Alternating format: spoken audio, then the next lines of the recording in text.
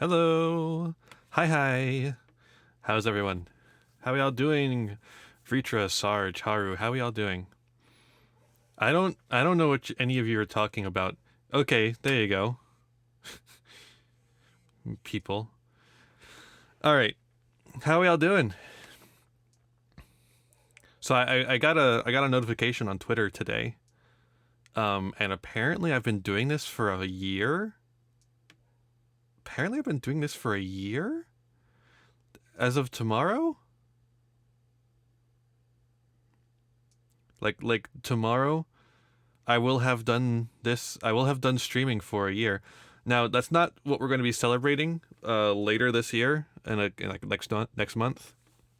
Um, we're going to be celebrating VTuber debut, which was in April, um, and also my birthday, which is also in April. We're going to make a whole month of it, which is why we're not celebrating this one super hard, but still pretty cool, very cool. I'm very happy that I'm still doing this. I've had a lot of fun. Yeah, yeah, it is. Passage of time. When the time passes. I'm gonna drink some water real quick. Water everywhere. And a couple drops to drink.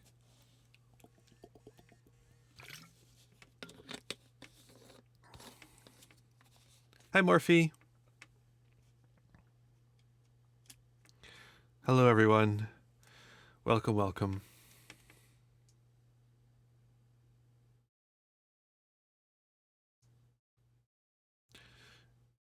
Boom. Yeah, so this is gonna be the first episode of Disco Elysium. We're gonna be checking it out for the first time. Um, we're gonna meet everyone. We're gonna meet everyone, Sarge, unless they're already dead. Um, but yeah, I've heard online that this is not a very good game to stream, but fuck that. I'm gonna stream it anyways. Also, you'll be the judge if it's a good game to stream or not. I don't know. Um, yeah. I don't know if there's anything else to really get into. Um, well, maybe one thing. Maybe one thing we could get into. You know, just like one little thing we could maybe get into. It's time for a motherfucking garden update. That's right, baby. It's garden update time.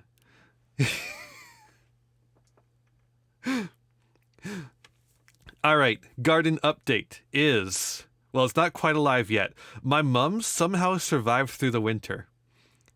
For those of you who are new to the channel, at the beginning of stream every Sunday, and usually other times, we do a garden update where I update you on the status of my garden that I keep. That's why the theme song is named Vampire's Garden, is because I do a gardening segment. But because it's been winter, and that's a lot of my growth was during the winter and fall when all the plants died. Um, so a lot of people don't know that yet, but now you do. But yeah, the garden update is we are starting to pick what we're going to be gardening this year. Right now we're thinking less tomatoes this time because a lot of our tomatoes ended up going to waste because we just don't eat cherry tomatoes very much, you know. And it's hard to make like a salsa out of cherry tomatoes or a sauce or anything because they're so sweet compared to a regular tomato. We're definitely doing the peppers again. The peppers were really good.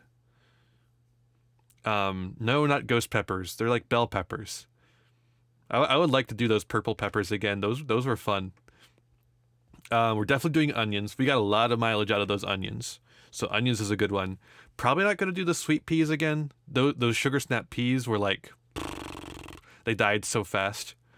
And the carrots probably not, because there's just not enough room for carrots in our garden. They just don't have enough room to really grow down below. Because the way that we had to set it up, there's cardboard that was used to kill the plants that are already there because it's a garden bed, so it's raised up over what was previously a piece of yard. And And so with that, we're just gonna have to scrap the carrots. So like onions, maybe lettuce. Lettuce, I'm not sure about lettuce because lettuce was so hard to harvest. It was such a pain to harvest lettuce. Um, but yeah, no, I think it's gonna be a good garden this year. We're going to take what we learned from last year. Take my mums that somehow survived the whole winter without having to die and then come back like usual. And we're gonna. What made the lettuce hard to harvest? Well, it's just you gotta harvest it like every couple like weeks. Otherwise, it starts to grow bitter. So it really is time sensitive. And you got to go out there and with like pull out some scissors and just go snip, snip, snip, snip, snip, snip, snip, snip, and your back is like breaking the entire time because you're kneeling down and leaning over. And then you have to wash it because there's slugs on them. The fucking slugs like to just get all over the goddamn lettuce, and you kill so many slugs. You kill so many slugs. I don't want to deal with it anymore. Fair, very fair. But yeah, we'll see. We'll see what we make. Should be exciting though. All right, I think that's enough dilly-dallying. Let's get into. Oh, I got a haircut today. You can't tell because this is my VTuber model. It doesn't have a haircut, but I had a haircut and it feels rather nice. Cucumbers, ooh, that's a good. We're also thinking we might do potatoes. Yeah, cucumbers. I like a good cucumber. The only problem is that cucumbers might also. Cucumbers might also not have enough room like the carrots. We'll see. Let's get into the game. I love a cucumber. Such a good thing. By the way, I do have Twitch integration turned on. So if you want to check the character sheet at any point during the stream, you can use a little overlay that should be on right now. I don't know how it works, but it should be there. I don't know. All right, let's turn the music on. It's another one of those games that has the music always. It doesn't have the thing where the music turns off when you are looking at something else. So I had to just turn it off. Let me know if anything's too loud or anything, usual stream stuff. But in the meanwhile, let's get into it.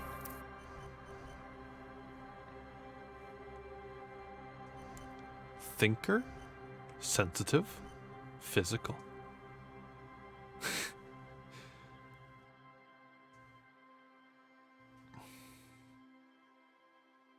Fair, very fair. What if we create our own?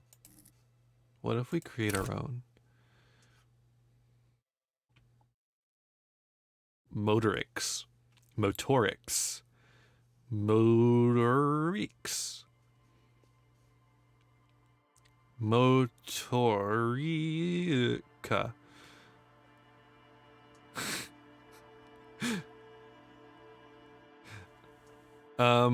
Let's see here. This is gonna tell you a lot about how I do RPGs. I like a balanced character. I like to have a nice bit of balance. So I'm going to turn down that psyche. Oh. Okay, that's just telling you how much you have.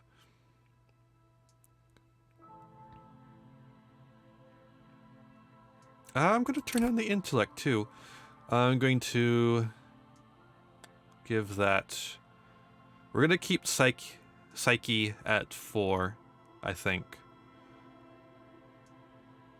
No, I'm not going to do all 3s.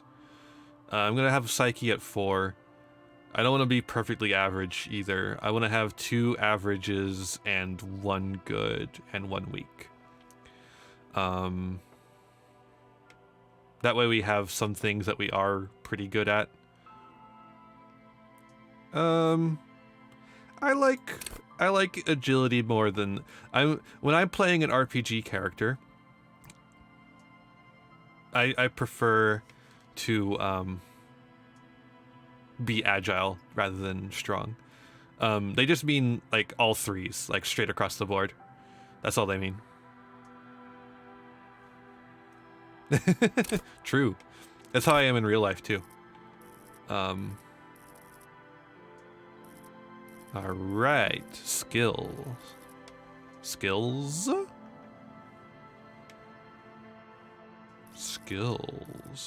Inland Empire.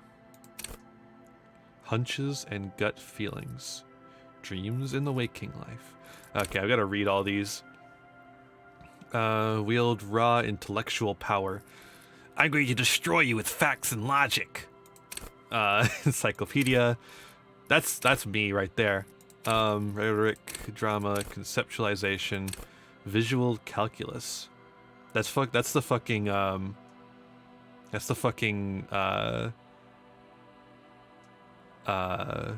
Sherlock, BBC Sherlock doing the whoa whoa whoa whoa whoa whoa shoo shoo shoo shoo shoo ba ba ba ba ba shoo shoo shoo shoo. Volition, holding yourself together, keep your morale up.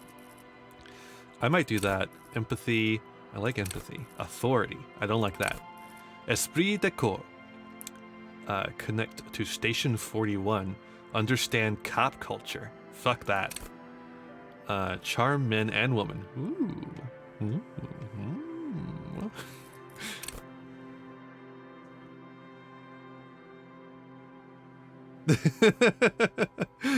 Yeah, fair. Endurance, take the blows. Pain threshold, shrug off the pain. I probably don't need to read. I probably can't take most of these. Or no, I guess I can. Do I only get one? I guess I only get one signature.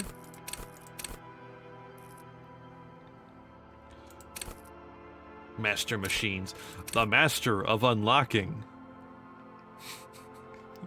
You are almost a cop sandwich.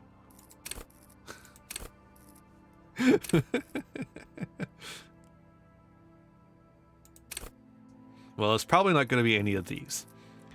I'm figuring probably this, or this. Or this. Yeah, I like the art in this game in general.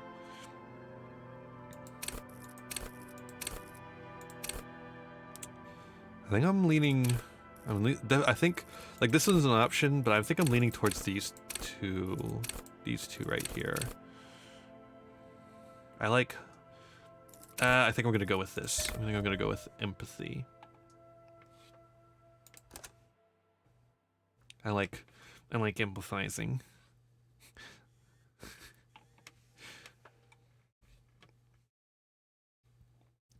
The Furies are at home in the mirror. It is their address. Even the clearest water, if deep enough, can drown.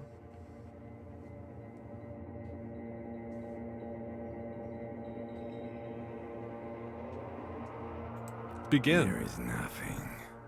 Only warm primordial blackness. Your conscious ferments in it. No larger than a single grain of malt.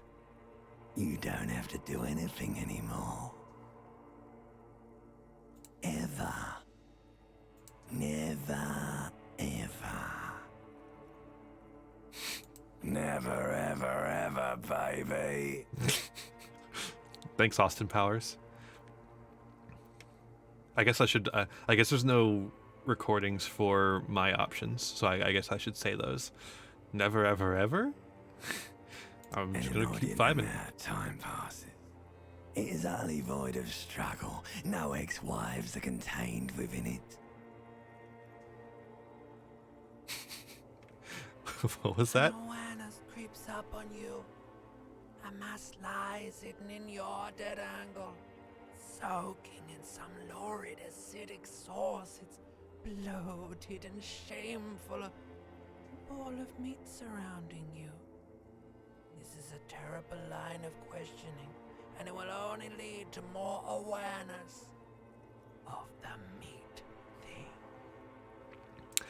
I kind of want to turn up the dialogue. If I press escape, will that open up an options menu, or will that fuck things up? Yeah, it is. It also has an award from the Gamer Awards. If I press the escape button, will anything... Okay, so that doesn't do anything. How do I adjust the options? Okay. No, I wanted to know something about the X something. Ex-love, ex-tenderness. It is foolish of you to resurface to the loss.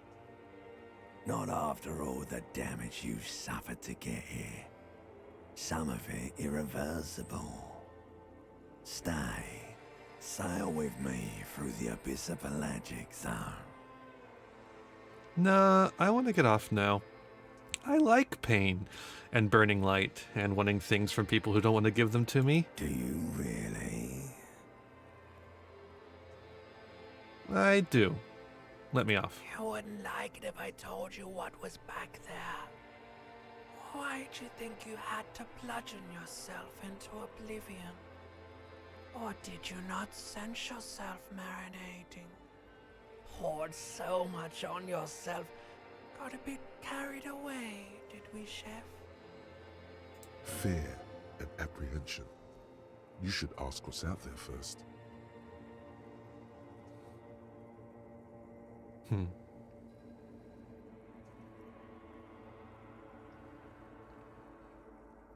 Tell me, what's waiting for me? There's this giant ball there. And evil apes. And the evil apes are juking it out on the ball. You're one of them. It's basically all just evil apes juking it out on a giant ball. How big is the You ball? can't even make out it's a ball when you're joking it out. It's that large. How small are the apes? Infinitesimally small. And this duking it out I hear about? What's that? Vying for resources. It's just a stupid expression you picked up somewhere. The part of the presentation you want to take home with you is this. You have to beat the other evil apes in the face. Or you lose. That's sad. Yes, it is. And you drowned in that sadness a long time ago. What do you mean, drowned? You lost. Open the eyes.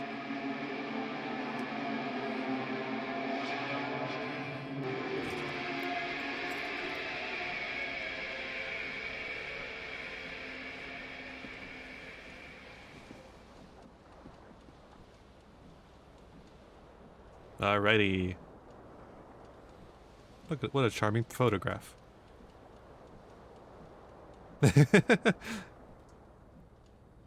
Hello? Do I have options? Yay! Alright, voiceover volume. Let's up that like 2 pips. Sure.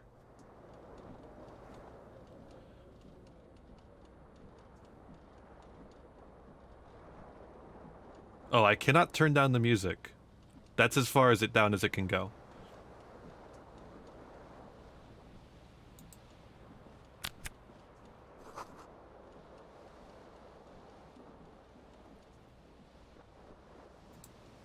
Okay.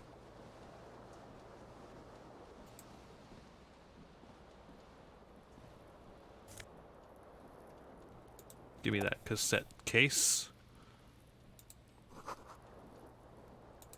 Sure. Awesome. Cool.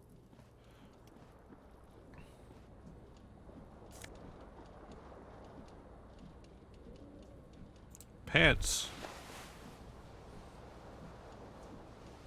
Oh no, now I'm wearing them. You hear a jingle. Keys are clinking in the pocket of your flare-cut pants. Fish them It out. says, whirling in rags, on the aluminium key ring. There is a single key on the ring. The number 1 is etched on it. It should open the door. Awesome.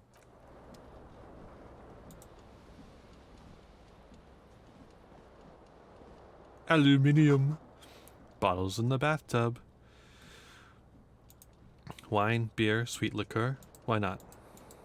Hey, the faucet's running. Can I turn it off? No? Oh. Hello. I'll take a shirt. White satin. Ooh, fancy. Hey, a mirror.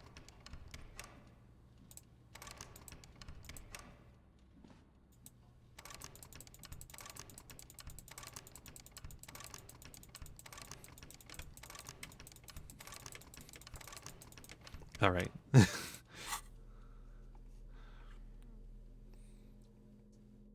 Is it supposed to be like black here for some reason?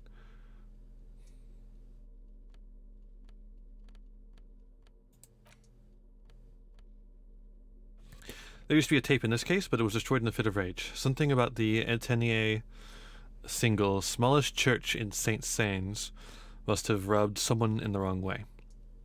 The label says the song was recorded in 43. Ah, I see.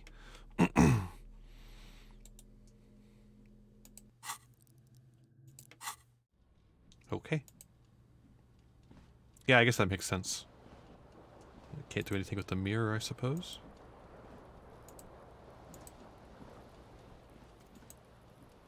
Move a little faster, please.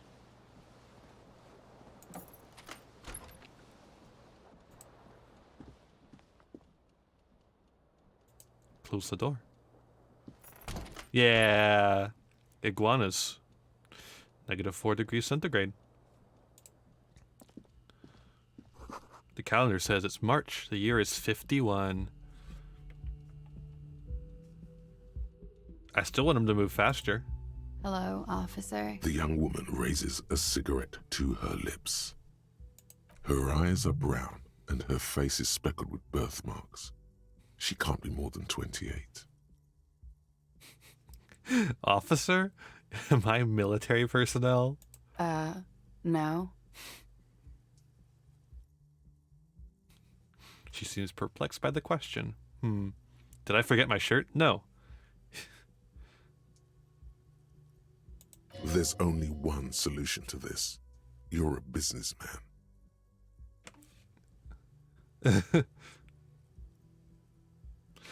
Sarge, can you get that?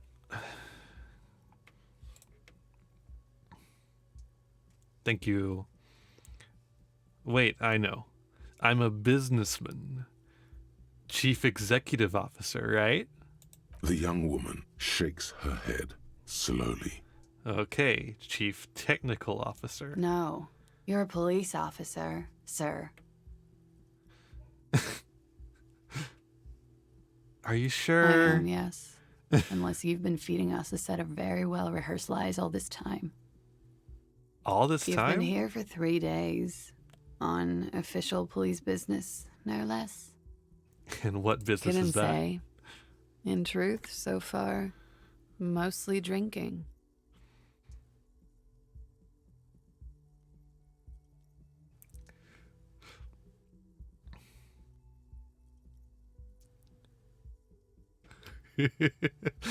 Who in their right mind would let me be an officer of the law? Don't be so harsh on yourself.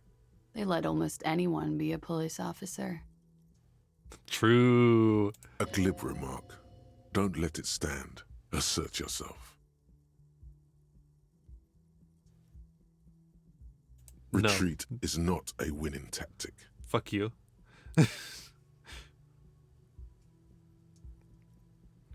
Why don't I remember being a cop or anything Could else? it be because of the drinking? It's a good thing. I'm not taking 3. Of course. Be careful, officer. They don't like the police around here. Good.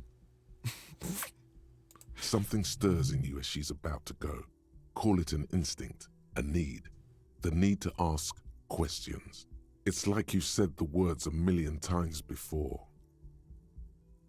She looks back at you, a light glinting off her eyes.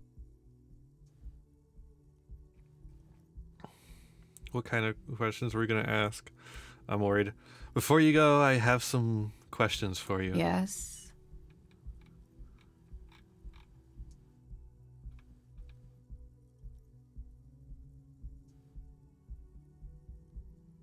What is it they have against police here? The dock workers are pretty cocky. Sure. They think they're police enough. At least here on the coast. I can't say about the rest of the city. We know it's 50. Tell me, is it 51 now? It's 51. What century? The current century. And what's that? What number? Centuries don't have numbers. They have names. And this is the current one. What? How many centuries have there been then? Civilization has existed for 8,000 years, sir. What's so funny? You're right. There is nothing funny about civilization. True. Where exactly is here? Where am I? You're in a hostel, sir. No. Where are we? Where in the world? We are in Revachol. Revachol is the disgraced former capital of the world, divided into zones of control under foreign occupation. Half a century after a failed world revolution, she is central to our moment in time.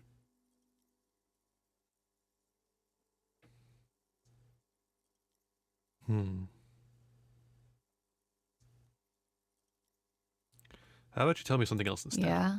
Those words, tell me something else, feel like something you've said innumerable times before. Your mouth is the very shape of them.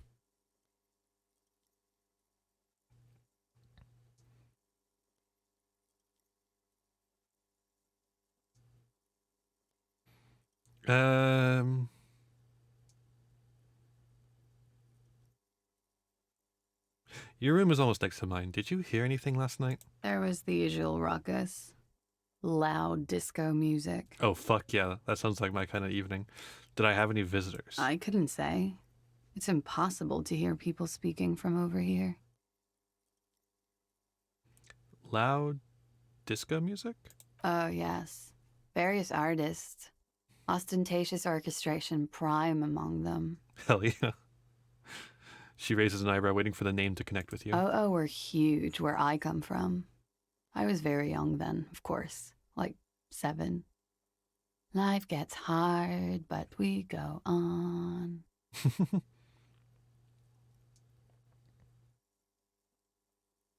Yeah, we go on all right. I don't know about that. At around 2 o'clock, the disco stopped, and there was a change of pace. What A happened? slow, sad song started playing, like organ music on repeat. That went on for quite a while. Some of the time, you were yelling along to it. Was I singing this? Sure, the empty case of the small church in St. Sains. Yes, there was a church in there, a really small church, like the smallest, saddest church in the whole world. It was about that. And also, What else? that it doesn't matter anymore and that we're alone now. It was difficult to tell. The song itself was very quiet and soft, but you sounded like a winded boar, sir. It was hard to understand what you were singing on top of it. I'm sorry. Don't be. I was going out later anyway. It didn't bother me. Then what happened? Then you started screaming and trashed the place.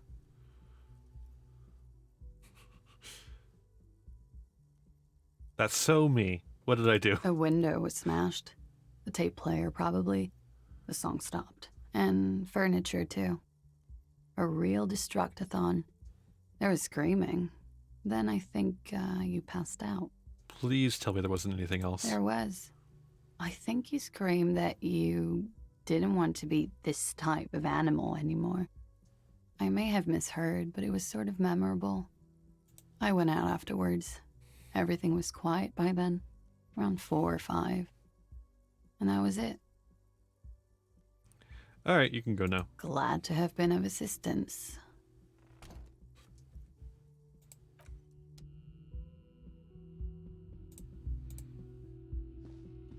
So you're telling me I missed out on a tie? Oh, a jacket. Hell yeah, nice blazer.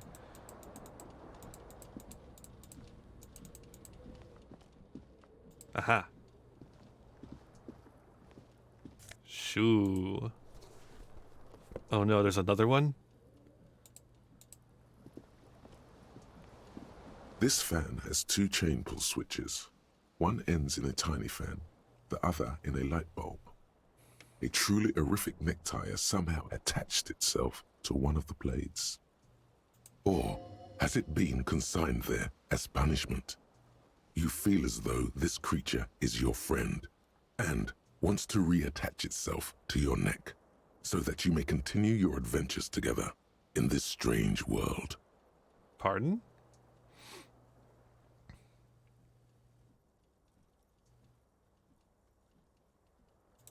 Grab the tie. You swoop up and catch the tie. Ha! Snap. It's released from the blade. Warning, warning, the necktie is no longer contained. What you have in your hand is a fantastically colorful tie with 4 or 5 different patterns. The knot reminds you of a noose.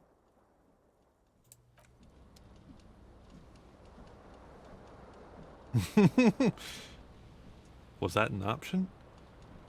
Where's my other shoe? Amazing.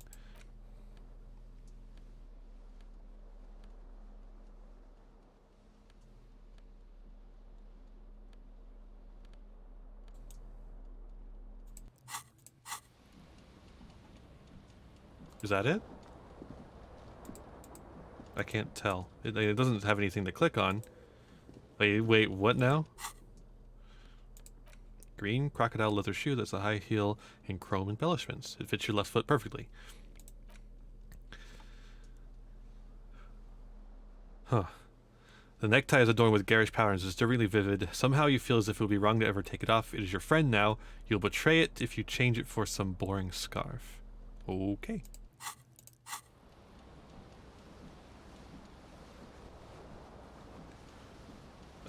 I guess we'll find the other shoe later.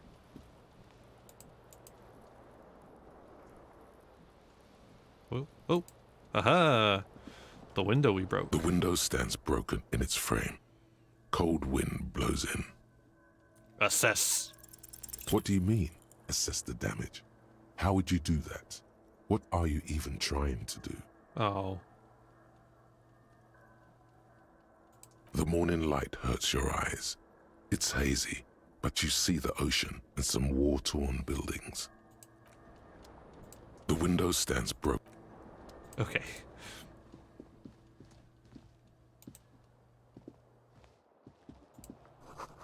Something on the table. Money! Ah, some real. A door?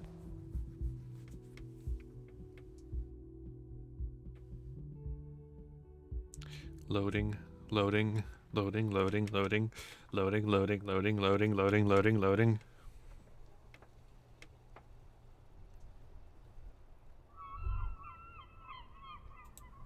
Hello. We broke it with the shoe. That's kind of what I figured. Yeah, give me that.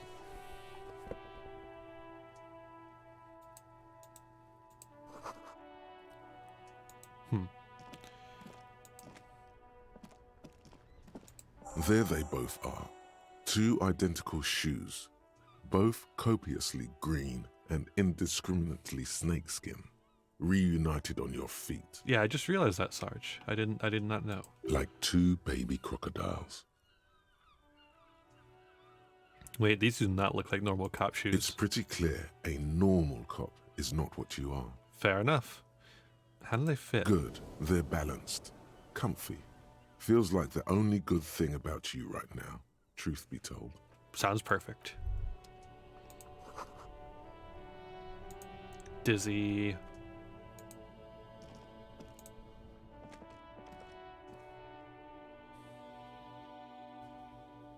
Just a chill game. All right, let's move on out. A little faster, please. Aha, if you double click, he moves faster. Looks like she left a nice long stub in the ashtray. It's still smoking.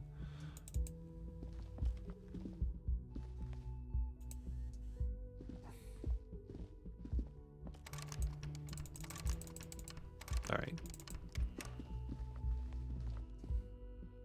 Hello. The weekend edition of this satirical newspaper, Trompe le Monde.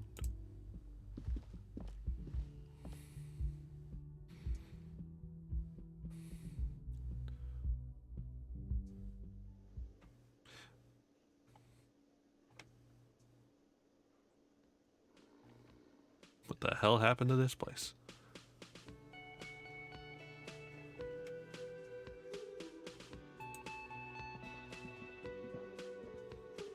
This is where the lyrics would be.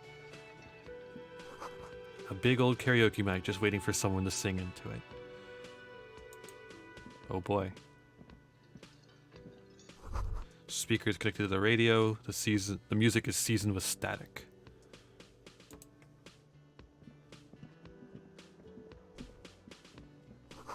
The menu's been wiped clean. Only the word Monday is written on it. Ah, Garfield would hate that. You should totally sing karaoke here, the first chance you get. Your emotions need to be expressed. People need to know your vast, oceanic soul.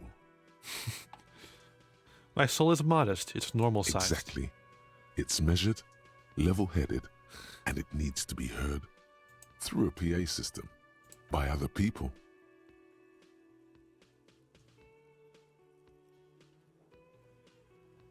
This goes well. Am I gonna? Nah, what should I sing when it comes to it? You should sing the sad small church song from that tape you found. Thought it was obvious. I was thinking maybe I could sing something happy, like from those ostentatious orchestrations, folks. No. Don't sing the happy song. It's stupid. Sing the sad song. It's profound. You would need another copy of the tape first, though. The one upstairs is destroyed. Yeah, finished thought. I think that's enough of that. A man in his late 20s stands behind the counter, inspecting a stuffed seabird. As you approach, he gives you a sideways glance, then looks down again. That was disdain in his eyes. Even now he's purposely ignoring you. Something tells me you don't like me. Oh no, you're a hero. A real hero cop. Could the massive property damage upstairs have anything to do with this? You're being sarcastic. Am I? Or did you ride in, take the body down, solve the murder, and not trash my hostel room?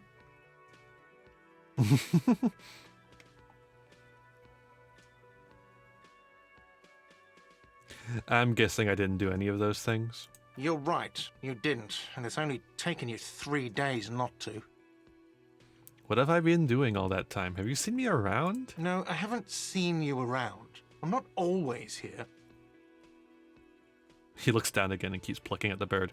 Look at the stuffed Competent bird. work of taxidermy. The white and brown seabird lies among piles of coasters and drying mugs. One of its wings broken. The man is trying to mend it. Looks like the bird was ripped off the shield that was used to mount it, most likely on a wall. Oh no, did we do that? Something about it makes you feel bitter.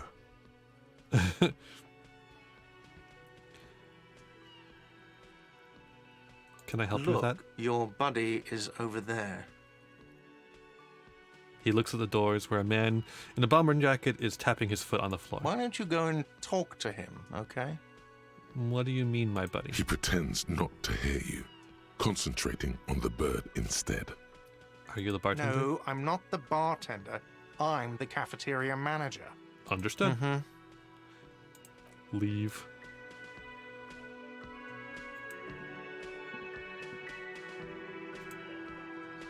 What about it? What about it, Sarge? Water cooler. Soft purr of the electric juicer comes from the kitchen. Someone is working. Kitchen reserved for personnel until 1300.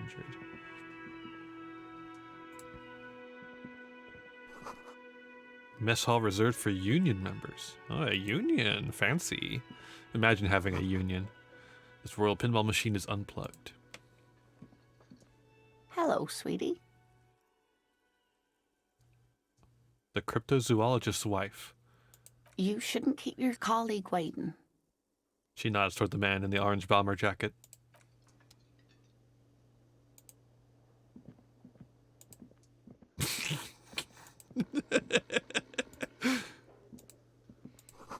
Your bottle of rum has been knocked over. Beautiful dark liquid is spilling out.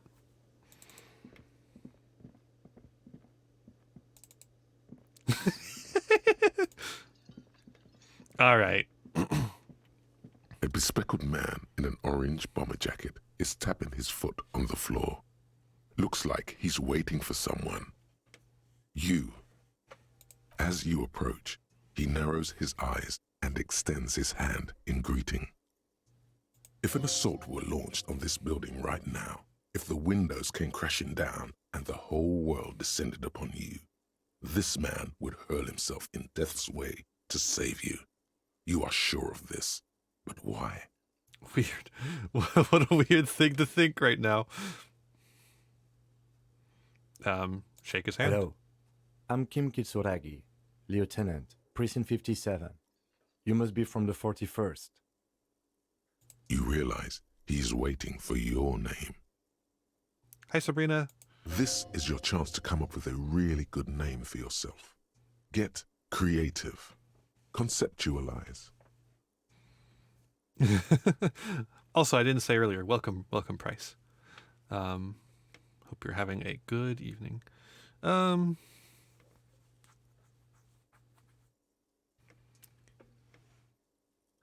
really know my name. Let's invent a name, hopefully. Concentration makes you squint your eyes. Your name should be deep gold and orange, like a forest fire looming on the horizon, but mixed with the stench of liquor rising from your breath. You're 2 steps closer to it, but there are still many to go. It is not yet time. Okay, then. He processes the information, then disregards it. It looks like we had a little scheduling error on Sunday. Saturday too, actually. Have you had time to talk to the manager here?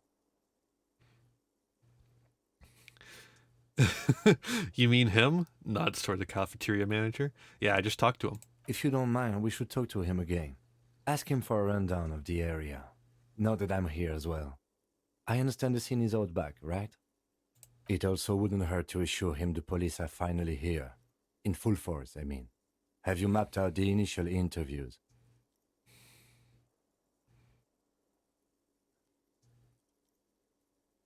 Yes, the police.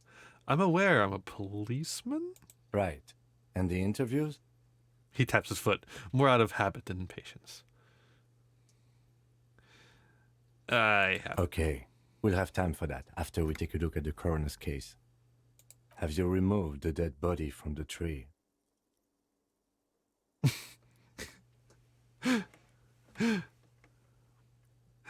I don't like dead Sure. bodies. But did you take it down from the tree? No! That was supposed to get me out of it!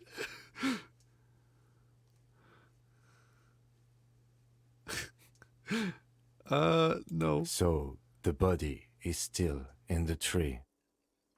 This is the first time you detect a weariness in the lieutenant's voice. It is obvious he would have preferred for the body to no longer be in the tree.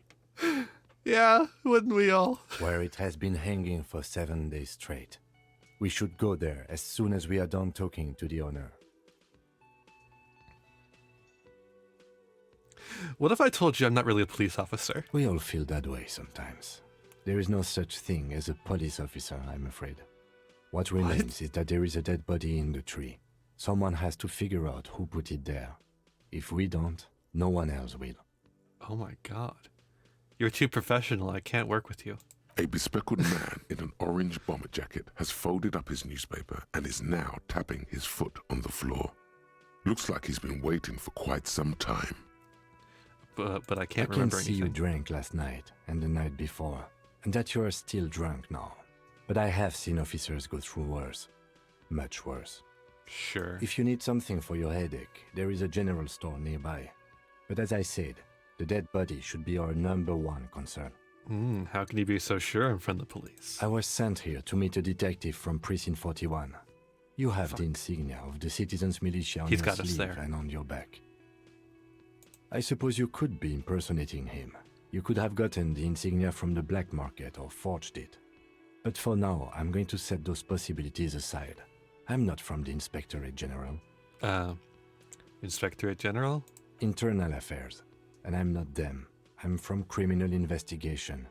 You said insignia, these white rectangles, you mean? Yes, but they're just white They're rectangles. not just white rectangles. They bear a halogen watermark with the letters RCM and a pattern resembling the street grid of Revachol West. Wild. I would ask you to step into the headlights of my motor carriage, but again, it's none of my concern. I just need you to do your job. Shouldn't I have a badge or something? You mean you don't have a badge? It was not on me when I woke up. Losing your identification card is a serious matter. My vehicle has a shortwave. You can use it to report your badge missing. I would advise you to locate it as quickly as possible. But getting the body down should still take precedence. Let's go. After you, officer.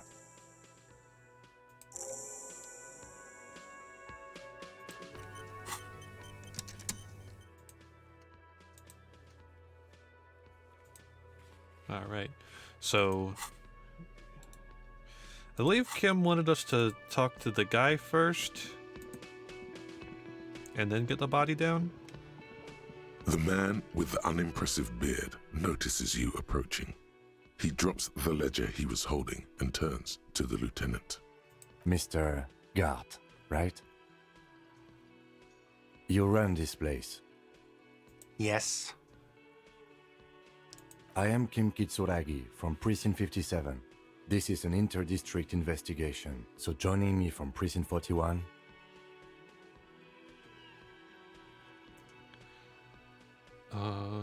Not that.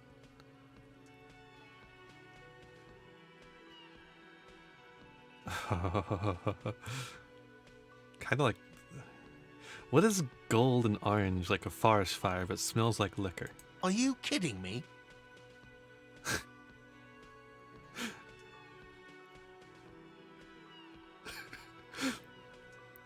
No, man, help me out. What is gold orange and smells like liquor? It's you. It's obviously you. You smell like liquor. And you're orange. See? Everyone agrees it's your color scheme. We're on the right track with this name thing. Is this what you get when you call the police now? We've been waiting for a week here. Sir, I understand your concern, but we are here to do a job. And for us to do it, I need you to stay calm. Yes, of course. For a moment, the cafeteria manager fidgets under the lieutenant's gaze. Then he gives in. I know it took us a while to arrive at the scene, but it also took you a while to call us. It was you who placed the call, correct? No, I only just got here. It was probably Sylvie who called you. She usually works the bar here. I'm only temporarily taking over her duties. Do you have her number? As a matter of fact, I do. He looks behind a pile of coasters, finds a slip of paper, and hands it to the lieutenant. You said you just got here. From where? Are you a local? What, of Martinez? No, I live in Jamrock. I only sometimes come here to keep an eye on the place. This is just one of the many, many cafeterias I manage.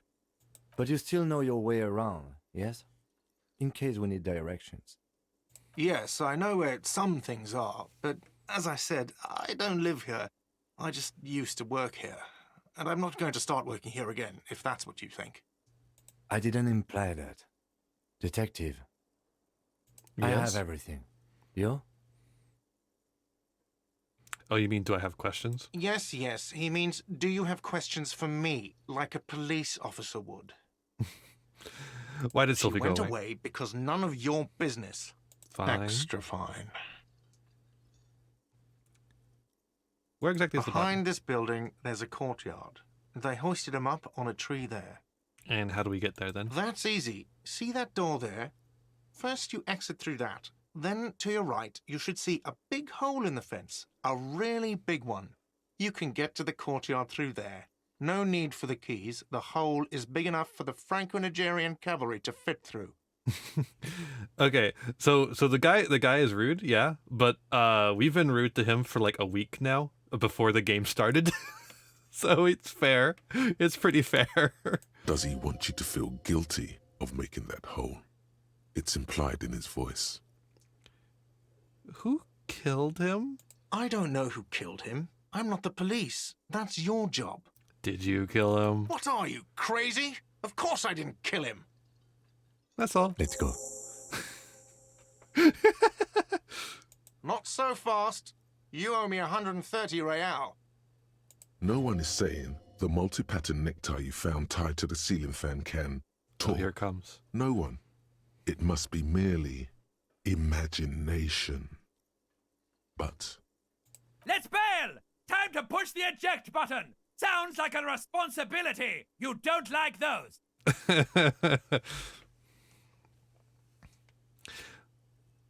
What's real? Oh, excuse me. You owe me 130 real. the IIR, or Inter-Isolary Real, is the global reserve currency. Whatever part of the world you're in right now, it's safe to assume he means you owe him some money. I understand. You mean I owe you money? Wow, you're a genius. Yes, that's right, money. You owe this establishment 130 real. Points to the red ledger on the counter. Who does that clown think he is? Arrest him! What do I owe this place for? Let's see. 3 nights at a tariff of 20 real comes to 60 real. Then there's the window you annihilated. The hole in the window was the first thing I saw when I came to work. So don't try to tell me you didn't. That will be 40 real in damages. Another thing you've annihilated is half the bar. You've run a tab of 30 real. Actually, more, but we'll round it down to 30 for your hard work maintaining the stability and order of Revachol. That's 60 plus 40 plus 30 equals 130 real. And yes, real is still money.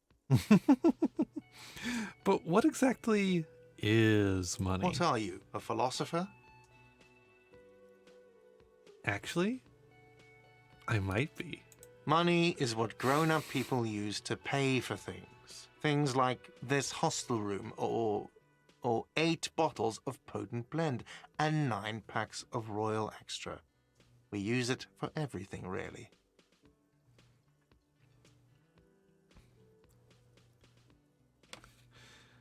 Interesting. Where do I get it from? Are you serious? From your work? I don't know. You can take bribes, I guess. I'm sorry. I don't think cops can take bribes. Some do take recompense, but only to survive. Okay, proceed and show him the coins you found. Is this money? Yes, it is. That's 10 plus 10 plus 20 equals 40. I'm now down to 90, right? No, you see, that's 40 cents. Cents are a form of currency 100 times smaller than the real. I'm not even going to take this. Come back when you have 130 real. 100 times smaller? Yes, But that's it horrible. is. Isn't it evil? The order of magnitude between what is asked of a person and what they have. Darkness rides. It does, doesn't it? There's a shuffle of nylon as Lieutenant Kitsuragi looks for something in the pockets of his orange bomber. To be fair, Sabrina, we are acting like a child too. That's cop 4. I haven't offered to pay because I don't have any money either. Aha. I should probably question the Thai, huh? Did I just hear my Thai speak to me twice? No one is saying that! No one is saying that Ty can talk! That would be ludicrous! It's just that you should arrest him! It would be wiser! He wants to take your money! I'm not comfortable with this. The lieutenant watches you fiddle with your horrific tie, sweat stains forming under your armpits. He puts his hand on your shoulder. If you don't have the money, it's okay. None of us are in this for the wages. What happens I'm now? sorry, but he has to pay. I can't let him stay here any longer if he doesn't. If he doesn't have the money by tonight, then... Officer, maybe you're better off working this from home for now. You live in Jamrock, right? It's not that far away. I live in Dude's Rock.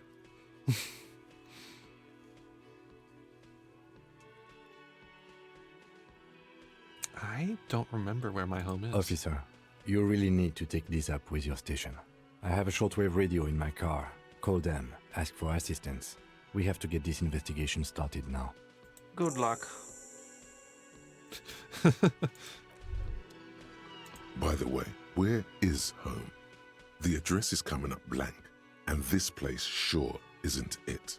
I really don't remember. But you've been at this hostel cafeteria for only 3 nights. Where were you before? You had to be somewhere. I don't know. Near? South, maybe. You don't really know, do you? I don't. Does this mean I'm homeless? South, maybe. Doesn't sound like somewhere you can stay if you run out of money.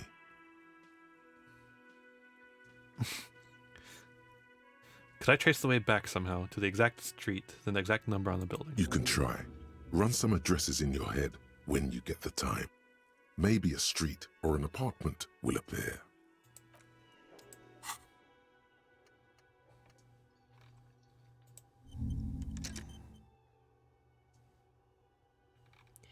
Sure. Let's rewind. Let's trace your drunken steps back home. Jump across the raised channel bridge southwest of here. Fall over. Get up. Get off the asphalt in 20 minutes. Shuffle your feet to the courtyards, scaring little children. Go under the Great Waves motor track, the 881, until you reach Le Domaine Imminent in North Jamrock.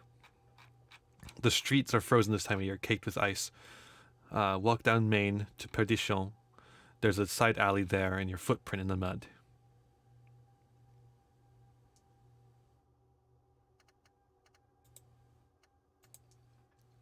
Sure. Who made the call reporting the crime? Pay for the damages. Hoy.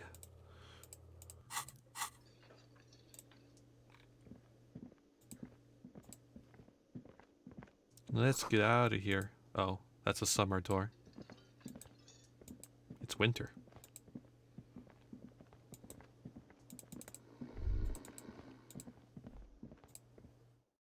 All right. We're schmoving.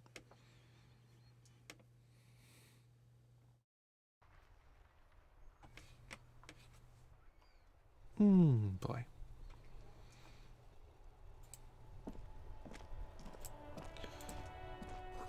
Heap of snow melts in the wheelbarrow.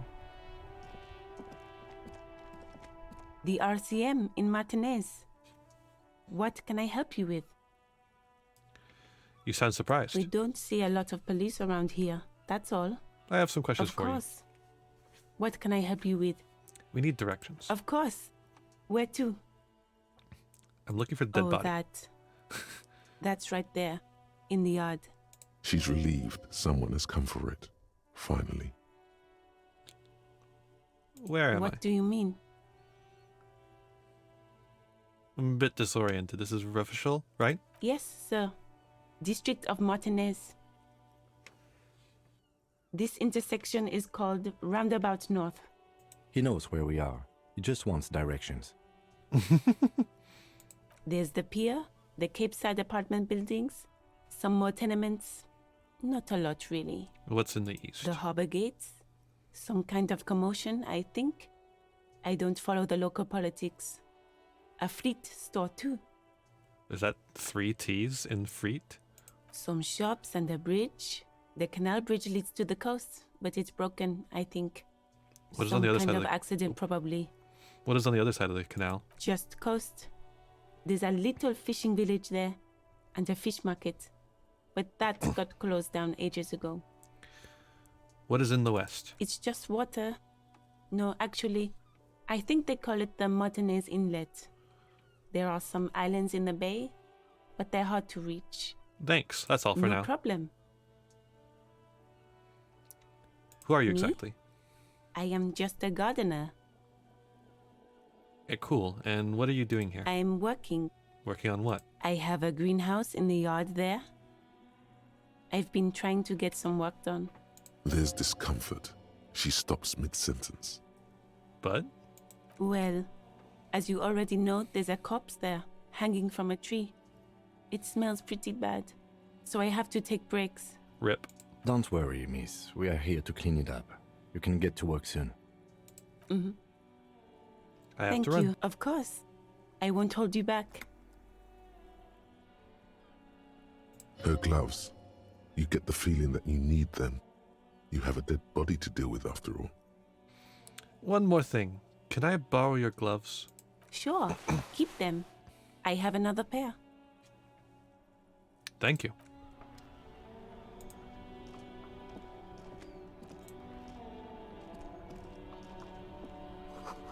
The street sign reads, "Fuck the police." True. Pigs go home. The street name is illegible. Awesome.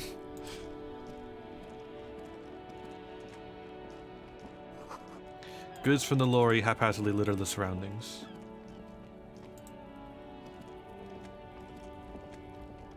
Welcome to Rivachol.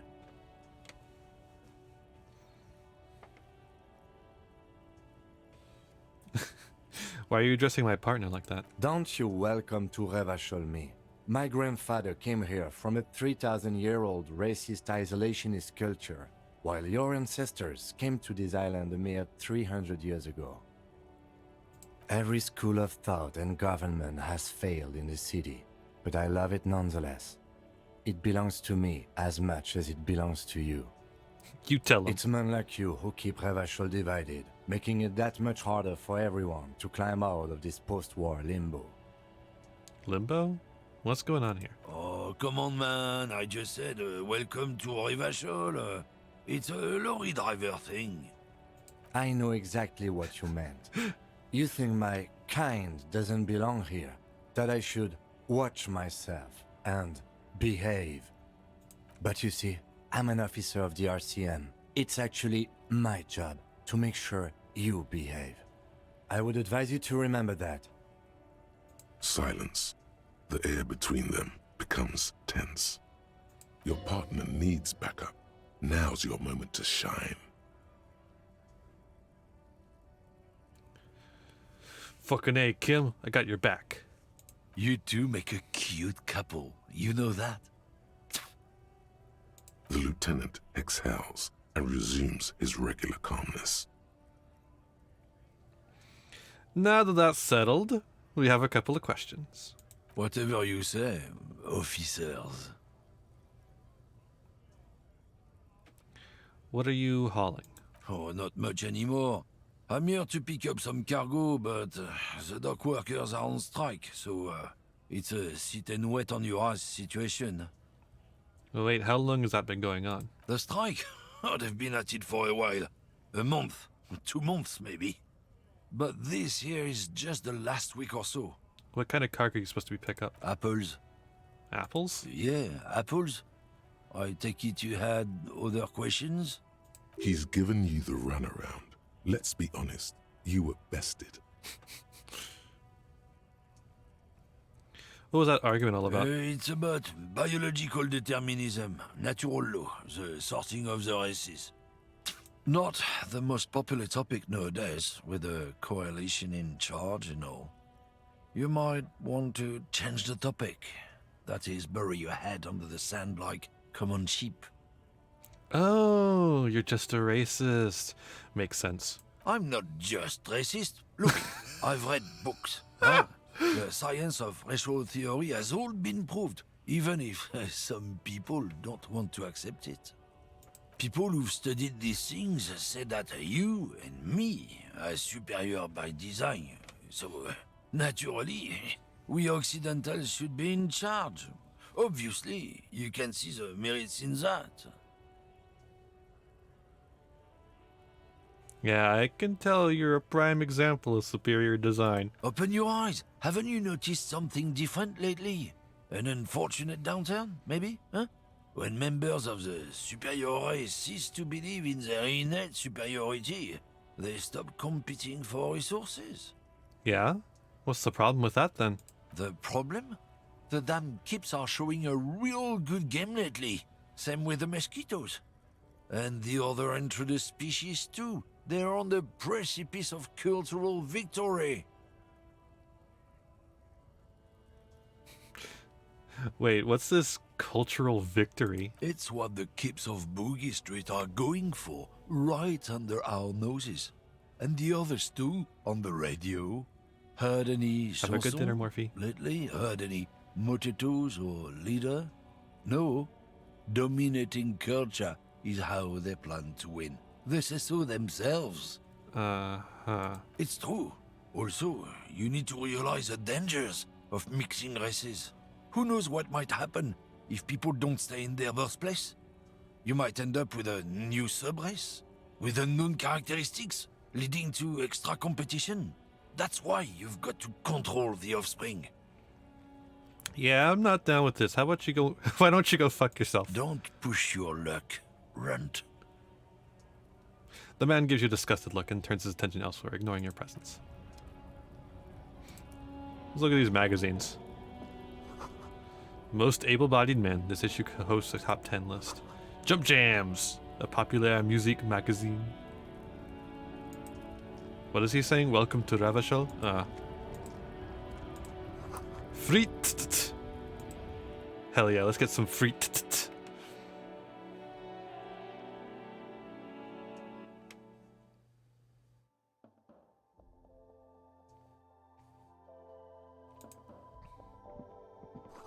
Yellow roses, dozens of them. Tulips too. A melancholy pop song plays on the radio. Welcome to Frit. Feel free to look around or something. Everything is out on the shelves. She returns to her magazine. What's that magazine she's reading? What magazine are you reading? You mean this? She looks at the cover boasting a colorful photo of two girls kissing. This is Pop Stars. It's got, like, famous people in it. It's not for sale. Looks like it also has something called Police de la Mode, featured on page 34. This speaks to you.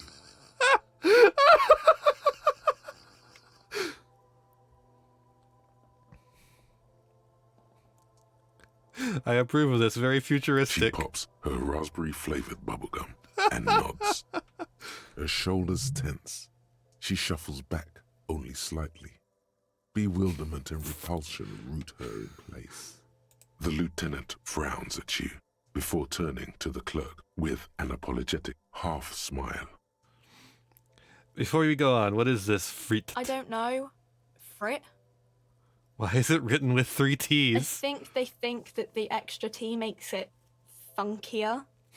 It doesn't. The story goes that normal Fritta with 2 T's, a men's workwear shop in Vredefort, was already taken. So when Fritta Retail Inc. grew into a multinational corporation, they had to add an extra letter to avoid trademark infringement. Let's proceed. I have some questions for you. Okay. I'm not really supposed to be chatting to anyone, but... She puts down the magazine. Can you tell me anything about the dead body? I don't really know anything. I mean, I know it's there, but I haven't seen it, so... Do you know the man who died? Not really. Not really. Does it mean you knew him a little? No. I didn't know him at all. How long has it been there? I don't know, really long. What do you think happened? I don't know. No need to worry. It's just standard procedure for us to ask around. If you hear anything, let us know, okay? Okay. Thanks for your help. Uh-huh. Bye.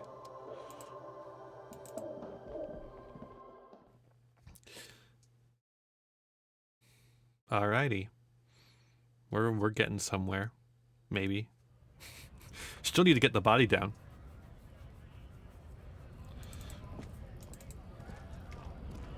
Can I talk to any of these people on strike?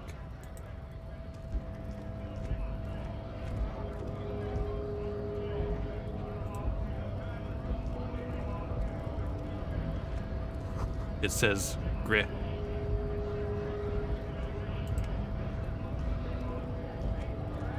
Scab?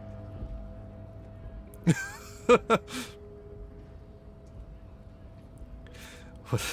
Scab? I'm a scab poor? No, I'm not a scab, I'm a cop. I was just messing with you. No one's ever seen a cop scab. Imagine, you cops going on a strike, but then another cop comes in and says, let us cop for less money. Speaking of, what brings the RCM here? To the Wild North? Come to see the strife?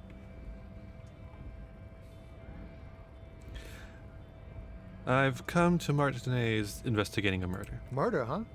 That sounds like a lot of hard work. You'd never see me investigating a murder.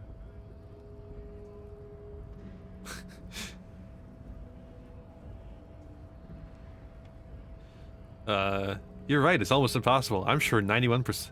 I'm 91% sure I'll never get it. No, it's actually very fun and easy. I don't believe you. Post L'Aventurier said the same thing. They tried to get me to be their postman.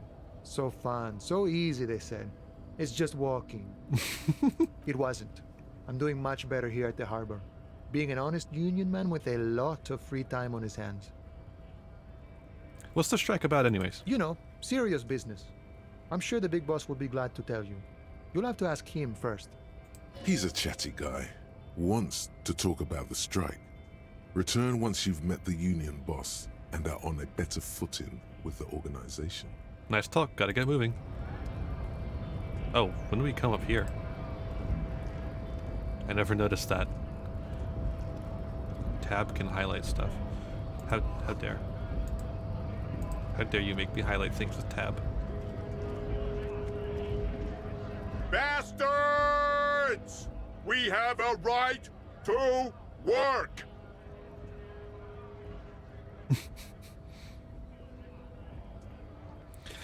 The man yells towards the harbor gates. His voice is the loudest of the lot, and oddly screechy for a man of his size. What's going on here? Hold up and stay frosty, everyone. Cops are here. The broad-shouldered alpha male turns to you. He's a full head taller than everyone else here. You here to fuck with us? Beat the honest worker down. Why should I? We're here to fight for a cause. Stripes usually have problems with people who have causes. Okay, then I'm thinking no. Good. We're fighting for a cause here. Right to work! Right to work! Besides, we're not that different. It helps if people see us talking, cops and strikebreakers together. Shows authorities are on our side. Builds confidence. I don't think I've chosen any sides yet. Might be time. Don't let the fat bastards tread on you. Cops tend to side with the higher-ups, but you're essentially still workers. I don't trust cops, but I can see you understand the right to work! Right to work! What's going on here? These are like anti-union scabs, but they're like protesting? I don't. Weird. What kind of cause are we talking about? Rights of people, rights of workers, to have gainful employment, to make a salary, and feed their families. Regardless, I have some questions for you. Maybe you should ask them the questions, like why we're not allowed to make a living here. Shame on you! We have families to feed, you piece of shit. He points his finger at the man sitting on the railing. So do we, Scab. The loitering man hollers in return. What exactly is your goal here? Oh, actually, wait. What exactly is your goal here? We were promised work. We'd be in there, working, if the bastards hadn't shut the gates. I see. Okay, I want to discuss The something physically else. impressive man-tower has turned his attention back to the gates. He ignores your presence. I'm just going to leave now.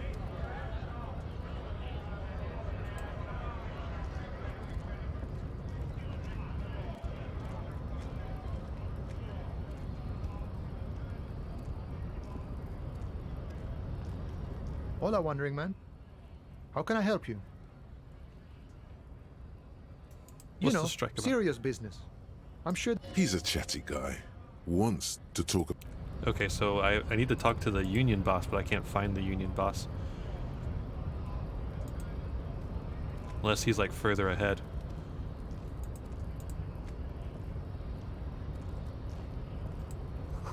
In case of strike, press button behind guard. Oh. Hermetically sealed door locked by electronic means. There's no lockpicking or door kicking this one. Measurehead is a powerful man. Oh. Hello. Your body betrays your degeneracy. Yeah, Measurehead. His body totally betrays his degeneracy. Don't say anything. Size him up first. Say nothing. Size him up first. Are you admiring my morphophysiology? A ripple of muzzle passes under his skin. He lets you look. It must be frightening to stand in the shadow of this racial pinnacle. Be calm, Sandwich. You are not in danger because you are not a threat to me. My body is unimportant. I'm with the police and we need to get to the harbor. That is precisely the negligence that has led you to succumb to Al Ghul. His face contorts in disgust as if he were smelling a dead rat. You reek of it. An invisible sword of Al Ghul emerges from your throat. You cannot see it, but others can. It is making the woman in my company sick.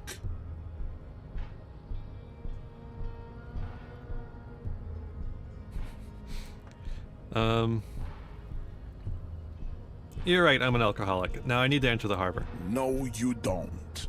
You need to get another drink.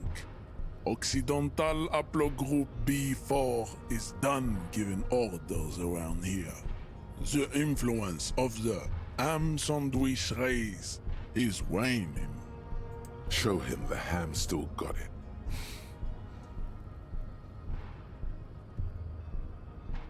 The race stuff is unimportant here. I just need you to help me do my job, please. Begging for help.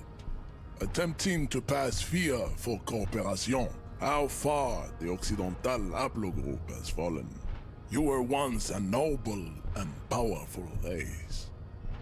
You gave the world eugenics, electricity, and powerful weapons of war like missiles and aerostatic aircraft. You made great gains in metallurgy, race theory, and statecraft.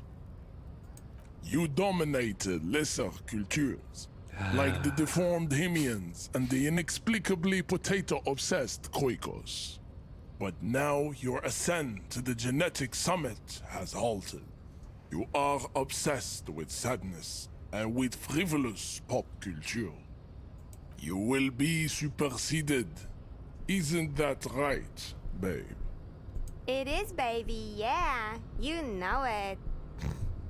There is a button right behind him, just out of reach. It must be the one that opens the door to the harbor.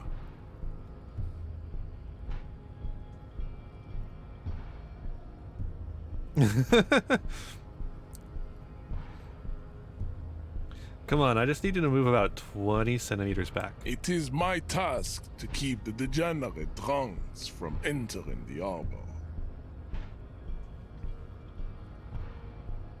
This is going nowhere.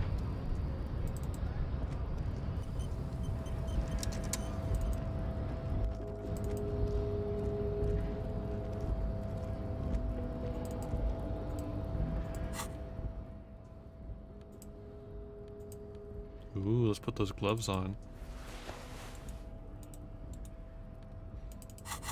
Let's go actually deal with the body.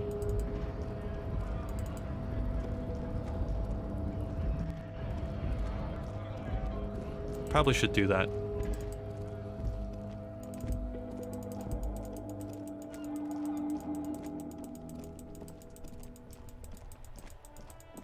A hole. Ooh, I wonder who made this hole here. Hello? Can I do this thing real quick?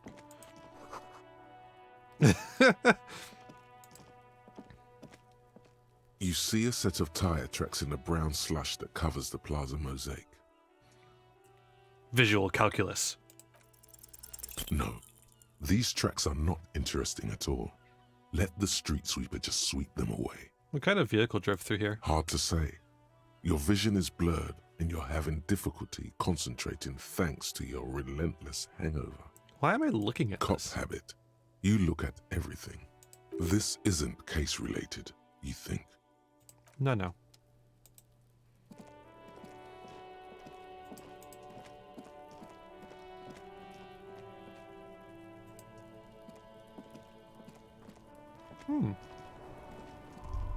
Kuno's got this.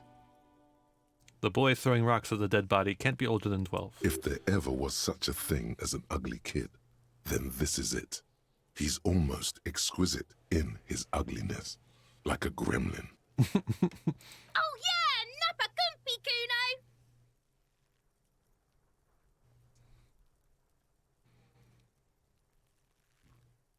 A moment of your time, please. Can't talk, pig. Shit's coming up strong. Throwing rocks. Shit coming up strong. That sounds good. Joyous. You should hang out with this kid and see what that juicy shit is all about. Juicy what now? I mean drugs. The kid's on drugs. Yeah, Kuno, ride the lightning, Kuno! Kuno's riding it, see? He wipes sweat from his brow and sends another rock flying. The rake, Kuno! You should throw the rake at him, Kuno! The fuck? Does Kuno know what a rake is? Kuno's not a gardener.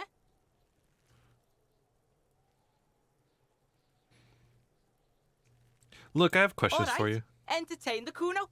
Show me what you got. What you got there? What you got, huh? Show me what you got. I gotta ask, who is Kuno? Kuno's Kuno, pig. Sure. So you refer to yourself in the third person? The fuck are you calling a third person? Kuno's the fucking first person? He looks slightly confused, but proud he came up with that retort. But right as he's getting distracted, you hear a malevolent hiss from behind the fence. Watch out, Kuno! He's trying to fiddle you! He's gonna put his hands on you! The thing behind the fence starts squealing shrill and violent like a fire alarm. Help! Pig's got Kuno! Help! Rape! The sound gets louder as the kid shouts at the windows overlooking the yard. Help! He's got the Kuno, help! I'm not doing anything, see? Everybody, please! He's digging his dick out! Escalate, Kuno! His dick is out! You're afraid! Pigs in here, Kuno! Somebody, please!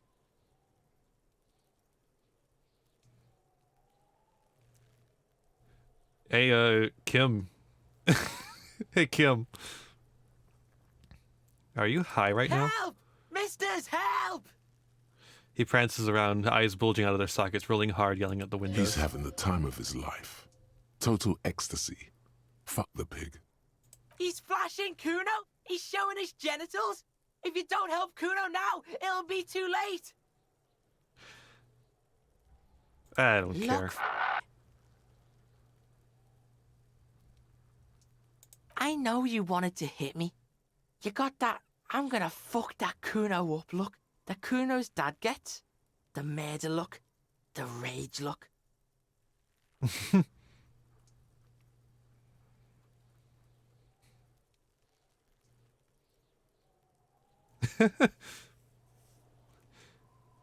How do you know that? You can't see inside my head. Can you read my mind, Kuno? I can. Kuno can smell that violent shit. I know what you were thinking. I'm gonna fuck that Kuno up. I'm gonna shut his shit down.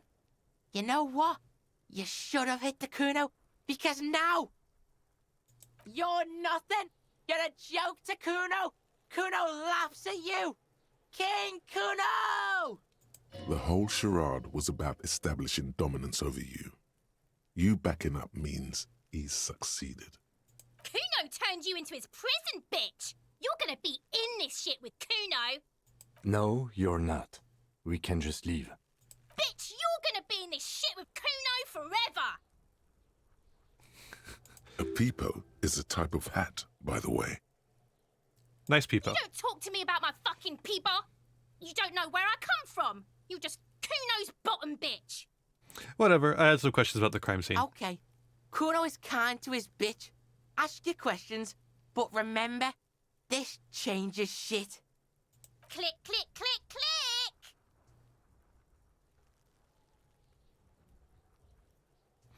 The body. What do you know about it? Shitload pig.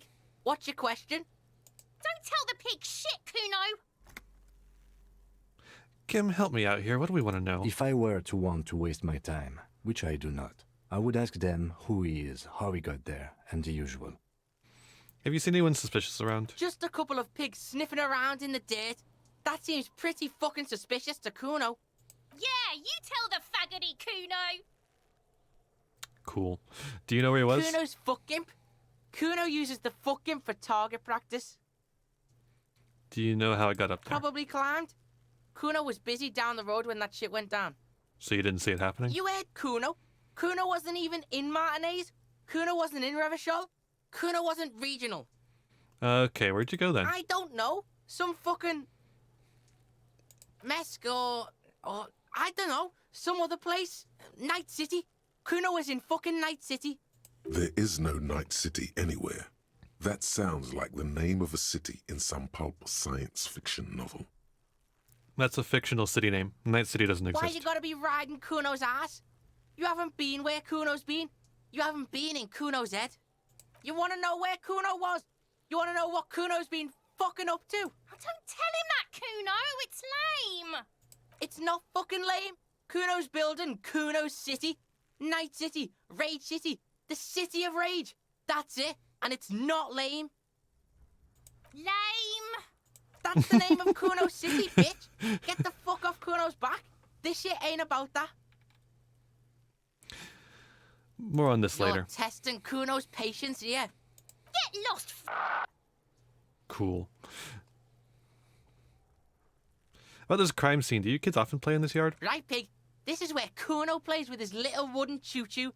Fuck do you want with it? I might have some questions later. For now, let's talk about something else. Yeah, whatever. Kuno doesn't give a shit. I think it does actually, Sabrina. Okay, let's fucking roll the dice, please. He's on your crime scene, bossing you around. And he's been here for some time too. This is where he hangs out. You have to get more out of him. He could be useful.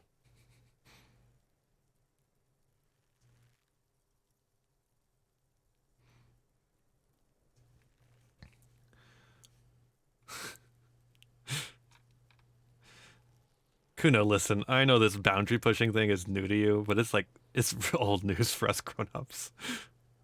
Get your snout out of Kuno's ass. Kuno knows how hard Kuno pushes it. Kuno pushes it hard level. You should give up, Popo, or the Kun will keep fucking it out of you. Are you okay, Kuno? That went wrong. He took it as a compliment. Then he had a minor seizure. Okay, I'm Kuno off. doesn't fucking care. Sure.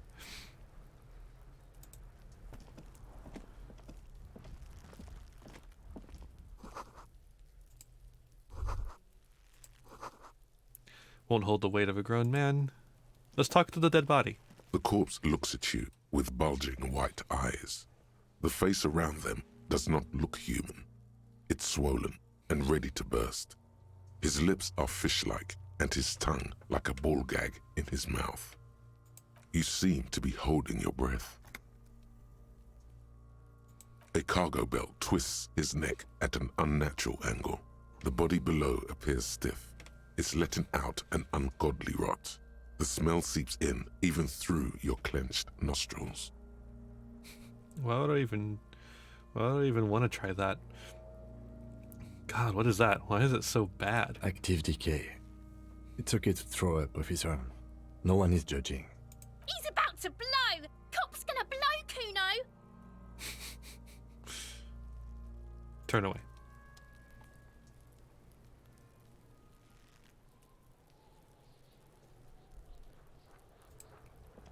I'm curious if I talk to her.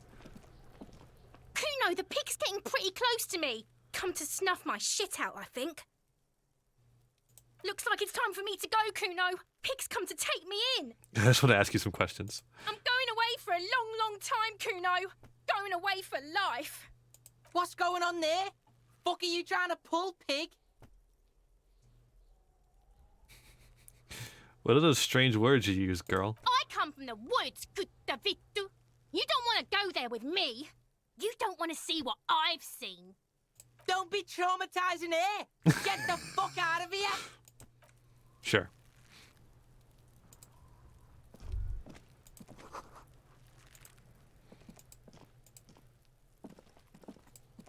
Is she speaking Finnish? I want to talk about you. Me? Yes, you. I don't see how my life is pertinent to the investigation. We'll work better together if we have more rapport. That's a fair point. All right, for the good of the investigation, what do you want to know? You ever talk with yourself? What do you mean?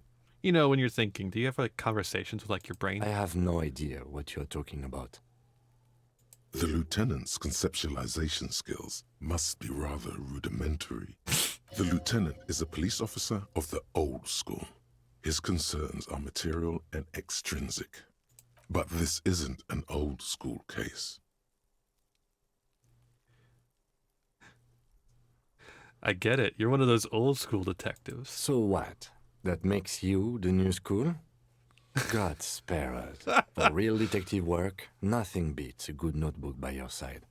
The lieutenant produces his small blue notebook and idly thumbs through a few pages. That's where his conversations with himself take place. We all have our different mediums. His is written. You're wearing glasses. That's correct. You feel a slight urge to put the lieutenant down for this, but you can't quite muster enough testosterone.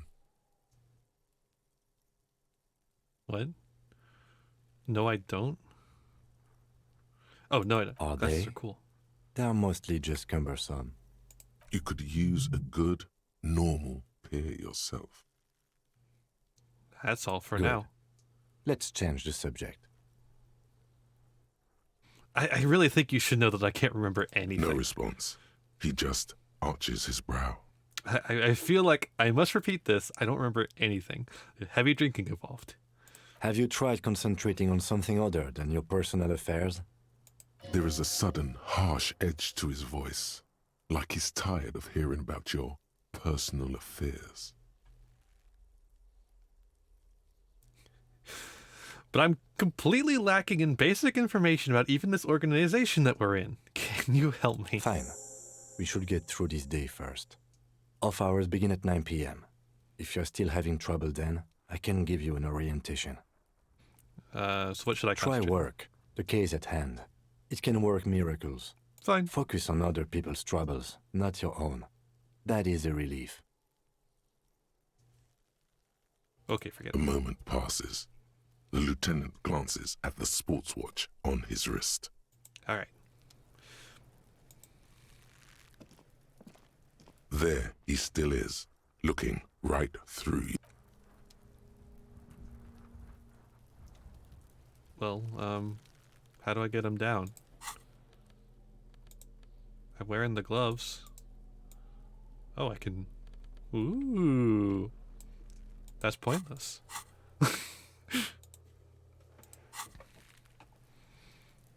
There he still is, looking Fine. right through you.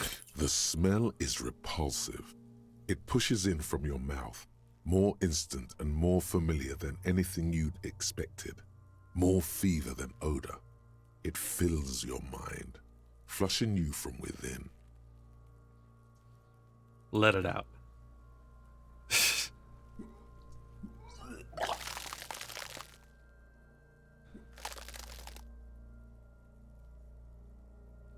There you go. I've paid your sick price to Feel continue a the great game. force ringing from your stomach. Your body curls and pushes it out, burst by burst, until a pool of vomit lies under your feet and your throat stings from the stomach acid. I'm sorry. It's okay. Happens to everyone. Keep it. Thanks. The hangover is clearly making this worse for you. You could use some ammonia to clear your head. Okay, where do we get ammonia from? That young woman, the gardener, mentioned she used salts for the smell. If she doesn't have any, there might be some in the fridge store nearby. Alright. Fuck off, kids.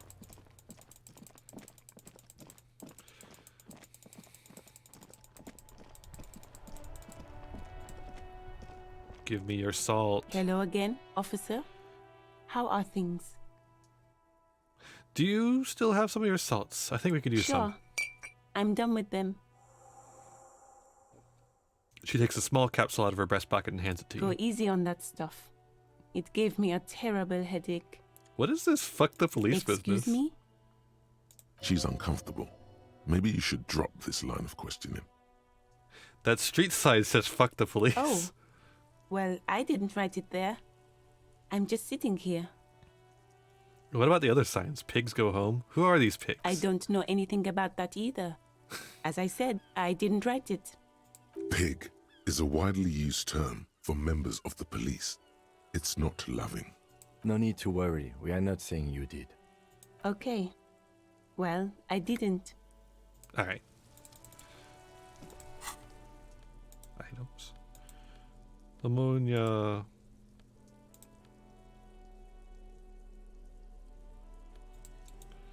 Alright. Let's get 'em moving. Alright, come on.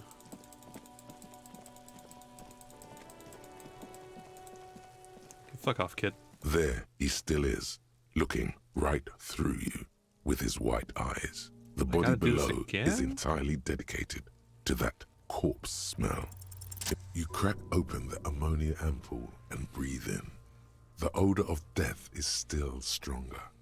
It's a spell of the mind telling you to run, and your stomach to wring itself empty. With your eyes squinting, you stand in it. Do they always They do that? do after 7 days, yes. We are deep in decomposition here. Step The closer. man before you is naked, but for a pair of underpants and enameled boots. His skin is greenish, marbled with decaying veins and blotched by lividity. A fading web of tattoos covers his chest and shoulders. The cargo belt used to fasten him to the branch above appears industrial in strength. Inspect the boots. The material appears to be ceramic. Its clean white stands in stark contrast to the decaying flesh above the knee. The man wore thick polymer socks, probably for padding. A fine array of interlocking plates covers them. Delicate and fragile, they feel alien to the world around you, out of place somehow. These are clearly not boots. They're armor, possibly part of a larger set. These aren't just boots, they're armor. Indeed. Technically speaking, these are sabatons, not boots. What kind of armor is this Ceramic exactly? plate. Zirconium dioxide, most likely. This is where the make would be. Where? Under the hill. Fair weather. Fair weather model T500 VE. I'm guessing that's vitreous enamel. This is advanced stuff. What happened to the The rest of locals probably scavenged it. It would be odd if he had more on after 7 days. We should keep a lookout for these pieces. The armor could yield information. Maybe he'll know something. Maybe he was just wearing those boots and there isn't the rest of the armor? No, he must have worn something precious underneath his clothes. They've removed all his clothes to get to it. They did not just strip him for the putrid rags. And where are these clothes? Have you seen any around? Someone could have cleaned the yard, but that's a question for the red-haired thing. I hear you, cop, talking shit about the Jesus. Kuno. Come here and say it to Kuno's face. Fuck you, You Kuno. wanna fuck me, huh? You wanna fuck the Kuno? Ignore. Say no more. This is about the corpse and inspecting it. What if they told him to strip before they hung him to demean They him? usually hang them completely naked for that. La puta madre, the Mazda, the Besmerties and the like. This one still has his underpants. Fair. What? Are you trying to ignore me now, fuckface? Yes. Kuno, this boots shit is super boring and the guy's a total vitupaz. The material looks out of place here. It is. It's expensive. The lieutenant draws a line in the concentration of the ceramic with his index We've finger. requested similar material for our tactical units for years now. The constabularies deemed it too costly. In that time, we've lost 6 men to semi-automatics. That's probably fine. How much are we talking about? For a full set, about 4 years of wages. Holy moly. For the northwest region of Revachol, an officer's average yearly income is 5,500 real, unadjusted for rank. Wait, my yearly pay is 5,500 real? Not too much, yes. Sounds puny. No wonder I can't pay my hostel bill. It's a sorry situation, I agree. How could this man afford such expensive hardware? That's for us to find out. My initial report on the area suggests he was a security guard for the harbor company. But that's just hearsay. That looks pretty advanced for a security guard. I agree. This equipment is way beyond what a guard can afford. Knock on the A boot. small bell-like sound fills the air, like tapping on the side of a porcelain cup. Sounds fragile. It's anything but. This material is a kinetic redistributor. It spreads kinetic energy horizontally, from plate to plate, dissipating it entirely. See? Faint, organic lines cover the plates where they separate into smaller ones. These plates then divide into smaller plates until there are hundreds of them altogether. Like whirls of floorboards, the design looks organic, influenced by highly resistant wood materials, like lignum vitae and ebony perhaps. More like ligma. What does this remind me If of? trees were made of porcelain, this is what their cross-sections would look like. Run your finger over the The lines. smooth, glossy surface fractures into ever more intricate interconnections, peaking on the right sabaton, where you notice. The whirls are in the shape of a letter and number combination, E50, 100, 1000. Looks like there's a serial number on the right sabaton. Good. Can you read it to me? He drips the drying ballpoint of his pen on his tongue. We have a make and a number. That's something. We can use the radio in my kinema when we're done. Either station can chase it for us. Pull the boot off. This feels dangerous. Are you sure? Better not even The try. sabatons We're dangle not off the man's good at this. decaying form. Back off The and look at the cadaver doors. slowly twists on the cargo belt, his torso covered in tattoos, and extremities blotched pink and blue. Inspect the The belt. hangman's knot is pulled tight by the weight of the corpse below. Yellow, hard-edged polyester cuts into his neck. Above, a sliding buckle ties the belt to the branch. Aha! Thank you for the raid, It just Mother. dawned on me how More than- weird this film is. Welcome you know? everyone. Yeah. How was your stream? Did it go well? How was everything? Welcome, welcome, welcome. We're playing Disco Elysium. This is a steel-reinforced cargo lashing belt, big brother of the regular cargo belt.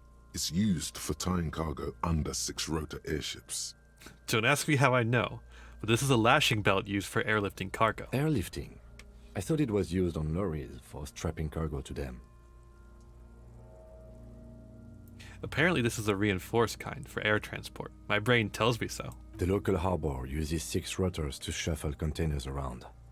I get the sense Hello. they use whatever was on hand, without paying much attention to not incriminating themselves.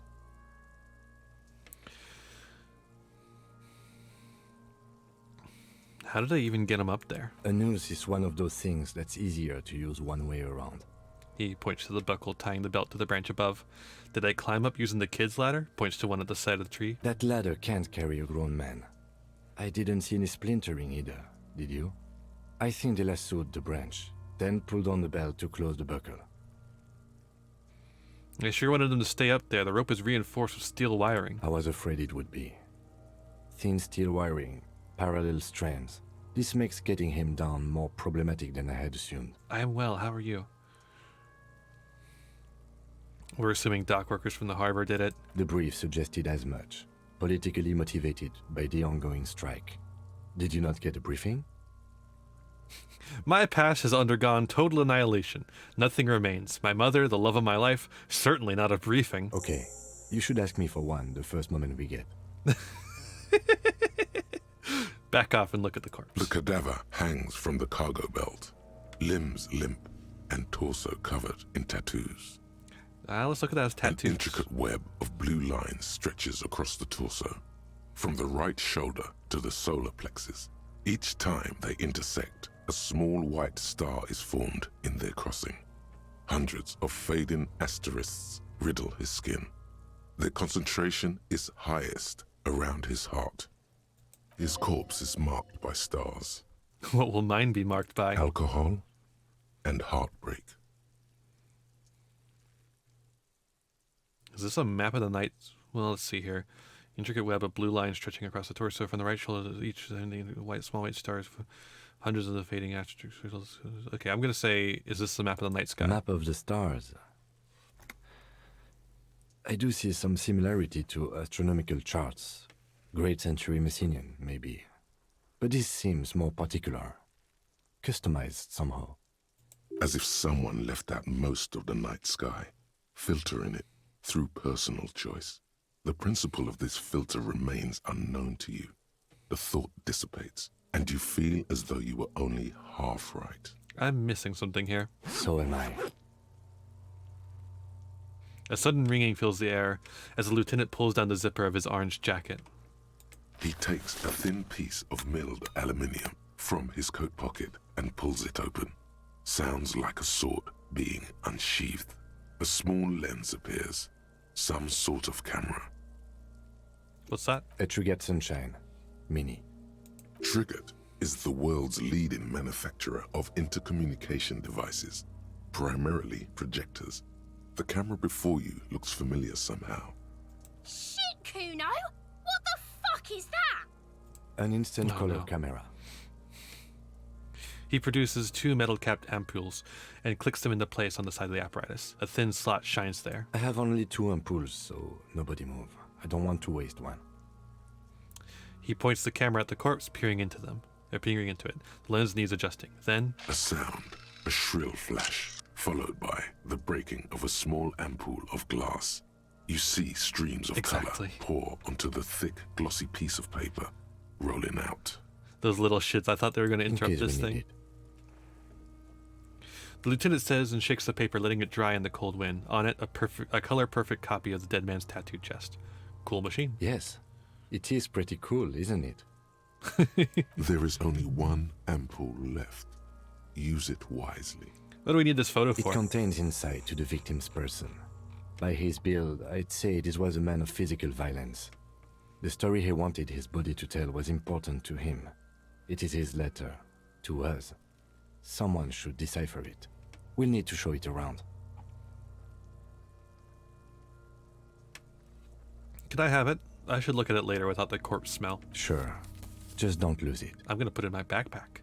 He hands you the piece of rolled up photo paper. It's no larger than a pack of cigarettes. The glossy-eyed corpse looks by, his mouth mute and his skin as colorful as the chemical rainbow on the photo paper, teeming with opportunistic organisms. Look him in the eye. His eyes are milky white and blind to the world, protruding comically from their sockets.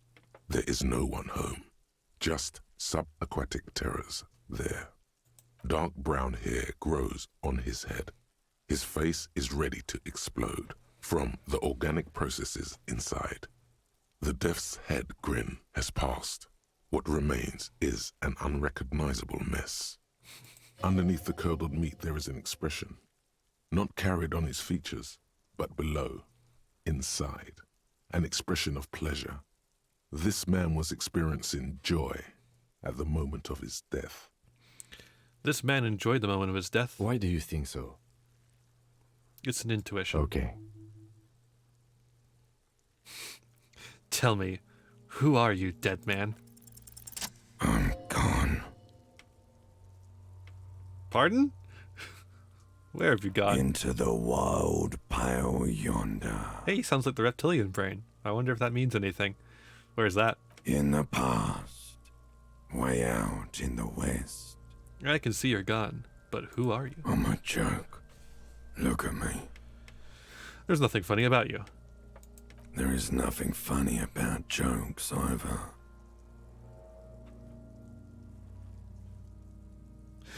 Who were you when you were alive? Killer. A motherfucker. And a killer. True. I have another question for you. Go ahead. What is happening? What do you mean? I'm talking to you. It's the power of your imagination. Black frothy liquid starts bubbling from his lips. Yeah, man! Don't be crazy! Inanimate objects and dead people can't really talk to you. Your wild imagination is doing this. Ask some more of those questions you love so much. Thanks, Necktie. He loves those. Why do I love questions so much? Because you're a copperoonie. Look at all of them go. Do you want more questions? Give me a comical amount of questions. Coming right up. Copperoonie, Rooney. This is getting upbeat now. Is my name Rooney? Fuck no. You're no Rooney. Rooney's obviously not who I am. Between you and me, your name is probably Harry.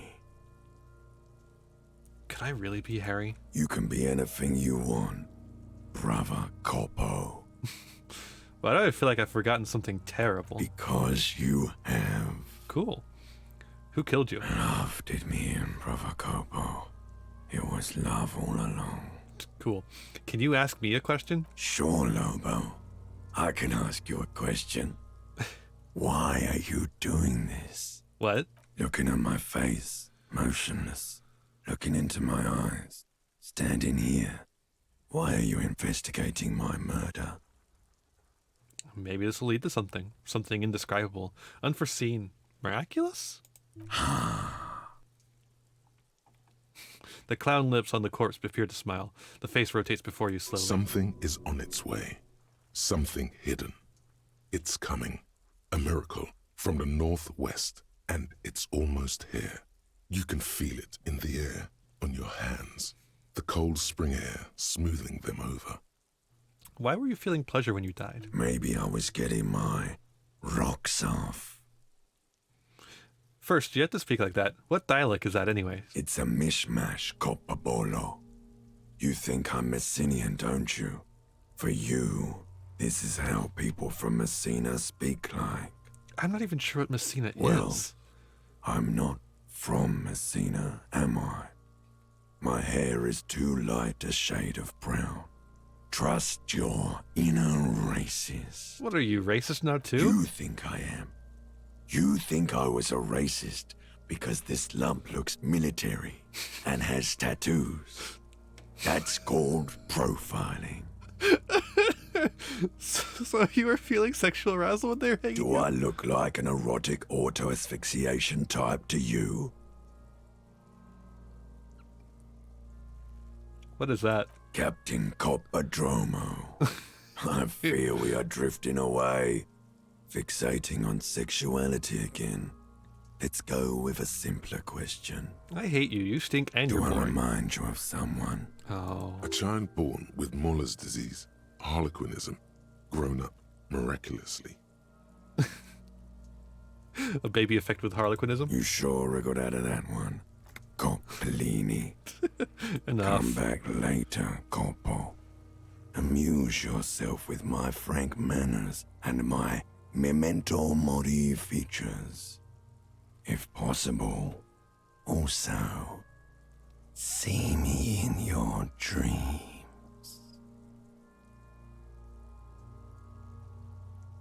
I have something I need to know, corpse man. Of course. You have questions, don't you? The power of your imagination is at your service. Right, Come back later, Corpo. Amuse yourself. All right, how do we get him Are down? you sure we finished the preliminary examination of the cadaver? We might miss some of these things once it's done. The cadaver slowly twists. Squint and take a step back. As you narrow your eyes, the monster before you blurs into a violent mess of green and pink. Observe. Only the lower extremities are pink with a dash of blue. His fatted hands, thighs, and his neck, just above the noose. The rest of the corpse appears dark green in the cold spring air. I'm squinting, Kim. Why am I doing How it? should I know why you are squinting, officer? Squints harder. His face and hands are pink, thighs too. The rest is greenish. Oh. You are trying to assess lividity. Relax your eyes. The monster comes back into focus, an explosion of color, coursing with dark marbled veins. His stomach appears pregnant with something. Black liquid streams down his thigh and onto his boot. So, what do you think?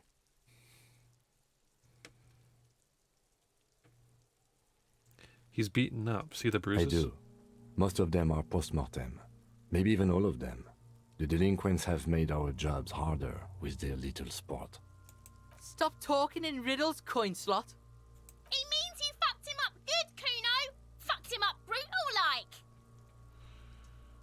I don't know what to think. What do you think? I think he was upright immediately after death. Blood has gathered in his hands and feet, and his neck. The noose acted like a tourniquet, keeping the blood in his head. The hypostasis here is in tune with the hanging. That's what I think. Yep, seems like a lynching to me. Everything here seems to corroborate that assumption. But we should still get him down before assigning a probable cause of death. Something is coming A out. pool of blood and feces has eaten into the frozen mud below the man's feet.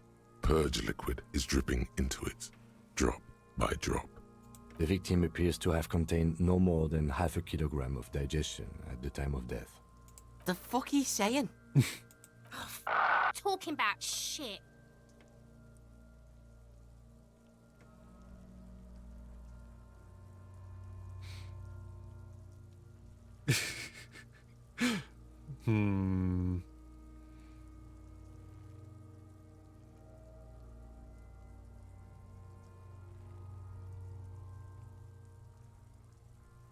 Now I'm just gonna keep ignoring Did him. we?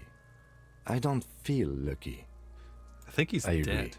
His personality is no longer a part of the world. Good point, conceptualization. Totally dead.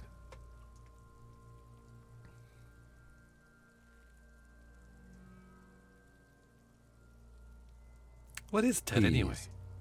is. Thank you, Kim. But there is no breath to catch. Only the cadaver filling the air and your nostrils. He slowly rotates before you, decomposing. Yep, preliminary examination is done. Let's get him down from there. So am I.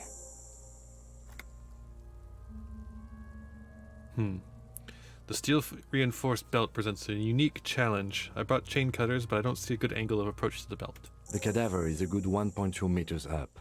Neither one of us can reach the belt without assistance. And even if we do, there's the question of cutting the airship strength material.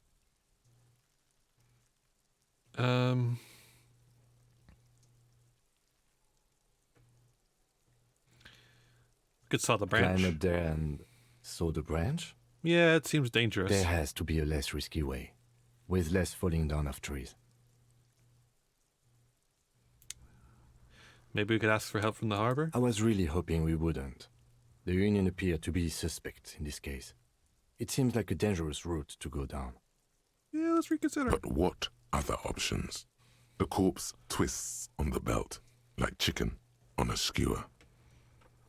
Maybe we could shoot him down. Yeah! Bang bang time, pig! Shoot his head off! How?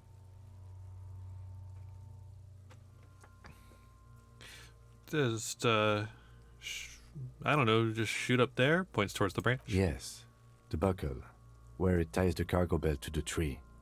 If the shot hits that, then there might be a small chance to release the belt. Yeah, now we're talking. Entertain the Kuno with some shit. They'll miss! The pigs will miss Kuno!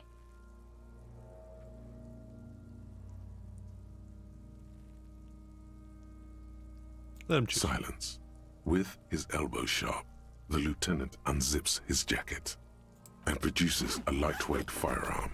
He drops a paper cartridge in the barrel, separates the scouring stick, and gives the cartridge 5 tucks, securing it in place. That's a Kiel A9090 Armistice, mass-produced muzzleloader, ascetic, frugal, one of the most common firearms in the world. He then steps back and assumes the Phalostes position, taking aim. The corner of his eye twitches. His finger is on the trigger. I'm just gonna say nothing. He's gonna fucking miss! The kid's voice is drowned in a shrill blast that echoes off the walls of the surrounding tenements. A cloud of smoke slowly parts in the air as the lieutenant steps back and says to himself, God damn it. Oh. He feels bad about it. About his eyes mostly. Just having bad eyesight. Probably from a young age. Whatever you do, do not console him. Fucking idiot! Mukabat asshole! Kuno could have hit it easy, but then Kuno's not fucking handicapped, is he?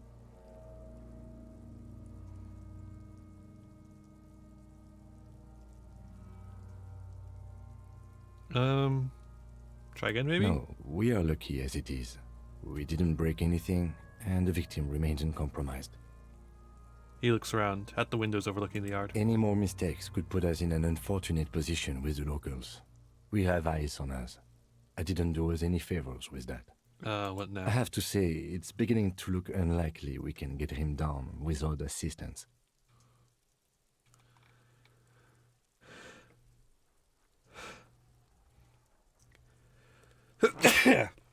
Whew.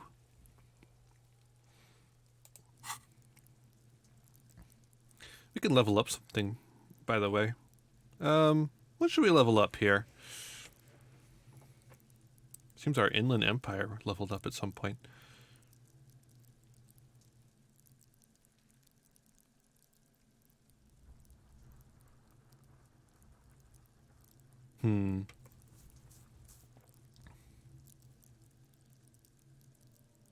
Empathy seems good. Just kind of boost up empathy a little bit, maybe? No, maybe let's do suggestion, actually. Suggestion hasn't gotten anything. Recently, I mean.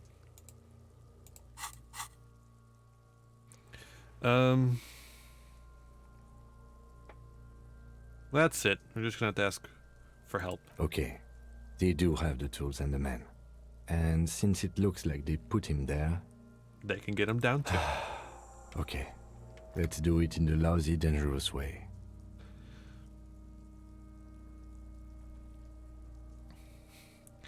How do we get inside the harbor? From the gates, by negotiating or fighting. I'm unenthusiastic about fighting. Or we can try to find some secret third path. It's unlikely though. Welcome, Morphe. But would it be dangerous? To ask the suspects for help with the victim's body? To be indebted to Everard Clare? Very much, yes. Which is why I would have preferred us to handle this ourselves. Clearly we can't. Suck my dick, bitches! Who's Everard The Clare? leader of the Union. A dangerous and corrupt man, from what I hear. You don't want to owe him much. Yeah? Don't go being someone else's bitches. You're Kuno's bitches. Fuck off, Kuno. Let's get to it then.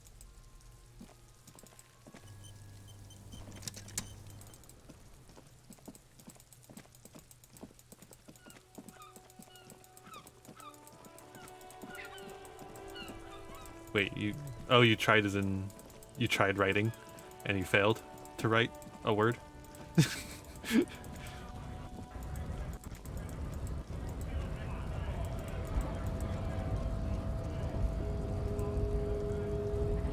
Okay, so how do we talk to what's-his-face?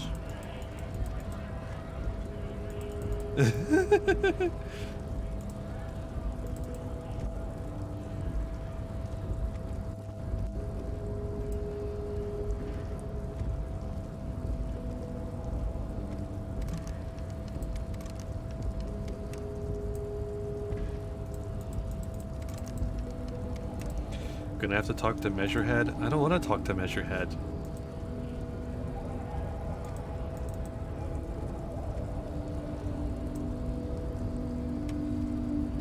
Last we saw, your race was being superseded by the Seminese.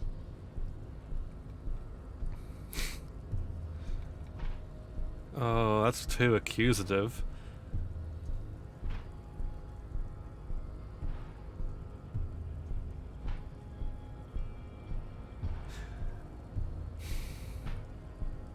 It was your people who put that dead body up there. You people should help me get it down. Enough with this begging. You should leave the stage of history with dignity by inviting the other races to a great world war. Bring your troops to the Seminine Islands and to Boogie Street, and we will pulverize you. When you are gone, we will build a museum for you. The walls will be lined with bottles of Al Ghul, your beloved beverage. Inside, we will store the odes to homosexuality you call art, and your microcephalic skulls. What are those tattoos that you're supposed to mean? Racists are generally not very good examples of their race. He gestures to the lorry man down the street. I am not like them. I am craniometric perfection. I have taken the trouble to permanently draw a phrenologic grid on my skull and features. This should dispel any doubt. Are you sure I'm not craniometrically superior to you? You exhibit forward projection of the jaw, indicative of schizophrenia and sexual inaccountability.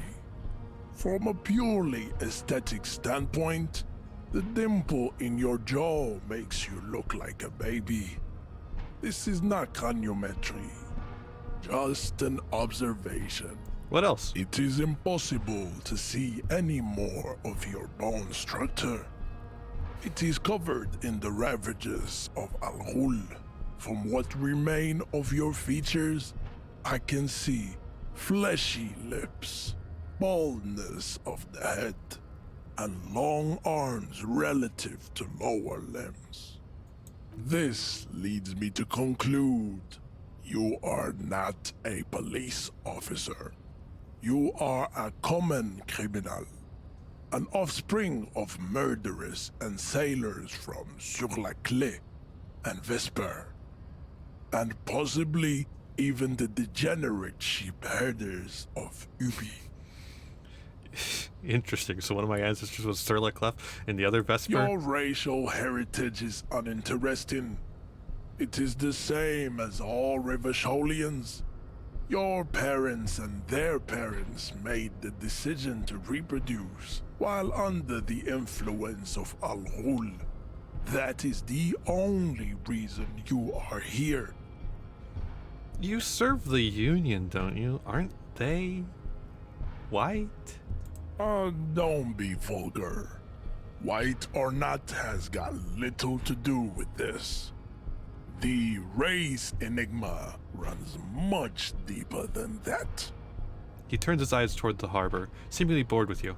There must be some friction there. He's keeping it well hidden, however. Yeah, but you still serve them. How does that factor into your life? Mr. Clare is a man of vision and means. He has the will to confront polycultural capital. Something your race, naivistic communists, never did. Also, to serve is noble. It takes discipline. Your petulant individualism has only contributed to your race failure. It is lax and moronic. Communism's pretty cool. Idiotic communism is the single greatest contributor to your race descent. Everywhere around you, the fruits of its failure to challenge the world order. Individualism, rock and roll music, sexually transmitted diseases. Above all, rampant multinational finance still reigning large. Tell me, where have you gotten your love of pathetic communism from? Degenerate youth culture? Rock and roll music? I have gotten it from disco, actually. Offshoots of the Seminese people invented disco while having sex under the influence of cocaine. It is a shame upon my race. But what is done is done. I am not surprised you enjoy it so much. This has happened to many of the side products of the inevitable cultural victory of the Seminoles race.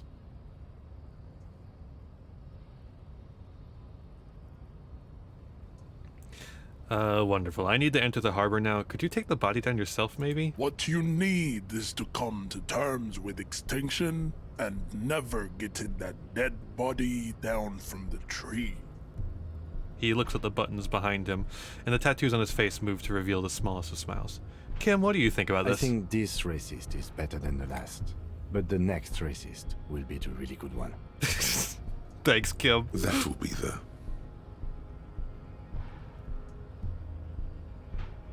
That'll be our lucky He racist. will grant us 3 wishes. Your pedomorphic friend has quick wits, a protruding occiput, and an indented zygomatic bone. The lieutenant does not flinch. You should keep him close. The congenital defect of farsightedness does not render him a complete invalid.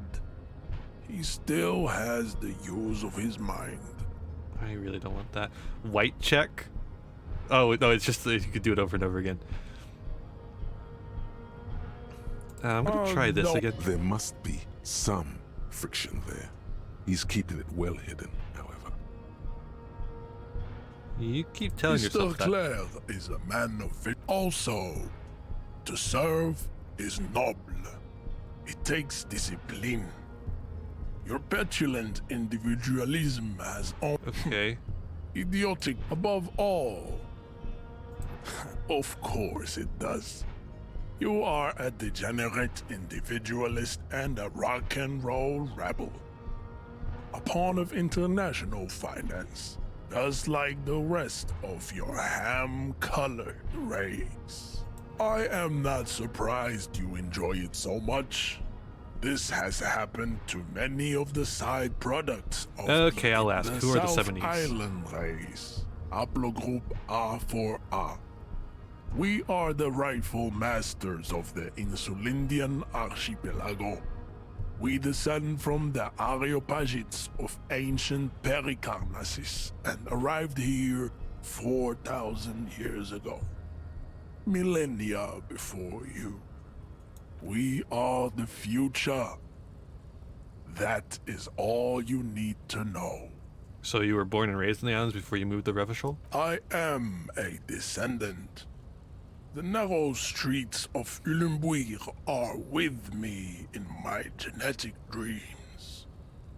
I see young Seminoles women walk into the grey mass on Ile de Fantôme, waiting on immaculate conception from the pale.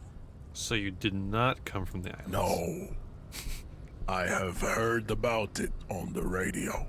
Okay. He would be appreciative if you did not further chase this line of inquiry in front of the women. So you're not really Seminese, you're just from Revachol. I'm from Couronne. And no, it is not just in Revachol. The city is central to the Simony strategy. Spreading through its trade networks, our culture will dominate the world. You have heard enough about our phylogenetic secrets for today. You have extinction to come to terms with, and never getting that dead body down from the tree. Alright, let's just do this until we win.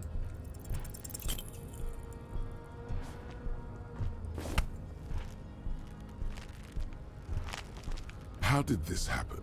Your little fist is in his giant hand, and he's squeezing it.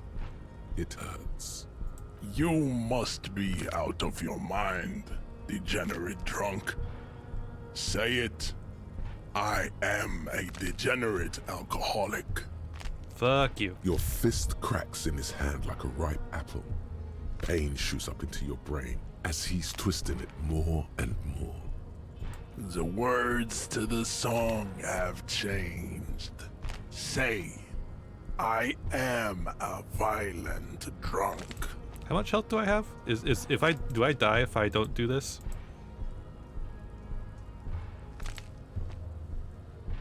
That's what it looks like.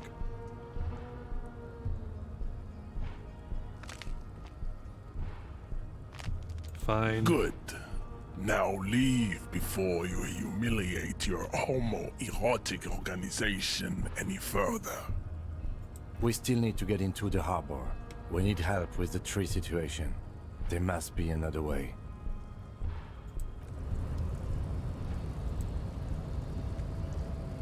Alright, how do we heal? Actually, that's actually a good thing to learn.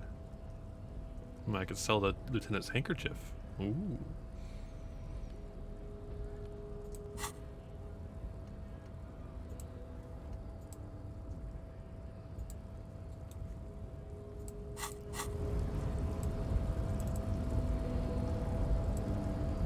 I'd appreciate it if you didn't force us into situations where I may have to shoot random civilians, because that won't get us anywhere.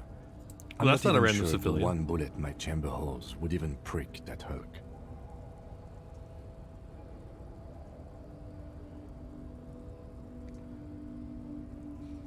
I was fighting bad, unsavory ideologies. I'm a hero. We are not here on some political quest. We are here to solve a crime.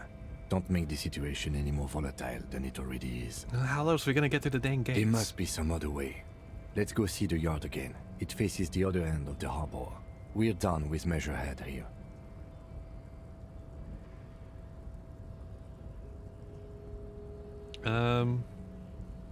Sure. Fine. Let's think of something else. Fucking monolithic. Yeah. Alright, let's get the fuck out of here.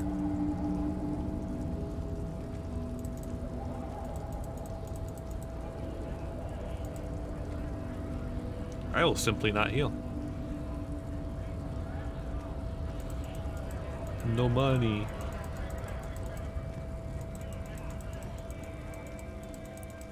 I do not like the walking system. Hello, map. Oh. Hello?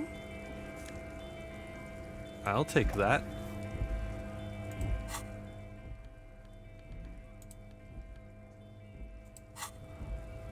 I can zoom out. A revelation. Thank you. Where'd the...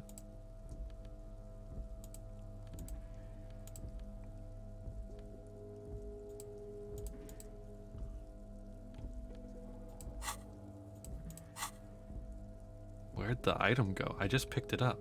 Didn't I? I did. Because it's not there anymore.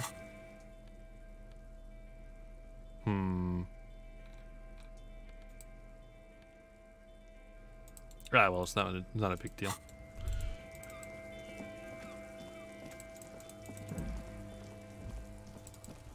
Click the plus button. The plus button. Oh, I see.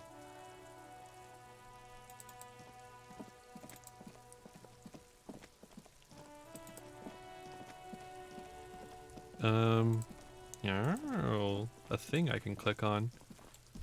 Oh, many things I can click on, actually.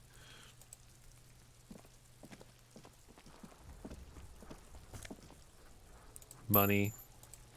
Another thing. Let's go talk to that piece of wood. Fuck those kids. An inconspicuous pile of the roofing material, Eternite. Yeah, I just noticed that. Because Although it's I'm nice actually and using the orderly, right click. Well-laid pallets, easy on the eyes. No, there's more to this. You get this strange feeling. What feeling? Hard to say. It's gone now. Feelings pass, you see. Especially the small ones. What is this? It's nothing. Someone just left some roofing material slanted against an old shack.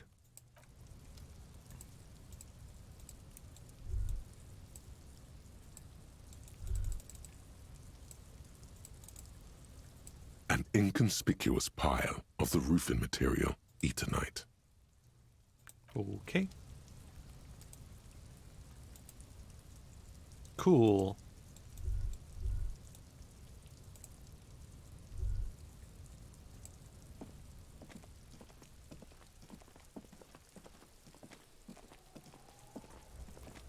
There are several footprints in the mud, left by work boots. Anywhere from 6 to 12 pairs have walked here. What kind of boots? Heavy workers' boots with reinforced toes and hobnails, all over the yard. Isn't this something an industrial worker would wear? Lieutenant, workers' boots tracks. Noted. Visual calculus. What do you think you are? A super detective? I thought I You're healed my hungover. morale. These are just dents in the mud. No pattern emerges for the time being. Okay. Health healing items only cost 90 cents.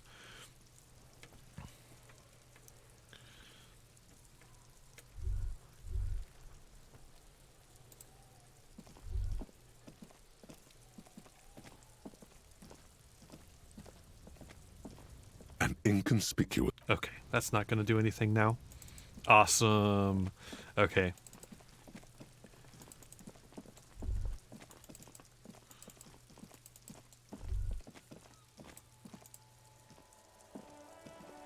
An old call box with a matrix of push buttons lists all the companies in the East Delta Commerce Center. Holy shit. This is a lot of stuff. I don't think I need this right now.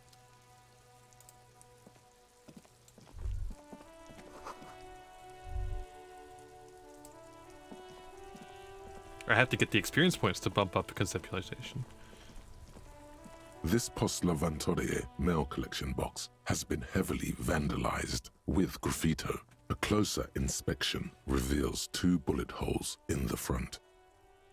Good mail delivery box. You can pet the mail delivery box. The box seems happy. Good. Eat shit, pig. Fucked by the coon. And St. G with a crown have been scribbled on it. Jenny is a whore, and best set mailbox also. Been there, Post Laventia mailbox collection. The mail collection box seems cathartic. Oh, Thankful God. even. So do you. You shudder. Then you swallow. As a person.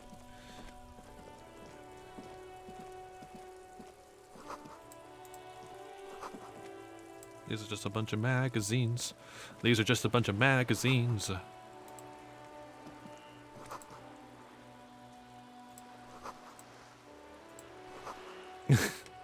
Sure.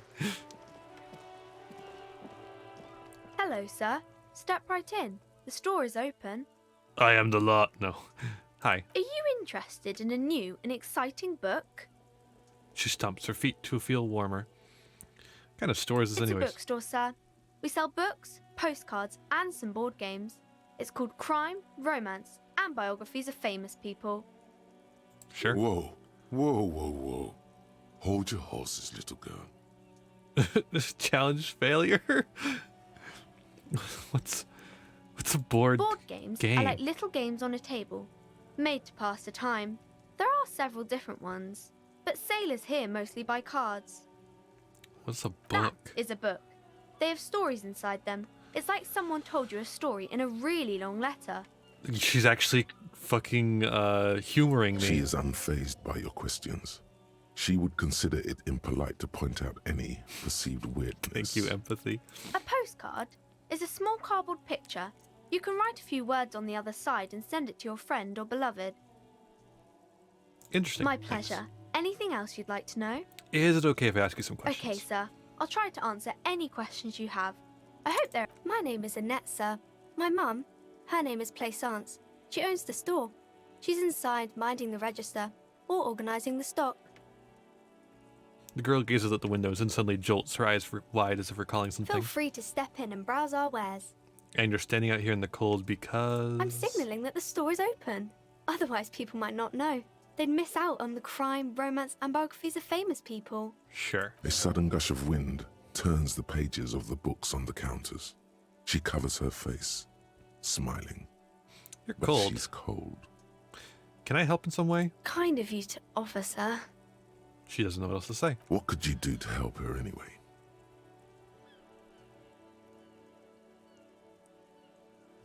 I could help by brutally dismantling the free market. Thank you, sir. I'm glad to help Mum out with the store. Shouldn't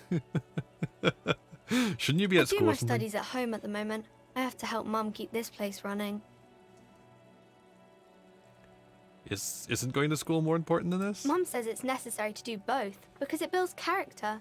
Mum says a proper worker is dutiful. That's how you get ahead in life. You succeed. There is stress and unease behind these words.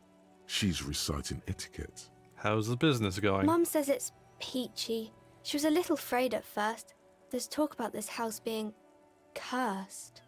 Behind her, the window has been boarded up. You sense the boards creaking, twisting for a second, and some kind of doubt in her tense shoulders. Cursed in what way? Cursed in the way that makes them say that no business has ever really thrived here, sir. That they all go... Ass up? I wouldn't really say it like that, but I guess so.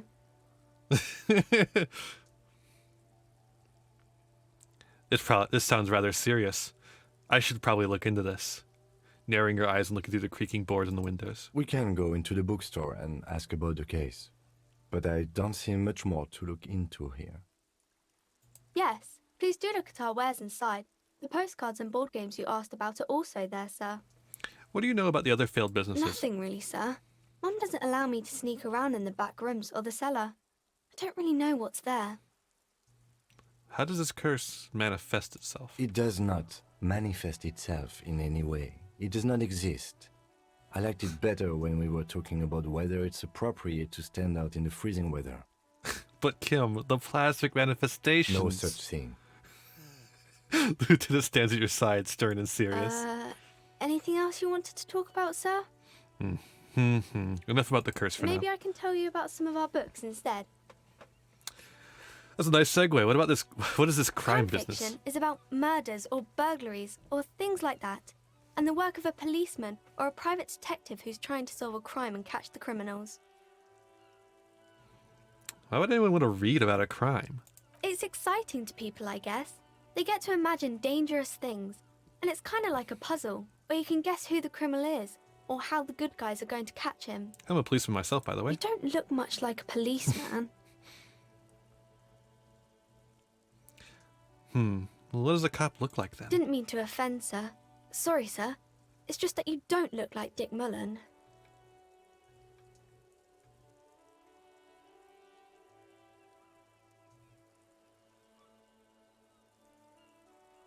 It's not your body that's important in police work anyway. It sure points to head. Head? Yes. No, it's your soul. Your blue soul.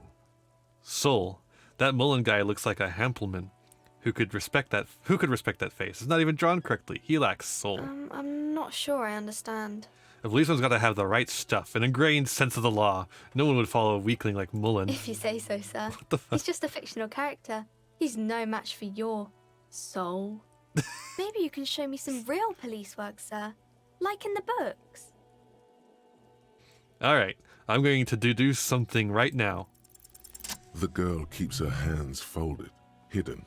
Why is that? Hey, why do you keep your hands folded? What do you mean, sir? She looks wary. She knows where this is going. You don't need to be worried. I'm here to help. She looks around anxiously. Her hands remain folded in front of her. She doesn't want to show them. The lieutenant stands by, looking at the two of you with little interest. A facade of true professionalism. He is far more intrigued by the situation than his poise reveals. It's okay. She brings out her reddened hands, her nails frayed, nearly chewed down to the flesh. You bite your nails. And you knew this from me keeping my hands folded? She shoots you a suspicious glance. There were a few other hints. Well, I don't know what they are. that proves but nothing. They are Anyone there. could do an easy deduction like that. Her eyes flash with defiance. She's not impressed. She actually is impressed. This is more like a defensive reflex.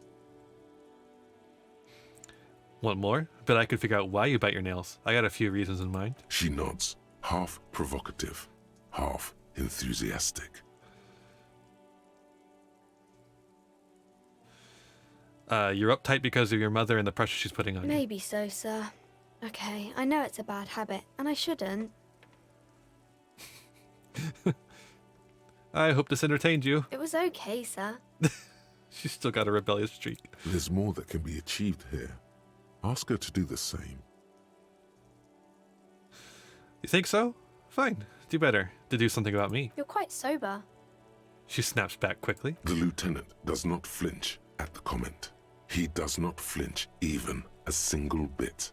He is intensely not flinching. It takes effort. Thanks, Kim. I'm having a grand time. I sure hope you are, sir. She rubs her red nose. There she stands, swaying on her feet, assaulted by the early spring breeze. She smiles at you. The whole situation suddenly feels familiar, somehow. What am I missing here? Why does this feel familiar? Because you know each other. She's been talking to you so openly because you've talked before. Hang on, so you know me. We've talked before. Yes, I stand in this spot all the time. She sways back and forth on her feet. You've been running around all week without your shirt on, sir. Telling people about being a star or something. I don't really understand who those stars are. Did I ever talk to you? Of course, you stopped by a few times. You certainly look better than the last time I saw you. Thanks, I'm trying. Yeah, I can see. You don't have party eyes anymore. Party eyes. Yes, of course. That makes sense. I'm not surprised children have seen you running around with party eyes on, he thinks. Not at all. Party eyes? You know, like a cat in the dark, all big and wide-eyed. It certainly looks odd on a man. The swiveling eyes of a loony drug addict. That is what she meant. You were probably gurning too. Fuck yeah. You should get some party eyes right now. Snap those sequins on you, boy.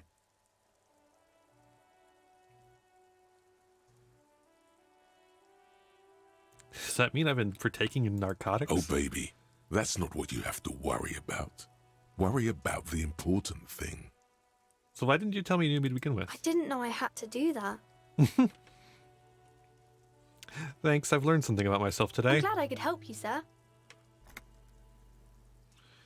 What is romance? It's the type of book where there's a rich lady and she has to choose between the good man and the bad man. She smiles at the thought, perhaps imagining herself in that situation. Or there could be a story about a poor lady getting a rich man. It's about man and lady business, sir.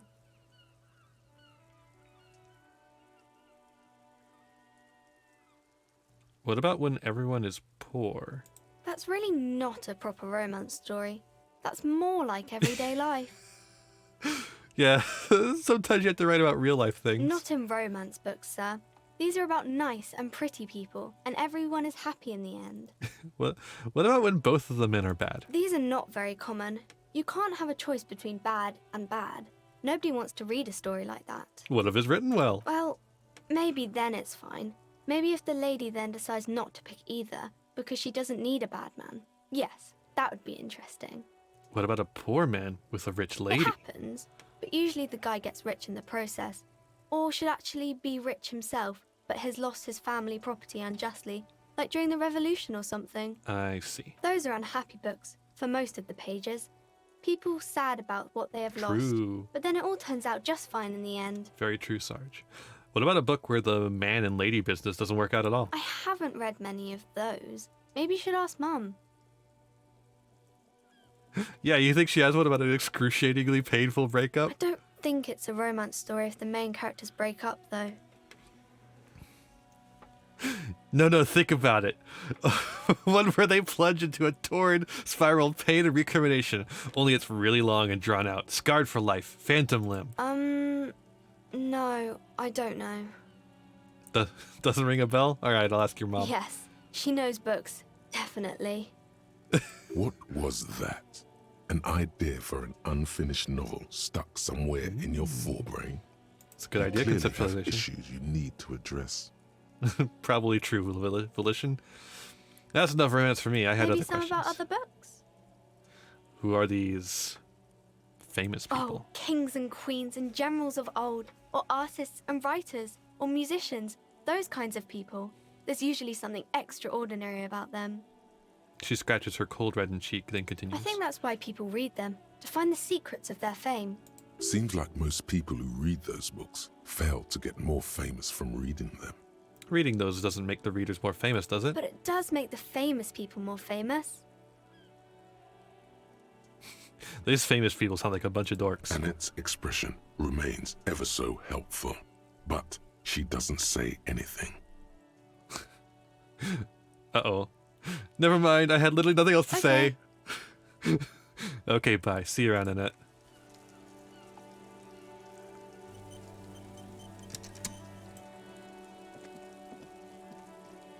I gotta see this mom.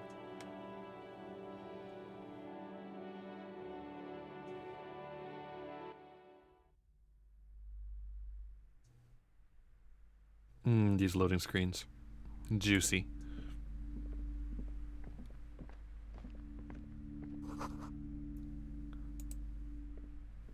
I'm still wearing the gloves. I wonder if I should take them off at any point.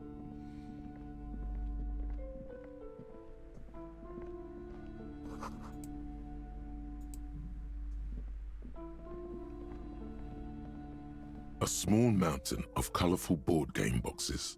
There are numerous types of games for all ages. A lot of shelf space seems to be taken up by Wirral-related merchandise. Storekeep, what board games do you have here? Wonderful board games, sir. The Viticulturist is a classic for sure, or perhaps you'd like Archipelagos of Insulinda, a very educational game for those interested in geography. Raubritter is a fun game of economic competition, but can get quite intense after a while. We have games for the whole family. You can play with your children. Who are you going to play board games with? Do you have friends or family? Do I have friends? Are you actually friends? Or just colleagues thrown together by circumstance? Yes, kids, friends, chicks, I have all of those. Then you're a lucky man, officer. Children are the greatest of treasures. She fiddles with her pendant thinking. For playing with friends, I'd recommend Suzerainty. It's a civilization building game where you build a civilization, then set off to brutally colonize and repress other civilizations. It'll cost 12 real.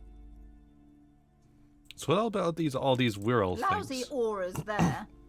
No, role-playing games are popular among those types. You know, who are into those kind of things. Personally, I don't like it. Not at all. I've heard they turn people into occult enthusiasts. That they have rituals where they try to summon entities. Highly immoral stuff. You can still buy them, though. Yeah, sure. An endless variety of source books, lore books, and codices litter the table. The topmost book is titled Welkin Compendium, 2nd edition.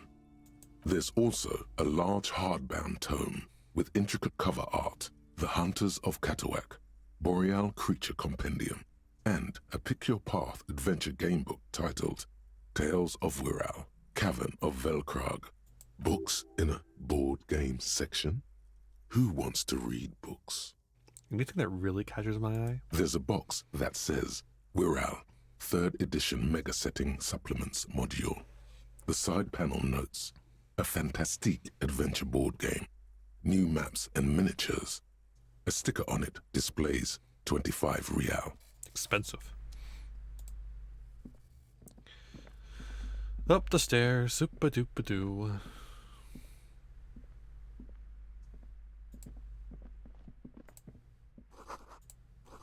It's a tome of fascist magic. Pardon?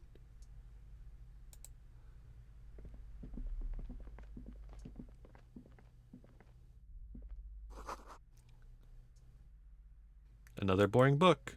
Hell yeah. Oh. The plaque on the shelf reads, Biographies of Famous People.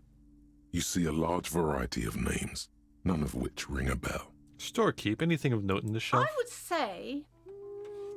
The Greatest Innocence. Yes, most certainly. It's an important educational tool delving into the depths of history, religion, and their relation to innocentic power. Who or what is an innocence? A very influential historical figure. But surely I don't have to tell you that. You're a law officer, and law officers have at least some education. The book is also very daring. The author aims to re-examine the universal understandings of the innocentic system, creating a fresh vantage point and a shift in the tired order of things. I thought about which of these innocents is coolest and Perhaps greatest. for a layman, deep analysis is necessary to peel back the multi-layered meanings. Do her words seem vague and abstract to you?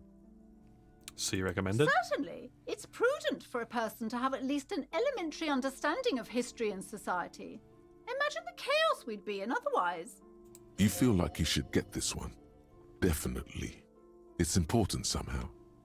There's something personal inside. Look through the display. Browsing through all the books with all their names makes your head spin. None of these seem important or relevant. It's all just vapid egoism. Suddenly, a particularly odd title catches your eye.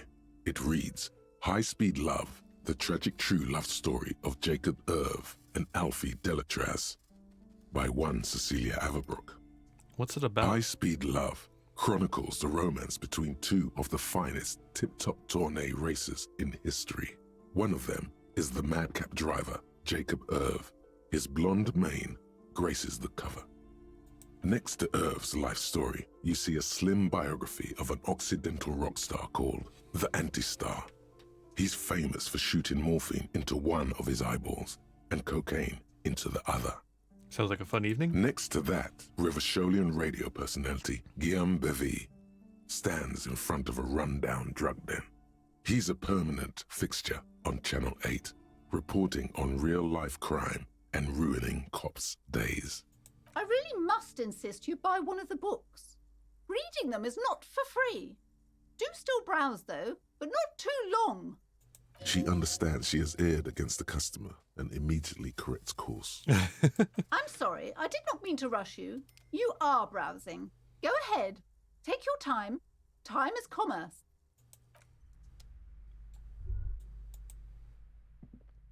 Several maps have been attached to a bulletin board hidden inside the alcove. They're held up by small pins. The board has come loose from one corner. The maps look old and faded. Your eye catches a map of Insulinda, a map of Revachol, and a map of Martinaise. This large map displays archipelagos. You see a constellation of small dots on the light blue emptiness of the Insulindic Ocean. The largest in the northeast is La Caillou. You are here. Another far away in the southwest, Seminese Islands, Ile de Fantôme, Ozon, Laurentide, Fas à la Mer, Archipelagos, North Arcade Islands, all just specks of dust on the vastness of the Insulindic. On the edges of the map, the color fades into a blur of dotted lines, black and white. In the northeast, a dust mite stands on the north coast of Caillou in a bookstore. It's you. Squint first. Can you see cities on the island? You can. On Caillou, Revachol. I guess that's true. A single black star. On Ozon, Fondelier, and Vilmandu. On archipelagos, Croyan Moran, Villiers. On Seminine, Olduvai, and on Laurentide, Deora of the Seven Seas. Lost little pearls of light, tiny fires in the dark. 850 million people live on these little dots, an oceanic world of culture and commerce. Look at the edges. The ocean breaks apart into a tangle of cosines and azimuths, all pointing into pale nothingness. Windy is the north azimuth. Grad is the northeast azimuth. Samara is the east azimuth. Seo is the west azimuth. Isolas, they're called. Connections to other worlds, words past the Insulindian, unknown to you. You only know you've never been there. You have little idea what they are. Distant stars, gods, but looking at them makes you feel almost non-existent. Whatever they are, the Isolas are immeasurably large compared to you, and very, very far away. Perhaps they are gods, gods of distance and outer dust. Oy, oy, oy. I don't even know if I want to look at these other ones. It's not really a map. It's a tourist thing. A picture postcard with buildings on it, drawn from an isometric perspective. Isometric? In the upper right corner Cool. says 48. Still, it's detailed. Could be pretty useful for scouting ahead. You see the jagged boxes of an industrial harbor, even the whirling in rags there. The north coast of a verdant island is shattered by the delta of a river.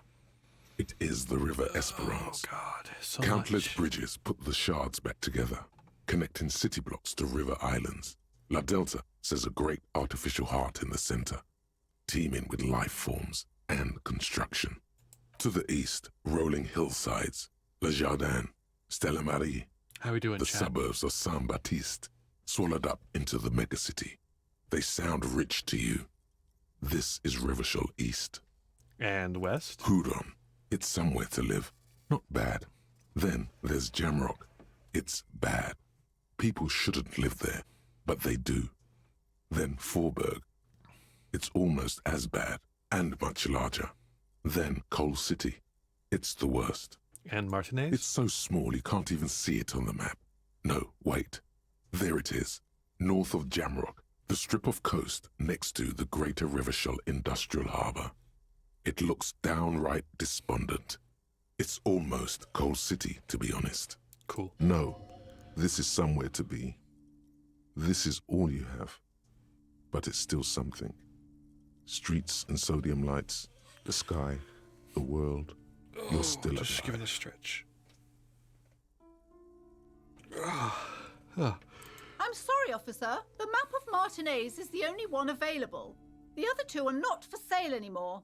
And besides, you could scarcely afford them. Fuck you. They're quite valuable, though they might not look it. The map of Martinez is 90 cents, though. Why is the one on Martinez so cheap? That old thing. It's an out-of-date map of a tourist location that never was nor came to be. From when some design studio people tried to spruce the place up 4 or 5 years ago. They also renovated the horse statue, set up those coin-operated viewers, and designed the new street lamps. What happened then? They didn't get that far, for some reason. A shame the project never got going. Would be nice if someone fixed Martinez up. All these ruins are bad for business. Fair enough. Are we just short of this? I feel like we're just short of that. Oh, we're not just short of it, but...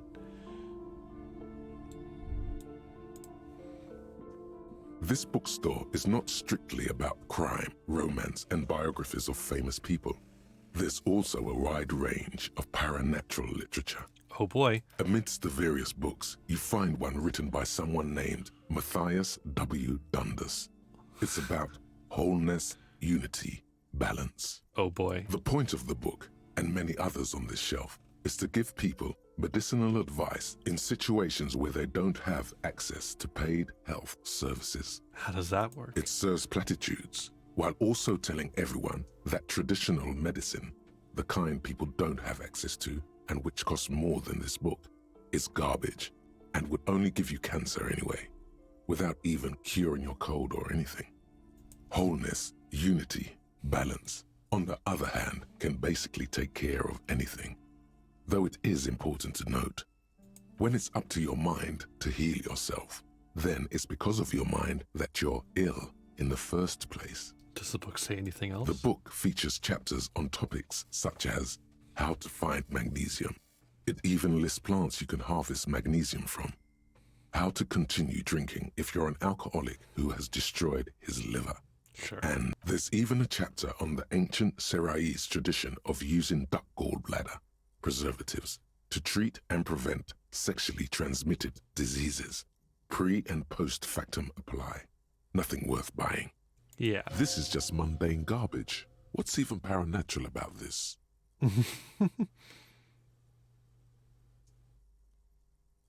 Find something truly otherworldly. The throbbing in your head increases with every passing moment you gaze at this shelf. Suddenly, as if out of nowhere, a small green book becomes apparent. The title of it reads, Medicinal Purposes of the Pale. What's the pale? The book contains very little explanation on the matter. This knowledge seems to be taken for granted. What's this book about? The book contains descriptions of various pseudoscientific therapies, alternative medicines, and folk remedies involving the Pale, also known as le territoire. For example, it recommends vigorously swatting one's naked body with a venik, or hand broom, made from the leafy twigs of a young birch tree from the near Pale. Sounds painful. It is supposedly invigorating and good for the circulation. What else? It also recommends consuming distilled spirits like vodka or whiskey that have been aged in the Pale. Readers are instructed to cover these jars in a shallow hole just inside the Pale and leave them there for 30 to 60 days, depending on the potency desired. Is that what we call pale ale? Among other benefits, it is alleged to restore a damaged liver to perfect health. How is that possible? Is it any more improbable than anything else that human beings put their faith in?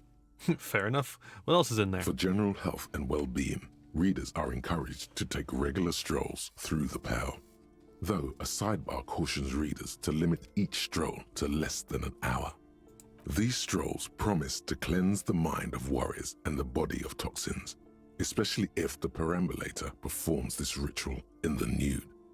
Nudity figures prominently in a number of these prescriptions. This is exactly what you need. Huh. Anything else of note? There's an entire section devoted to cures for men who are struggling to perform their marital obligations. Well, I certainly don't need that. You close the book and return it to its place on the shelf. Storekeep, what books are these? Sir, please, no browsing in that shelf. That wisdom is not for free. I can't have you end up, like, opening a police store next door and stealing my customers. Oh, no. What? A police store? What? What are you talking about, lady? These shelves are overburdened with books from the same series. You see the name Dick Mullen over and over. Storekeep, what's all this crime fiction? Crime, robberies, murders, even sexual crimes. Oh We're my fortunate God. to have Dick Mullen and Just his try stories saying to that sort again. all that out. And don't say it that way next time. You're a police officer, apparently. You should buy all of these. They really do teach a person how to be a proper detective. Jesus. Look at Crime this play. fiction is a disgrace. An asinine misrepresentation of the physical attributes of the arduous everyday work of actual police officers. These books greatly overstate the excitement of police work, glossing over how long it takes to actually follow up on leads and eliminate dead ends. What's more, they completely ignore the psychological hardships of year after year coming into contact with people during the worst days of their lives. Not a single mention of all the stress this work creates upon the officer's family. Detective fiction just doesn't tell the truth at all. Now, would you like a list of all the books found on the shelf? Sure thing. You see Dick Mullen on the job. Get Me Mullen. The Stalwart Adventures of Richard P. Mullen. Dick Mullen and the Murder in the Orchard. The Sordid Affair of Dick Mullen. A killing is declared. Dick Mullen in the Murder House. The Final Case of Dick Mullen. An Obvious Lie. Dick Mullen in the Clock Tower. Goddamn. The Ordeals of Dick Mullen. Dauntless Dick. Dick Mullen's Dauntless Dick funeral is what I pyre. call my... The Murder of Dick Mullen. Dick Mullen dies? Turns out he faked it to solve a case. Oh. Are there any more? Yes. There's also The Dame Who Did It. Farewell, My Mullen. Faking death seems to be a common trope in the Mullen series. The morbid tales of Dick Mullen. A dark tide turns. Tragedy calls for Dick Mullen. Another one with fake death. And, of course, Dick Mullen, the murderer. In order to catch a murderer, Dick Mullen must become the murderer. What the fuck? After all this, you still haven't found the answer to the one question that matters. Who is Dick Mullen? Let's try it. Your attempt to grasp at the answer fails. It seems very close by, pulsating just out of reach.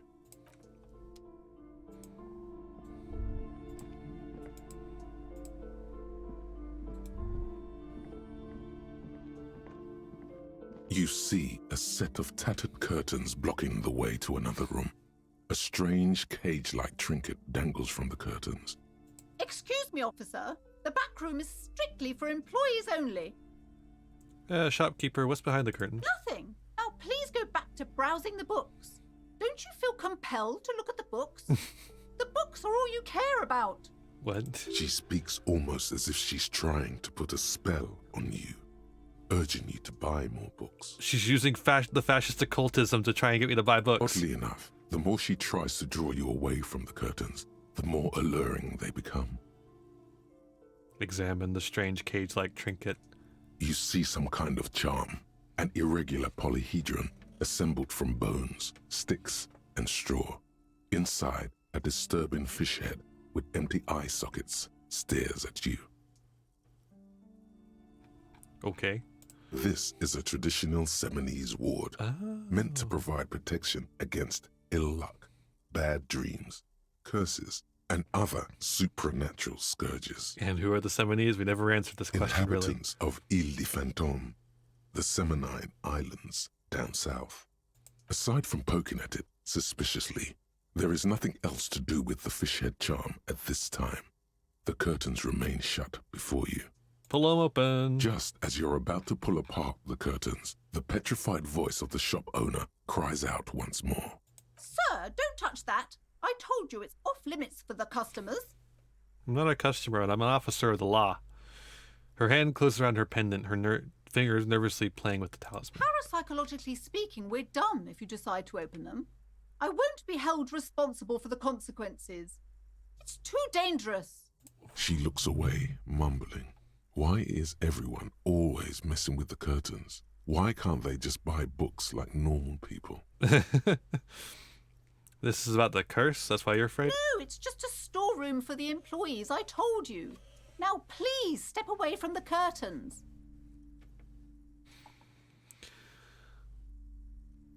I sense this place calling for me. I must investigate. You do?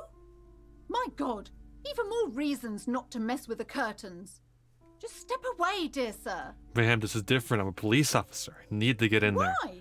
It's not like anyone was killed there. She stops abruptly as her hand flies over her mouth, baffled by her own bluntness. I'm sorry. I don't mean to be so impolite. Just please don't go there.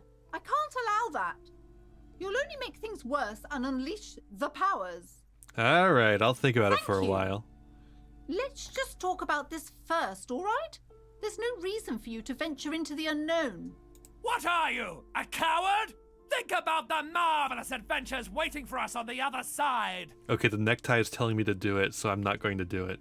There is something mysterious about the curtains. Be careful. The curtains, tattered with age and covered in dust, hang before you, as if taunting you. I'll leave him alone for now.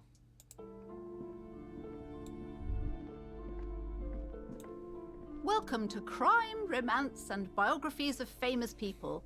My name is Plaisance. Plaisance.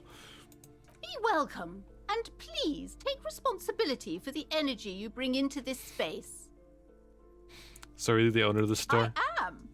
The proudest owner of our little shop of culture. Her voice is high-pitched, as to give it more penetration. She has fine-tuned her voice to find the most welcoming approach for attracting new customers. It doesn't work. Your daughter is the one standing outside the store, right? Annette, yes, my daughter. I hope she wasn't slacking off again with her nose in science fiction. Tell me, was she at her post doing her job like a proper girl? Yes, of course. Wonderful. Did you talk to her? Yes. Great. On a scale of 1 to 10, how compelled were you to buy books after talking with her?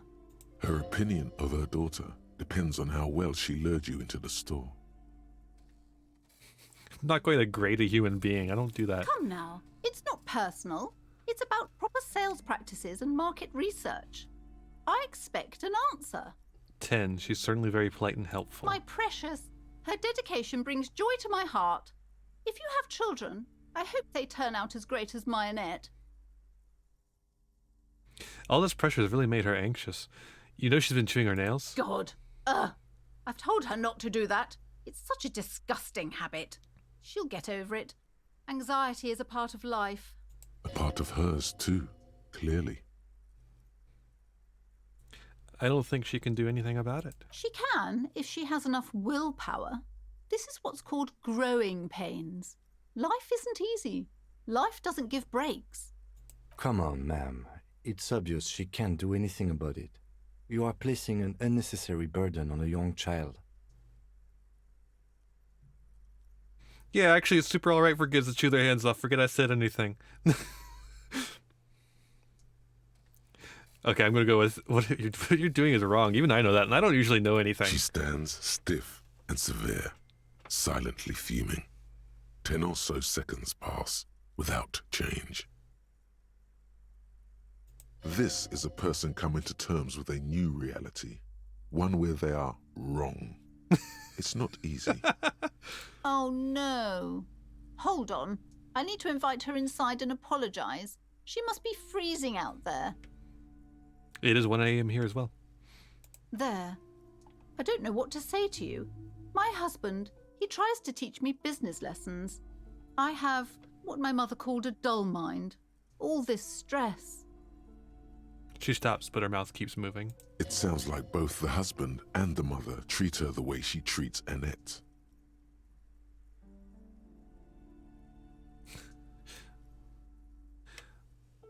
All right, have a nice night. You're like Annette to your husband and your mother. Oh, well, my mother was horrible, of course. Absolutely perverse energies around that person. But my husband... She shakes her head. My husband is completely different, of course. Is this husband Annette's father? Yes. My husband is a successful entrepreneur east of the river. If only he were more involved in the business we're running up here. No matter. Soon we'll both be off for Grand Couronne. Grand Couronne? What's that? It's a proper place to live. One of the most peaceful neighborhoods east of Jamrock. You may know it for its massive housing projects. Most of the buildings are empty at the moment. It's a great opportunity to get ahead of the crowds. Better times ahead for sure. And your husband's also involved in the bookstore? He made the initial investment. Since then, he's been what you might call a silent partner. Is she the only child? Yes, I'm afraid so. A real treat she is. It would be nice if she had... No, we couldn't have afforded more children, really. Not in this economy. Not in this economy. A glimmer of sadness blinks through the well-crafted exterior. Why not? We're quite busy people, you know, my husband and I. Quite busy. Children are a lot of work.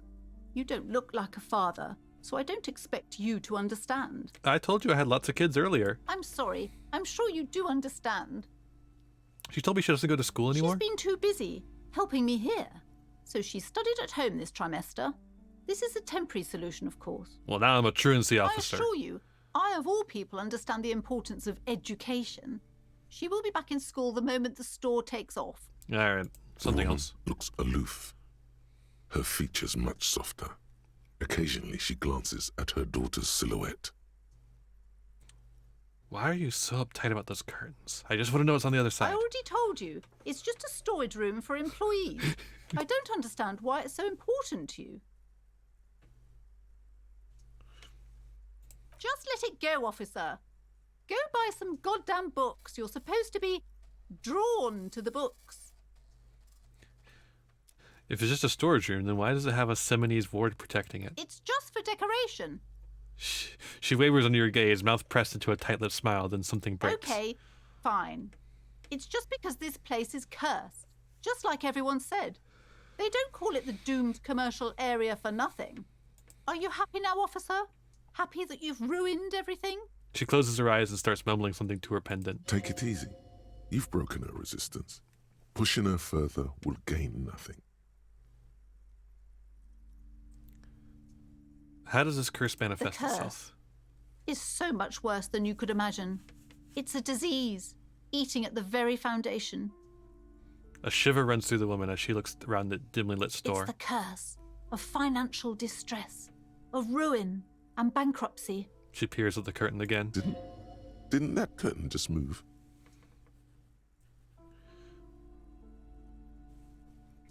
Okay, I'm a little confused. What does that mean? Everyone knows that all the previous companies in this building have sooner or later declared bankruptcy, and their malicious spirits are still here, feeding off bad business practices and disappointing income statements.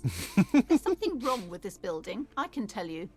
Ever since I arrived, I've sensed an eerie, lingering presence, as if I was unwanted here. Oh my god. Libra, thank you for the raid. Welcome, raiders. We're playing Disco Elysium. How was your stream, Libra? I hope it was good. Welcome, everyone. Welcome, welcome. Minecraft. Classic.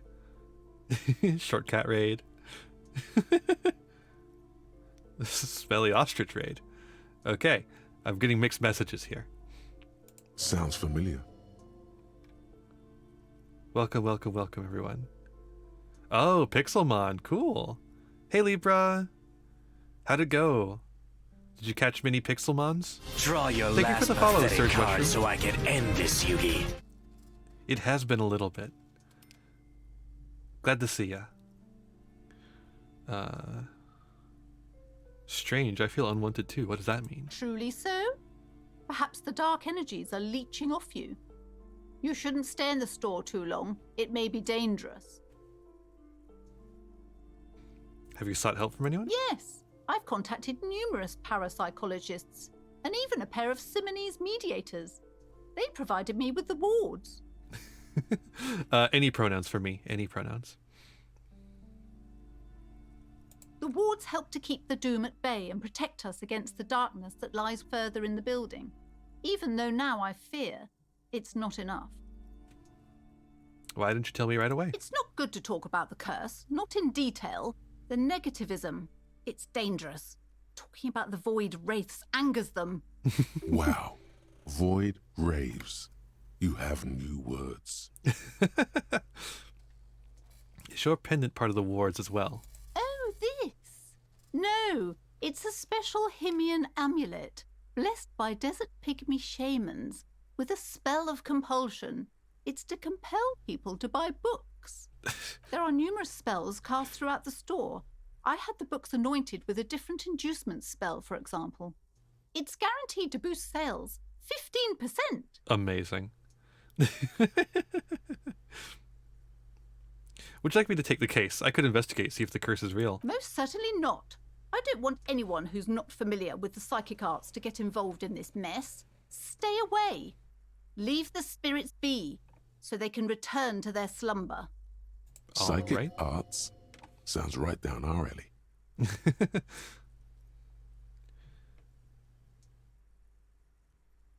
Convinced to let you investigate. Slither Hell up to yeah. her, you silver-tongued fiend. Show her what world-class perfidy looks like.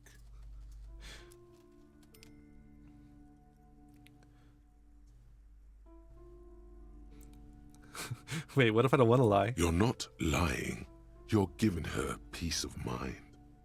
The means are thus justified. It's just good enough for me. Ma'am, I came here to help. I've handled paranatural situations before. Are you sure? Don't think I haven't seen charlatans before.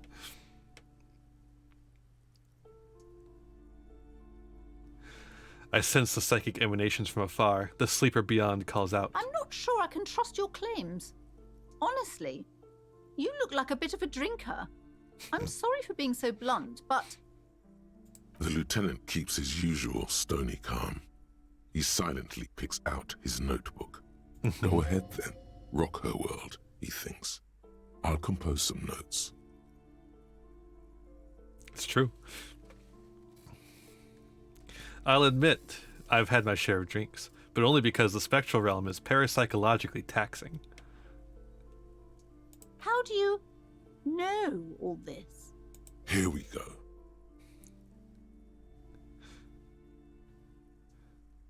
I am the Void Revenant. I have the power to debad all the bad energies. I should have realized. A pattern lies within the fabric.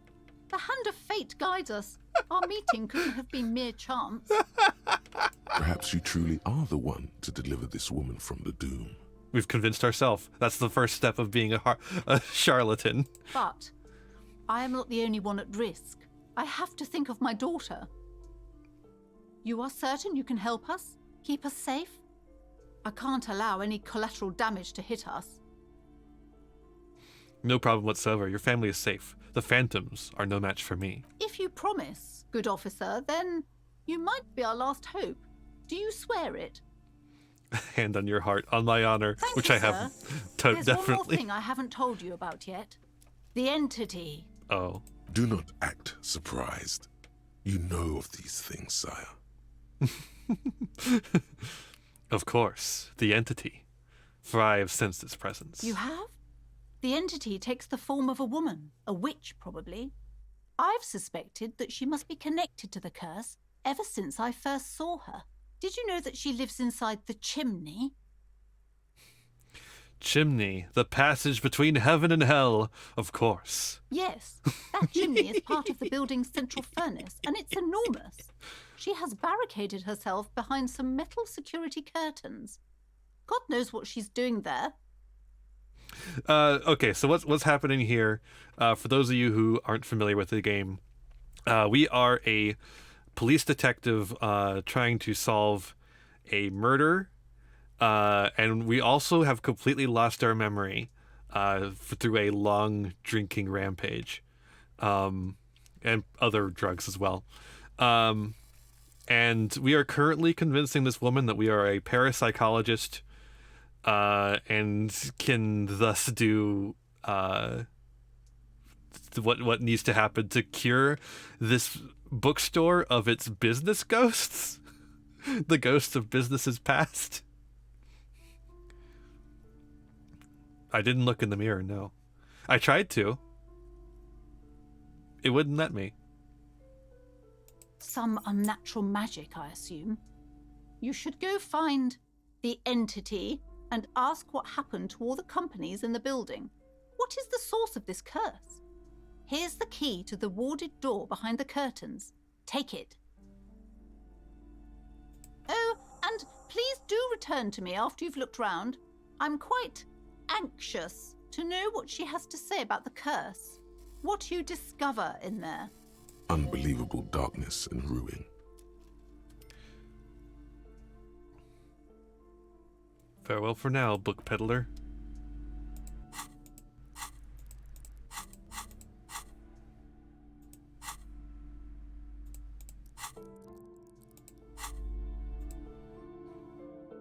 Okay, so what you're saying is I should go back and look at the mirror again.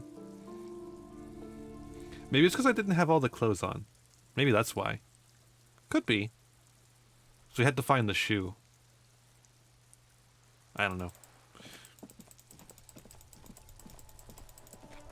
I gotta zoom out again.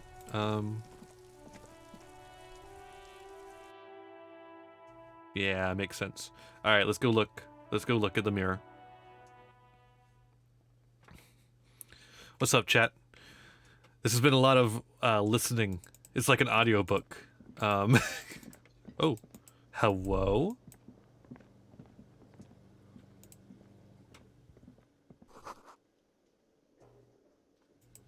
We have not checked out anything there yet.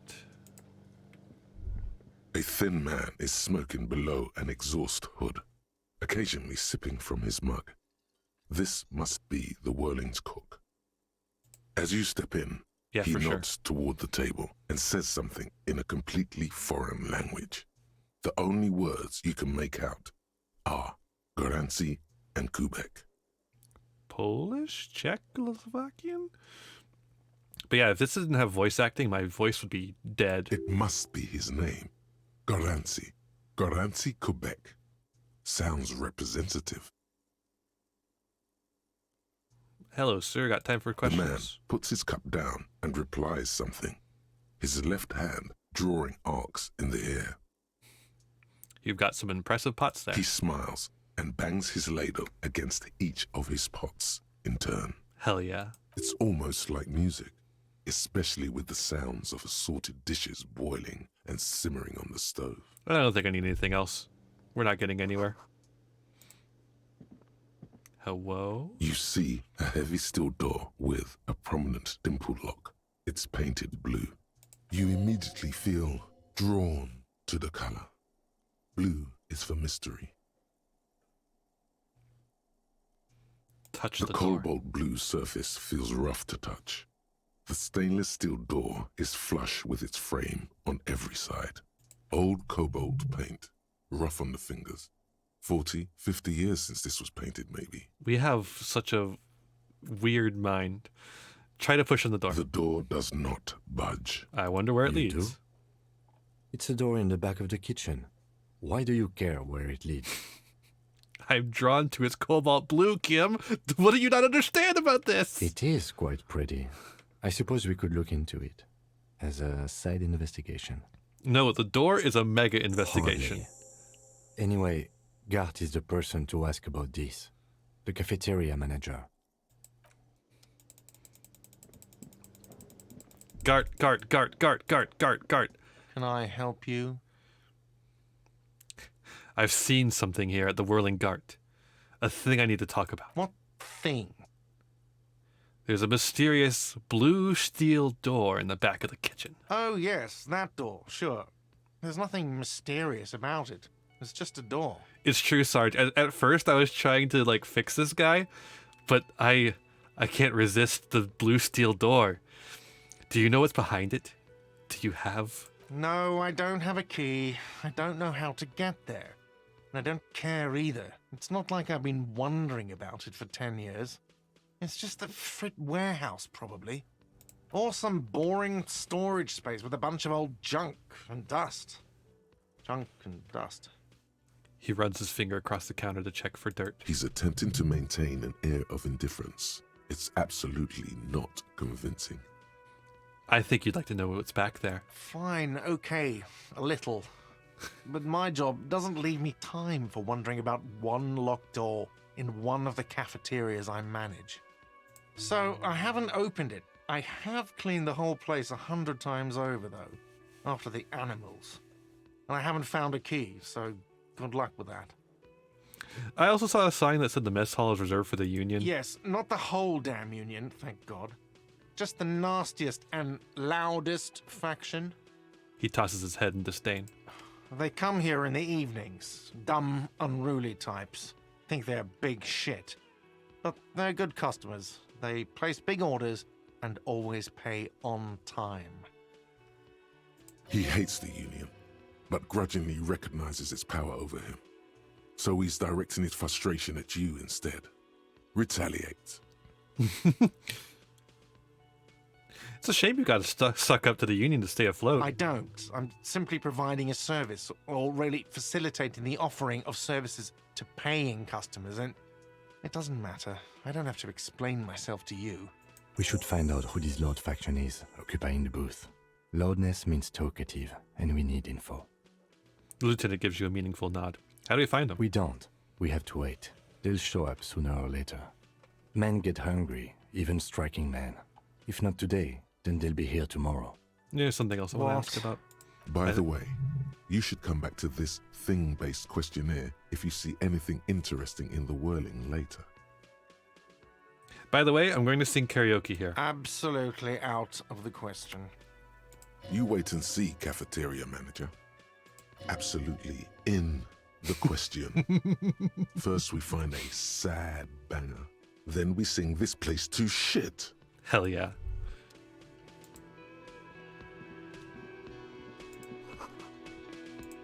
Today starts in a man's handwriting. Good psychoanalysis there, Chief. You see a heavy steel door. Okay, it's nothing. No option to kick it. Okay, run this time. Run, fool. Run, you fool. I need to get to the mirror.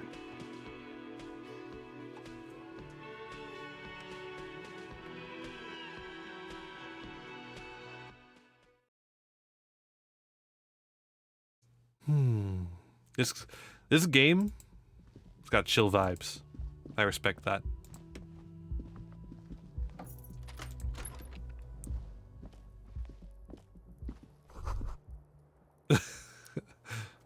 Kim also tries not to look at the pile of taped viscera on the carpet, or the weird suitcase on the hat rack, or the potted plant dying in the corner. But it's all just too morbid to ignore. I'm sorry for No problem, this. officer. He takes a step towards the door, like he'd like to leave. You don't have to follow me.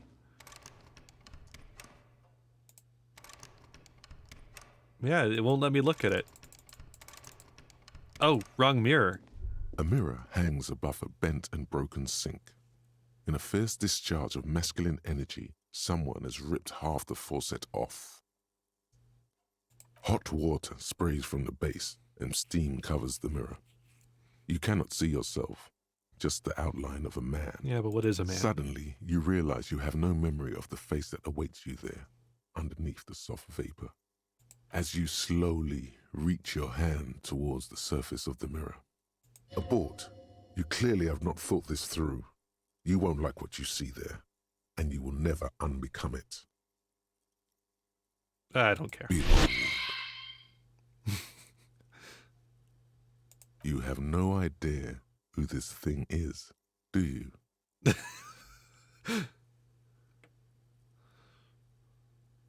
This is the face of a late-stage alcoholic. Too late. You clearly have rigor mortis on your face. Oh, wait. Is that an expression? Are you trying to make an expression with that face? Why? I'm not making it. The face is making itself. Please stop. It's horrible. You're scaring yourself. Okay. Oh my God. You can't stop. It's like it's not even voluntary anymore. You have worn that grin into your face and now it won't come off. What does it even mean? What is the emotion you're trying to convey?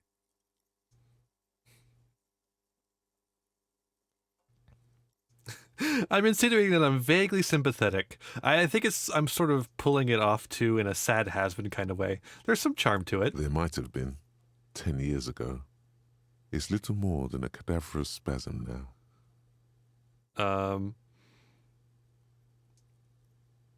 We're not going to do that one. We're going to do this one. Like the rest of you, it comes from a bad place somewhere in the past. That's all you know for now. Let the mirror be for now. All right, now we have a portrait. Look at him. Look at this little guy. Look at his little grin.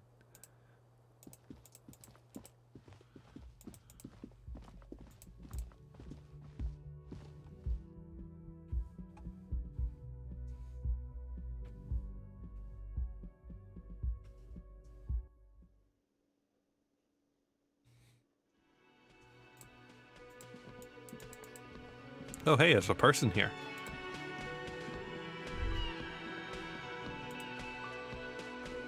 Oh. He's pointless. Hello, sweetie. The elder woman turns to you with a smile. Wait, who's Sweetie? Who's Sweetie? Why, you are, officer. I'm no Sweetie. Look at me. You're a handsome man, officer, with your mustache and your chiseled jaw and that silly dimple on your chin. Thanks, I appreciate it. You must forgive me. I'm getting so scatterbrained. I completely forgot to introduce myself. She slaps herself on the forehead. I'm Lena. My husband Morel and I are staying with our friend Gary just down the street, but I come here for tea when they're away. So Sarge, is your bit now, instead of making ant, they're not puns, they're just portmanteaus. And so instead of making ant portmanteaus, your bit for this evening is saying the things that happen. I mean, it's fine if that's your bit for the evening. I just want to make sure that's the case.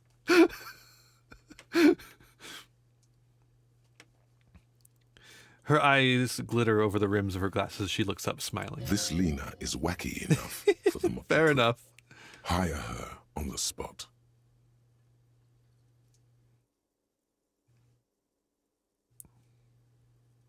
You seem to be in a chair. Yes, dear. I'm a paraplegic. A paraplegic is someone with limited or no ability to use the lower half of their body. Paraplegia is caused by spinal cord injuries, like falling from a great height. That is or true. A grenade explosion. That is true, Pharmacosm. It makes a fine summary of the events. For those of you who can't... Oh, it's perfect for Haru, because Haru can't hear the stream right now. So Sarge is narrating the game, the stream for Haru.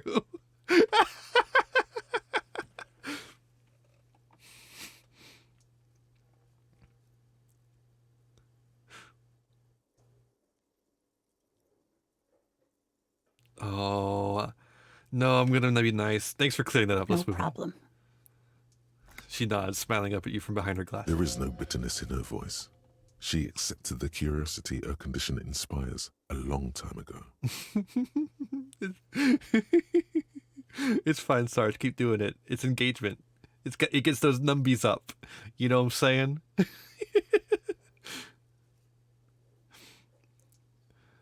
I don't know if you've noticed, but I don't know where I am or what I'm doing, or anything. Yes, officer. You look rather dazed. Like a stunned fox. But surely things can't be that bad. Her eyes follow your movements with some concern. She won't judge you, no matter what you say. I drank so hard I forgot literally everything. Oh my. You know where we are, right?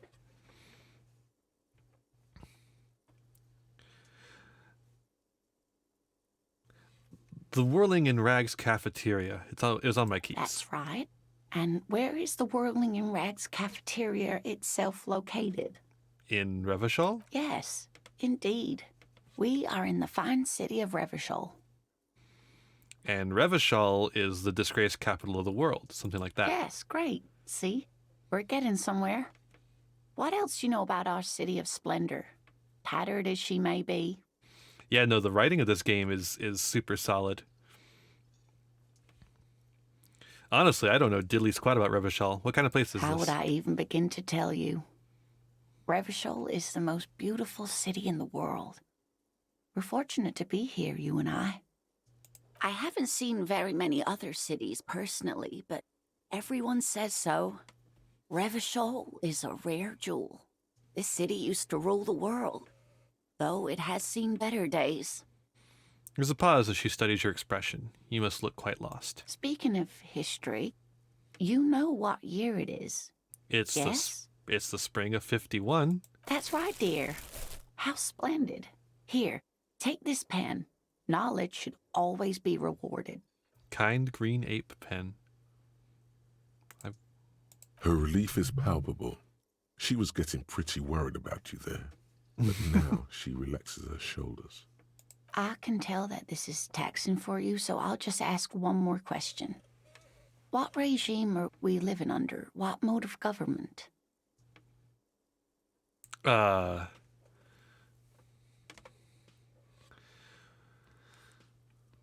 This one.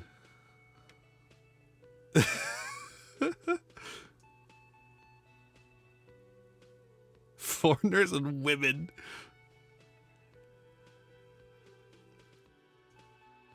I'd like to think it's a dictatorship of the proletariat, but something tells me it's not. Oh, sweetie. It's really not.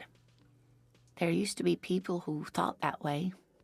Other people who wanted those things, but they all went extinct. Revachol is a zone of control led by an alliance of foreign powers called the Coalition. We have almost no government of our own, and certainly no dictatorship of the proletariat. Dictatorship of the proletariat. But they still have cops. If there's no government, how come there are cops? Oh dear. And you were doing so well. There aren't any cops in Revachol, not in the traditional sense. The status of law enforcement has been a complicated matter since the revolution. But we should stop for today, sweetie. You look like you need a break. Besides, I'm not the best person to explain the big things to anyone. She's scared now. She's realized you really are brain damaged. So, how did I do? You were doing quite well up until the end there. It does look like you're having trouble remembering things. History and places. Remembering reality in a word. It's very odd. A sigh. The lieutenant buries his nose in his notebook. But maybe a fresh set of eyes is what the world needs. And while I'm no doctor, such bouts of amnesia are often temporary, so I wouldn't worry too much. She means this sincerely. Worrying won't do you any good. What is the revolution you mentioned? A defeat, I'm afraid. The people of this archipelago tried to build something new, something different. The rest of the world didn't like it, so they came and ended it. This was 42 years ago. What does that have to do with there not being any cops? It has something to do with everything. I really don't know how to explain it better. I'm just a poor woman, she thinks. What do I know of these things? And how can I help you? Who could tell me more? Someone more educated in sweeping matters. Maybe you should ask. She turns to the lieutenant. No, I'm not an encyclopedia. I won't be a guide either. I'm a detective. Of course. Then I don't know.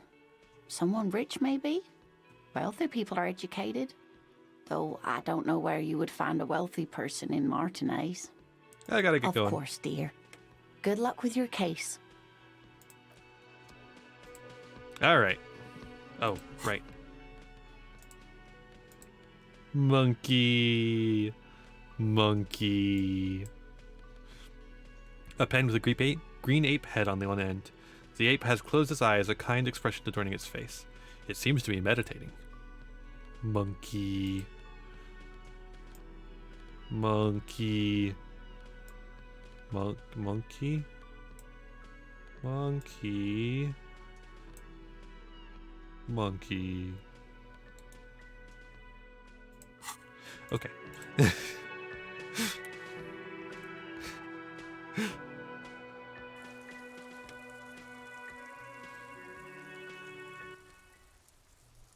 Do.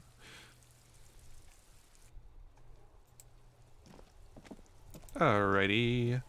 Ooh. Actually. They should let me hold all the items.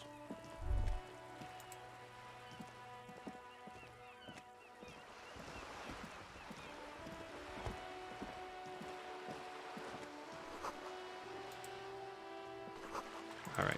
Let's go back over here because I had a purple thing around my head. John Kaus.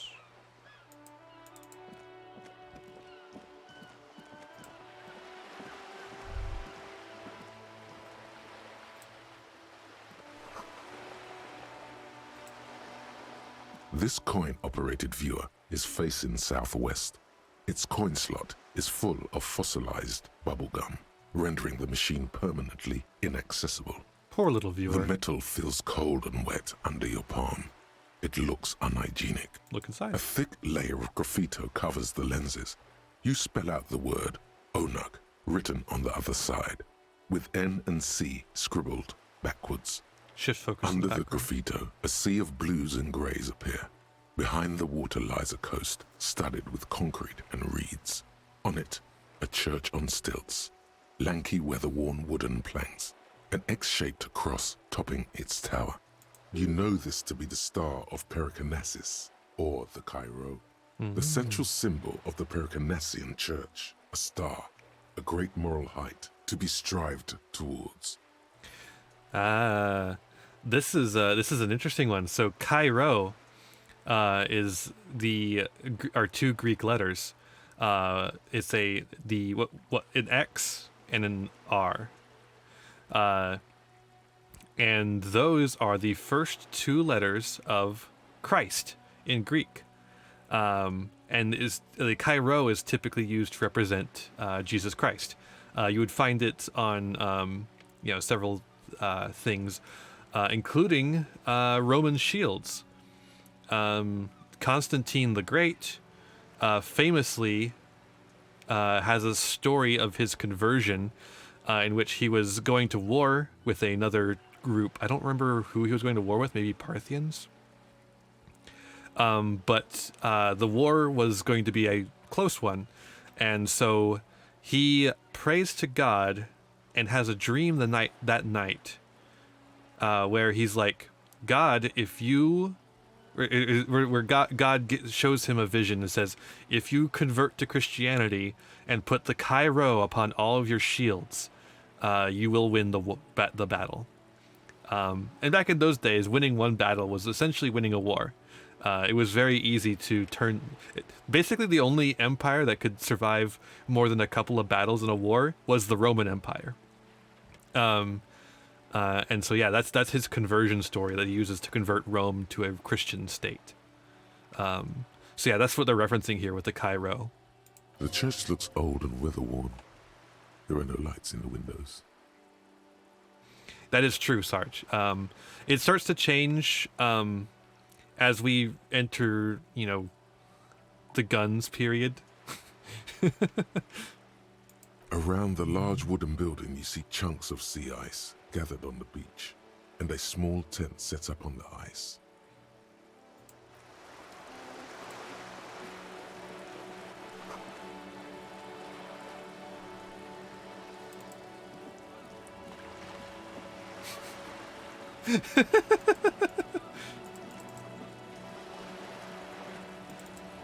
The 8-ball is so funny.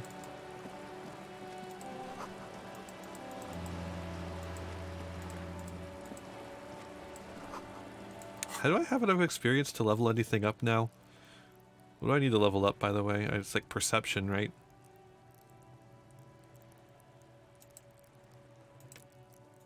No, I don't. We're close. We're close. We're getting there. We just need to interact with a few more things.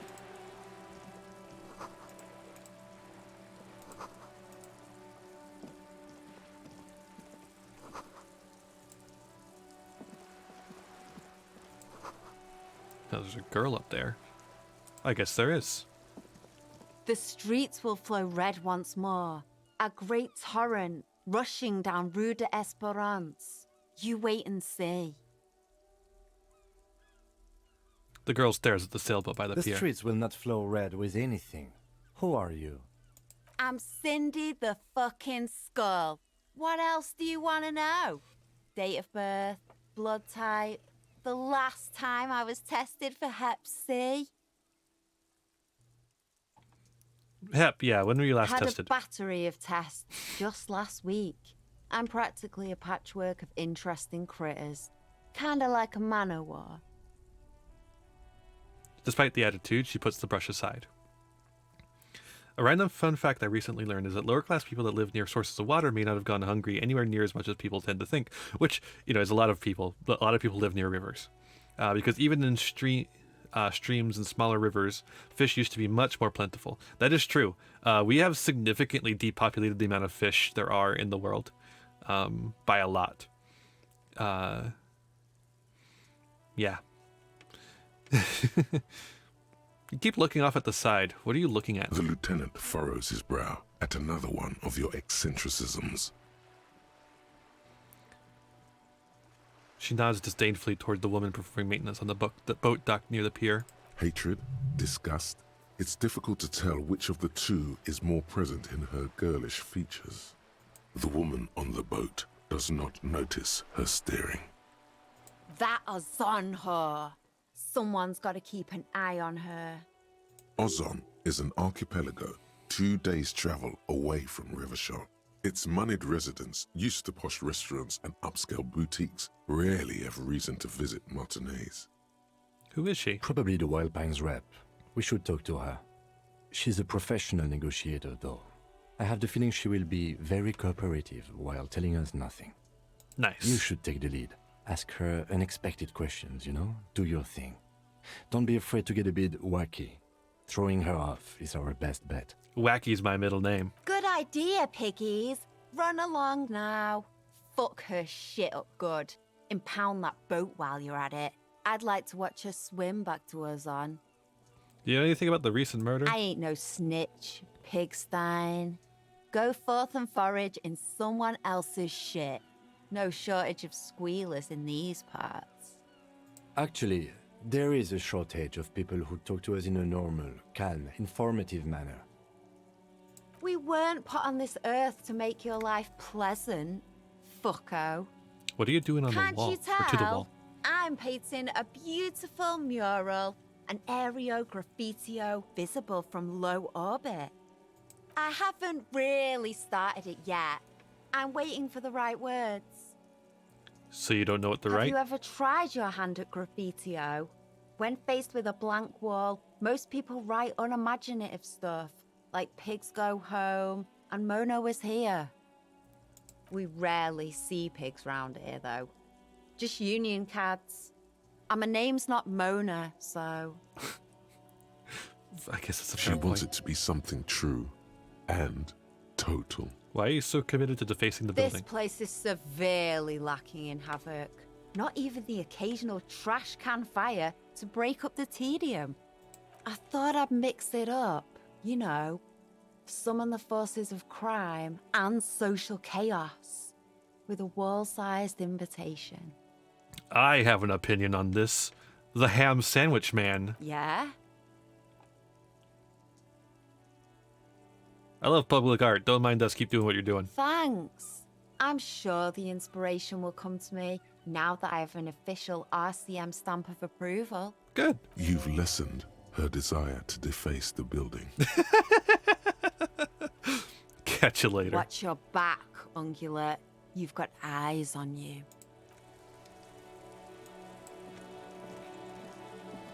Exactly.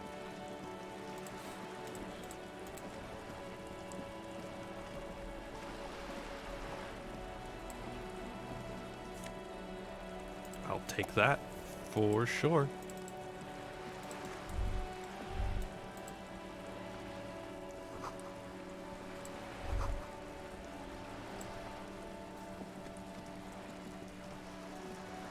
A striking woman leans against the cabin top of her sailing boat, smiling as you approach. Her green raincoat glistens with droplets. A silk scarf is tied around her throat. Good afternoon, officers. I'm Joyce. She extends her hand in greeting. Joyce L. Messier. I represent the board of Wild Pines, the owners of the harbour. You gentlemen must be from the RCM. She steps closer and holds out her hand over the railing. Joyce L? What does the L stand for? Peyton, my maiden name. Her bony hand dangles from the sleeve of her oversized raincoat. RCM? What is that? I'm a little foggy. I meant you, the Revachol Citizens Militia. The police. Well, it gave us away. Nothing, honestly. I've said it to every drunk in town, and you're the first one who's responded. What is implied here? That you're a drunk? She hasn't actually said it to every drunk in town. It was spoken in jest. Yeah, I'm not a drunk. I'm a police officer. Of course you're not. It was only a joke. I'll shake the I'm hand. glad to see you here. Her grip is tight, cold. She seems relieved. Like steel. There is strength there.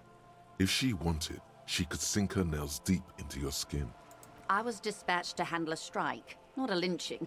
Anything I can do to assist the RCM in this matter, I will. Gladly. That is good to hear, madame. My colleague will take the lead on this interview. I should let you know that he is recovering from an unusual medical episode. Very unusual. But I can assure you of his ultimate competency. How interesting. I wish you a swift recovery. In the meanwhile, you have my full cooperation, and the full cooperation of the Wild Pines group. It's hard to get a read on her precise disposition, but she appears helpful. You're on a boat. Why, yes I am. She looks at the deck under her feet. Green and white sails flutter overhead. Not little people on boats, are there? Of course there are. We're on an archipelago. How else are you supposed to get around? Wait, we're on an archipelago? Yes, we are. We are on Le Caillou. Caillou? I thought we were on Revachol. We are. And the city of Revachol is on the island of Le Caillou. Yeah, still. I haven't seen anyone else sell a boat around here. I haven't seen anyone else drive a souped-up Capri Kenema motor carriage either. Actually, that motor carriage has been specially issued to serve as a patrol and pursuit vehicle. It's for crossing long distances in the greater Revachol industrial harbor.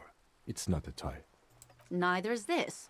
A toy, I mean. It's a machine for crossing long distances in the Bay of Revachol, between the city and the islands. She's having a good time arguing against the law. Too good, perhaps. Does she have a name? The boat? No. It is called Cordelati 19, because that's the type of sloop it is. The word it feels strange. Such a beautiful boat deserves a proper name. Cool, but your boat really needs a name. Okay. How about Cordeleche 19? Why? She taps on the side of the boat and makes a hollow sound. Because it was manufactured in Revachol East by a company called Cordeleche, and its hull is 19 paces long. How about the sleek fish? What? Because it's sleek and fish-like. I think I'll stick with the factory name. But thank you. Okay, but what kind of boat is It's it? a pleasure craft. A 19-pacer. It also happens to be rated for Category 1 racing. Though these days I mainly use it for business. How do you like it? My sloop? I like it a lot. It's the eel's hips, baby. Pardon? I'm enjoying this part of the interview. It has so little to do with the murder we're investigating.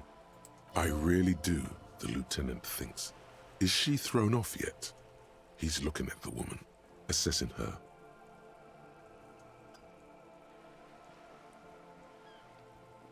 Do you have a license for this boat? Officer, I assure you, I'm a highly qualified pleasure craft operator. You got a license? The crowns of her teeth are porcelain, white as the boat's hull as she smiles.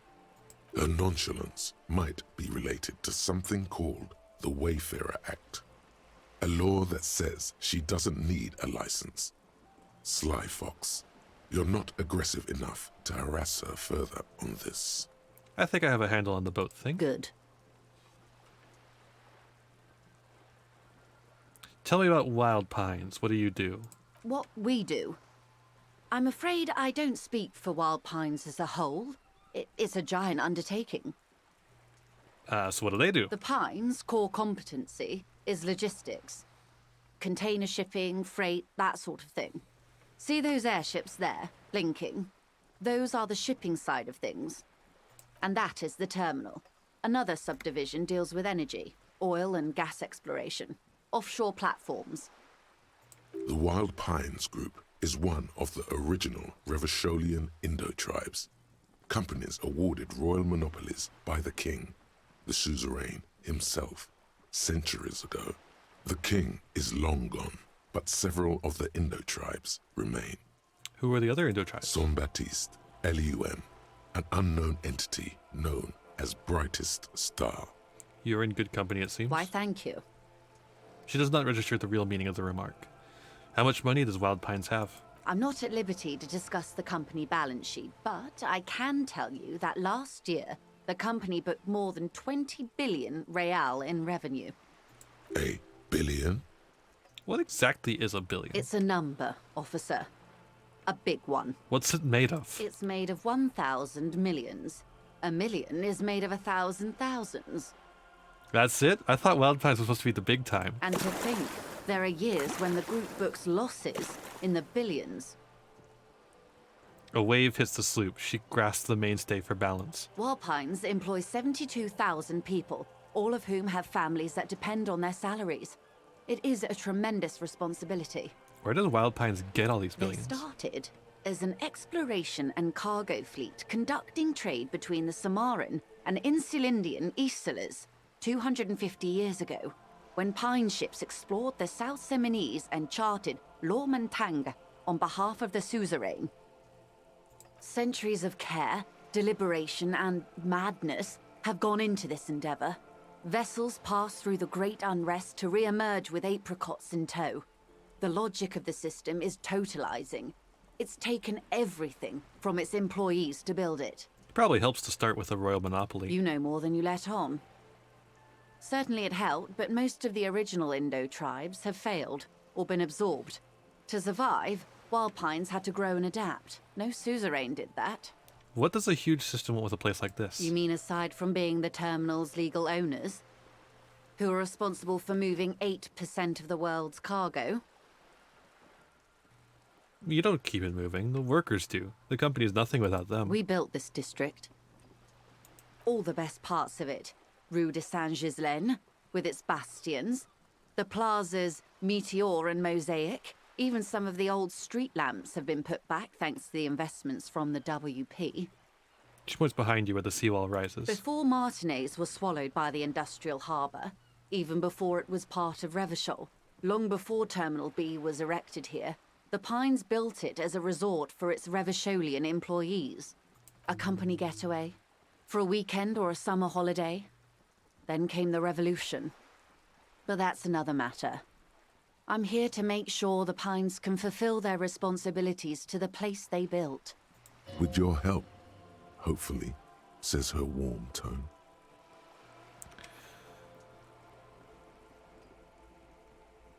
What can you tell me about this strike? Everything. Right up to, but not including, trade secrets. Wait. What if I want to hear about the trade secrets? First, you'd have to repeal the Emergencies Act of Trade and Aliments. That gives me the right to silence. It's quite the octopus. An octopus? I will Good slay luck it. is only kept in place by the vested interests of half the civilized world, including your own. What the ma'am means is that the Emergencies Act and the RCM both get their authority from the coalition government. But I am derailing us. You wanted to know about the strike. What is your role in this precisely? I believe the official title is Senior Labor Negotiator. In practice, I'm a grocery clerk. I relay the union's demands to Wild Pines and return with Wild Pines' counteroffer. And how are the talks going? They're not. That's the problem. The union stopped all negotiations a week ago, after that awful lynching took place. Now they won't even let me into the harbor. There's a 2-meter 20 racist behemoth blocking the gates. Oh, you mean Measurehead? Yes, Jean-Luc Measurehead. She leaned back and rolls her eyes. How were the talks going before the lynching? Let's say I was not making the kind of progress I'd hoped for when I first arrived. And when did you first arrive? I arrived 3 weeks ago. Yes, in the middle of February. The bay was still partially frozen then. I prefer to do these things on site, like the RCM. But the strike began in December. I wasn't the original negotiator here. I took over after Mr. Gaumont hit a wall with Mr. Clare, the union boss. Mr. Clare refused to speak with Gaumont despite concessions he'd granted the union in prior negotiations. Yeah, that is weird, Sarge. This isn't the first time the union has gone on strike. Heavens no. There have been 2 prior strikes. Both times the union won significant concessions, including overtime pay and a medical plan. This time their demands are more, I guess you could say, aggressive. What happened to this Gaumont? Mr. Clare told him to... how did he put it? She pauses to compose herself. Fuck off, midget. Gaumont is short of stature, you see. Cool. Yes. Extremely. Keep in mind, this is a negotiator Mr. Clare has worked with before, and who was more than fair with him and the union. Sounds like usual aggressive posturing. What are their demands? There are leaflets everywhere, and banners. What did they say again? Oh yes. Every worker, a member of the board. I like it. Then you might also like their other slogan. Demand democracy. Yeah, that's a good one. Personally, I don't think it has the same pizzazzo as every worker, a member of the board. What exactly do they mean by it, though? What's the demand? It's quite simple, you see. Every time the Wild Pines group makes a decision, about what? About anything really, it needs the signature of each of the 2,200 workers in its Martinez terminal. Just so you understand, this is but one of 22 terminals owned by Wild Pines. Essentially, not only are they kings of the company, they are also kings of the 72,000 employees of Wild Pines Group. The king is dead. Long live the workers. That may well be. It's not up to me to decide who is king, but as negotiations go, it's not a swell start. What are you going to do? I'm not sure. Naturally, I assume that was just their opening position, a hard-nosed tactic with a side of mockery. But there's been no follow-up, just the same nonsensical slogan repeated over and over again. This is, yeah. And now, people are getting lynched, I hear. Behind the whirling in rags. A disastrous situation if there ever was one. Excuse me, from whom did you hear about this lynching? Ooh, good question, Kim. Good question. I first heard it from the bowyer at the gates. The one whose very name advertises his aversion to work. I think he said it was, "Call me mañana." Would you say that this game is political? No, I would never play a political game on here. This checks out. The scabs at the gate, did you put them there? The scabs? You mean the huddled masses of Jamrock, come to plead for work where the Union refuses to? If they were organized by Wild Pines or its affiliates, then it would be a company secret. I could not share it with you. Not right now, at least. It's implied she's open to discussing this matter with you at a later occasion. Sorry if my face goes surprised when I go ooh. It recognizes that as the thing, and there's not much I could do about it. Tell me about this Union boss. Everard Clare is a man of the utmost integrity. If you can say one thing about him, it's that he always puts the interests of the workers first.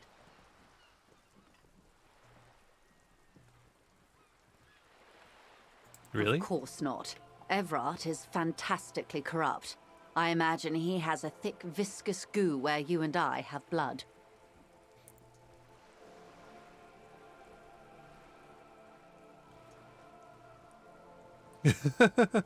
That's okay, Mecha Mecha.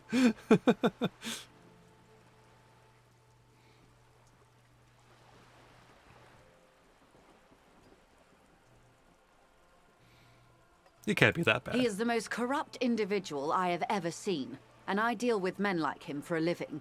If there is anyone more venal, more irredeemably nepotistic, then it's his twin brother, Edgar. Wait, there's two of them? Yes. Edgar looks exactly like his brother, except for that lazy eye. He also talks exactly like Everard does, and when one's term as foreman is up, the other takes over. It's how they circumvent the term limits, you see, with a funny little switcheroo. While in office, they've embezzled God knows how much of their workers' dues. What about the Union itself outside of the Brothers Clare? The Débardeurs Union was once a perfectly normal institution. 20 years ago, anyway. It must not have been easy to establish under the Emergency Act, but they did it. I can respect that. Organised labour at its best, as they say. Then something happened in the local chapter elections. The Brothers Clare came and transformed it into a...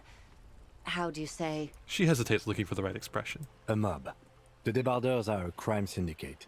Sad as it may be, I suspect we'll be forced to cooperate with them. Refreshingly honest, officer. The company has tried appeasing in the past, but I'm afraid our concessions have only emboldened Everard and his brother. She turns to you. And your opinion, detective, if I may ask? I'm a curious and talkative person, you see. Would you say the Débardeurs Union is...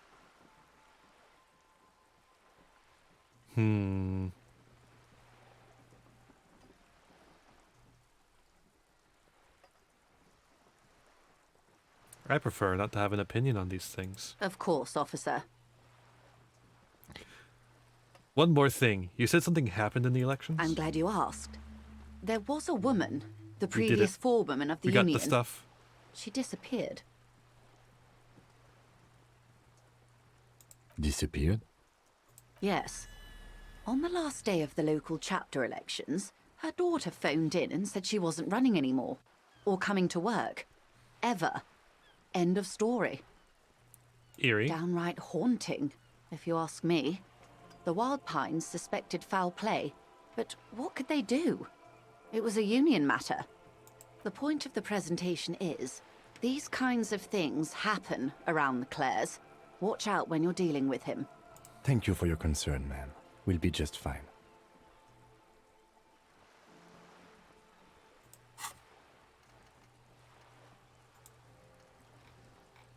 Okay, so that's problem.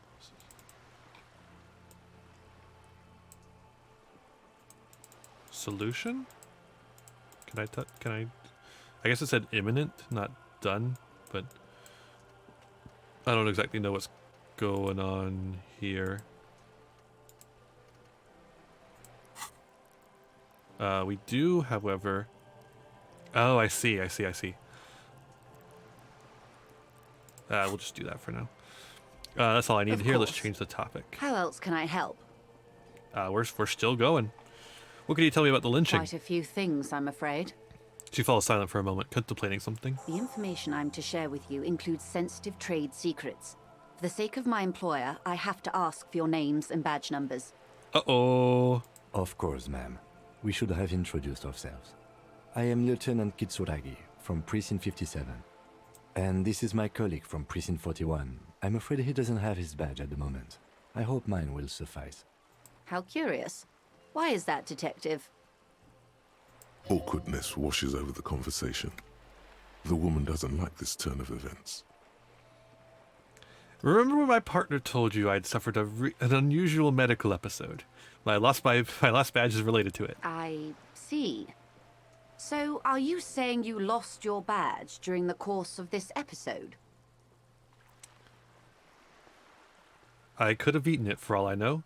I don't remember anything. This world, this city, nothing. Oh dear. I suppose this does explain some of the more curious turns in our conversation. As I said, ma'am, his technique may be very unconventional, but he is an officer of the RCM. Of course, I sympathize, but I'm afraid I simply can't share anything more until I've seen that badge. Hang on. She's a professional negotiator. She should be open to some sort of mutually beneficial arrangement. What kind of arrangement would it be? I mean, favors for favors. A dirty alliance of some sort. Easy. Just offer her a favor. Like I said, nice and dirty. Surely there's some other way to demonstrate our law enforcement credentials. I will be frank with you.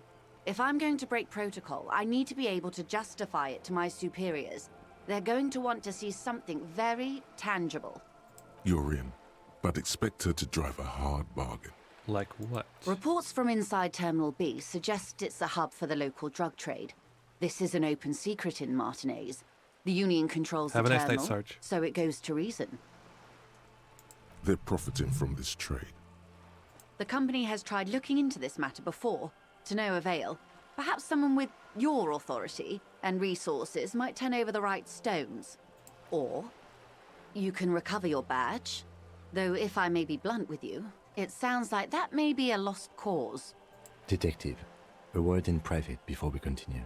Excuse us for a moment, madam. Hey. Psst. Look around. Psst. Hey, you. Who, me? Yes, you. Word on the street is you're ready to start building communism again. How come there's word on the street? You keep saying things like, down with the bourgeoisie, eat the rich, sodomize the landowners, impale all people who have more than 25 real in their pocket, literally murder all human beings regardless of their political beliefs. That kind of stuff. All right, that sounds like funky style. Very funky. Very funky. So tell me, do you have any questions before we fire up the big communism builder? Or do we get right down to it? Wait, first, what's this communism even about? Failure. It's about failure. Failure? Yes. Abject failure. Total, irreversible defeat on all fronts. Absolutely vanquished. Beaten. Curb-stomped and pissed on. Until you came along. You will reverse the fortune of the workers of the world. You alone, against every living thing, against every human alive. 800 trillion real in the hands of an impossibly well-organized ruling class. Towering city blocks of bankmen who have the ears of prime ministers. Million-headed armies of nations and the love of your own mother. You against the atom, the charm and the spin, where the whole world failed. Matter failed to bend to human will. Human will failed to get out of bed and tie its laces. You alone, single-handedly, will rebuild the dreams of the working class. You are the last communist. Now get to work, comrade. Fuck yeah. Oh yeah. Get the firing squads and the animal wagons ready. Wait, what? Firing squads? You didn't say anything about those. Too late to back out now. You can't make an omelette without breaking a few million eggs. Roll up the sleeves.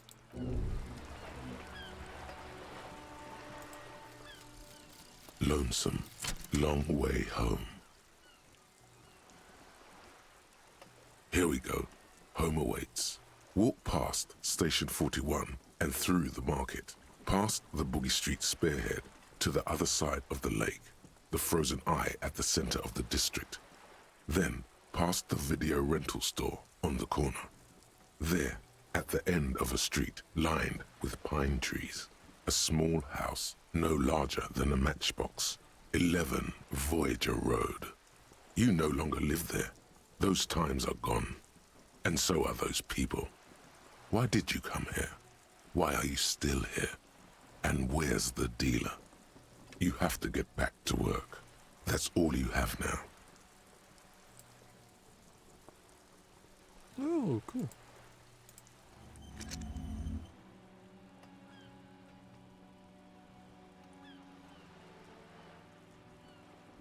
Oh.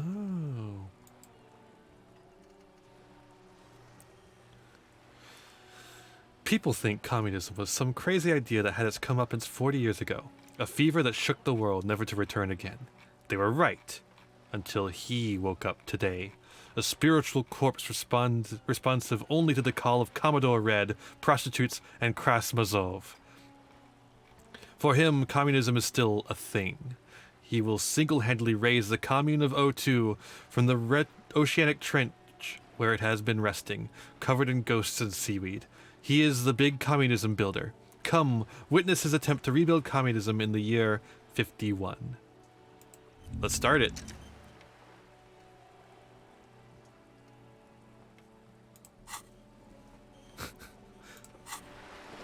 All right, now Kim wants to talk. This is not going quite as I hoped it would, Detective.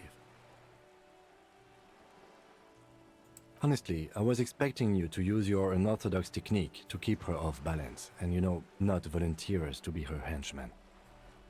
Oh, so we're henchmen now. This woman is running circles around us. She might have known about your misplaced badge all along, or she's simply an adept improviser. Either way, we've played straight into her hands. He doesn't let it show, but there is a limit to how much the consequences of your unprofessional behavior can cost the investigation.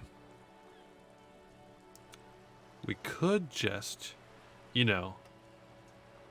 find my badge. Oh, that would be fantastic, but do we have the time? The world is large and your badge is 8 by 6 centimeters. True. You could request a new one from your station, but that would literally take months. I'm sorry for putting us in this situation. I'm sure you will, Detective. So you propose that we don't investigate the drug trafficking? No. If there is reasonable suspicion, we must investigate. Otherwise, she could claim we are siding with the Union, or that we are on their take. We'd never hear the end of it. What I propose is, we ask her, then we investigate, briefly. But do not share the outcome of this investigation with her. We tell her it's done, and demand for her information on the lynching. Let's get back to her then. You're back. Good. What can I help you with?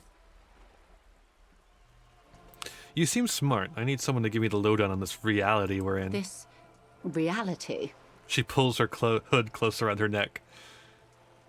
It's related to that medical episode. I have trouble remembering even the most basic terms of reality. Ah, yes.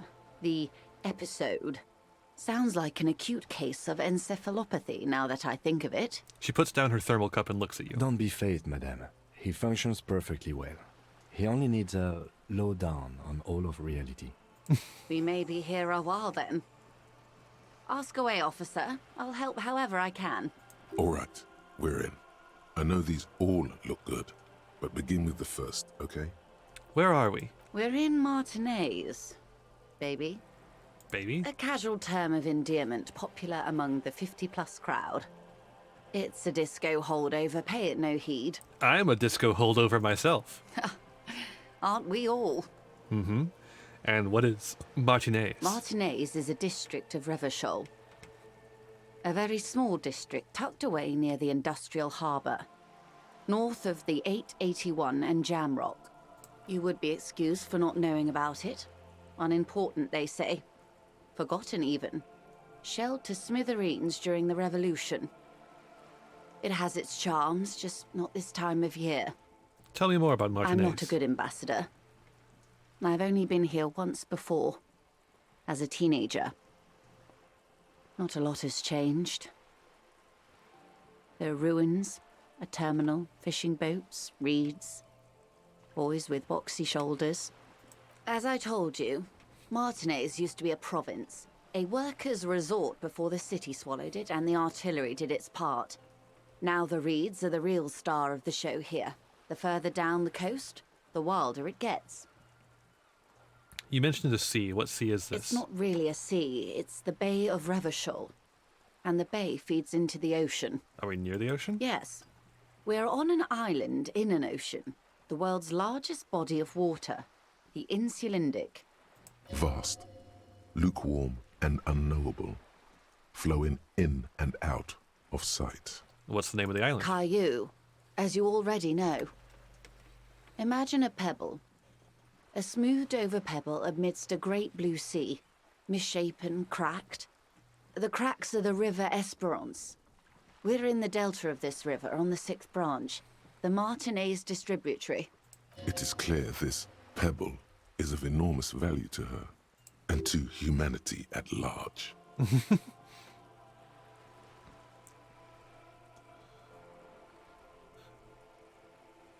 Okay, that's Martinez. What's Revachol? Revachol? Revachol is what you call a city. What kind of city is Revachol? Great kind. As if it's self-explanatory, beyond patriotism, a fact. What makes Revachol great? History, detective. They built this city to resolve history. Our part in it, at least. Our centuries. Okay, who built the city? The nations of the Occident, or migrant workers from Seminine and Ile Marat, depending on your creed. When was Revachol built? In the DeLorean century.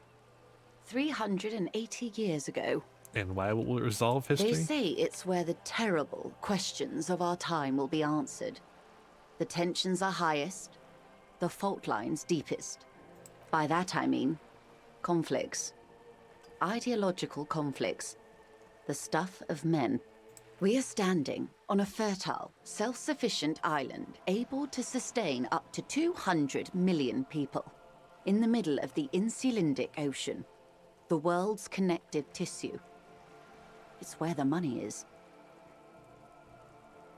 So we're in an unimportant part of an important place. I think it's fair to say so. Martinez is about She points across the water where the skyscrapers rise. 22 kilometers from the center of the world. That soldering iron is the bank of the world building. The bottom floors are Insiacom. Coalition government, Insulindian Mission Command. Silence. Look, she lowers her hand. The water, the light. It's as though you're seeing it for the first time. There is no recognition, only the immensity of the sea and the cold radiating from it. Where are we? We are where we are. I have no truer answer to give, unfortunately. She watches you closely as you scan the horizon. This is one thought you need to complete. Where are you? Was there something else you wanted to know? I remember something about a lowdown. This has been informative. Thank you, ma'am. I'm sure my memory-impaired partner has many more questions to ask, about even more fundamental aspects of reality. Might I suggest not asking them all right now? Ma'am, Messier will be here later too, and tomorrow. Isn't that true, ma'am? Absolutely. My commitment here is long-term. But won't I be lazy if I don't do it all now? Oh, of course not. You are already diligent for getting this far, and diligent boys remember where they left off. Thanks, Indeed. Kim. I'm always at your service. What are you? What I am not is a basic term of reality. Everyone wants to talk about themselves. She will, in time. What's an acute encephalopathy? It's a neurological disorder caused by a lack of vitamin B in the brain. Symptoms include a retrograde amnesia. It's quite serious. You should get yourself checked out. She conveys it in short, cold bursts, trying not to invest too deeply in the condition of this doomed detective. Oh boy. In case he goes down later, souring the entire portfolio. I know you've got a lot riding on me. I won't let you down. It's not just me, Detective. All of Martinez has placed its chips on your success. I pray we've all bet wisely. What causes encephalopathy? Well, It's either bariatric surgery or long-term alcohol use. Oh, that's probably from the surgery That then. seems unlikely. Yes, and perform autoerotic asphyxiation on yourself with your funny necktie out in the open somewhere. Thanks, necktie. What times are these? These are unimportant times, Detective. You and I were born after the dust had settled. 1,000th of a second too late. Too late for what? For the big time. What's the big time? The revolution. Ha! And what is this revolution I keep hearing about? It's quite easy. Every 100 years or so, our species gets together to decide what's next, who gets shot in the head, and who gets the mineral rights. It's a real kerfuffle. Would you say it was a bunch of apes duking it out? Why, of course. We're talking Duke Out Central. Full swing intraspecies warfare. And the apes were the evil? No. I would say the apes were neutral. That sounds like evil to On me. the other hand, maybe you're right. Who got shot in the head? Those would be the communists. Generally speaking, 40 million people got shot in the head during the World Revolution. But the communists, they all got shot in the head. She's not gloating. It's a relieved celebration. Oh, and the anarchists too. They shot them well. So well, one forgets they even existed. Oh, poor anarchists. Did the communists and the anarchists shoot back? Did they ever? Before they got shot themselves, they shot 2 million people. Sounds like they should have shot more people in the head then. This does not represent the official RCM opinion. Thanks, Kim.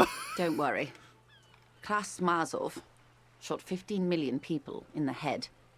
But that was all the way over in Grad. Anyone else get shot in the head on the opposing side? Draw your last pathetic card so I can end this, Yugi. Or thrown beneath a horse. Or drowned. Accounts differ. It was unceremonious. Just as well, he wasn't actually the king. Just the king's nephew. Thank you for the follow, she who is jelly. The real king abdicated and lived out a long and productive life as a venture capitalist in Grad.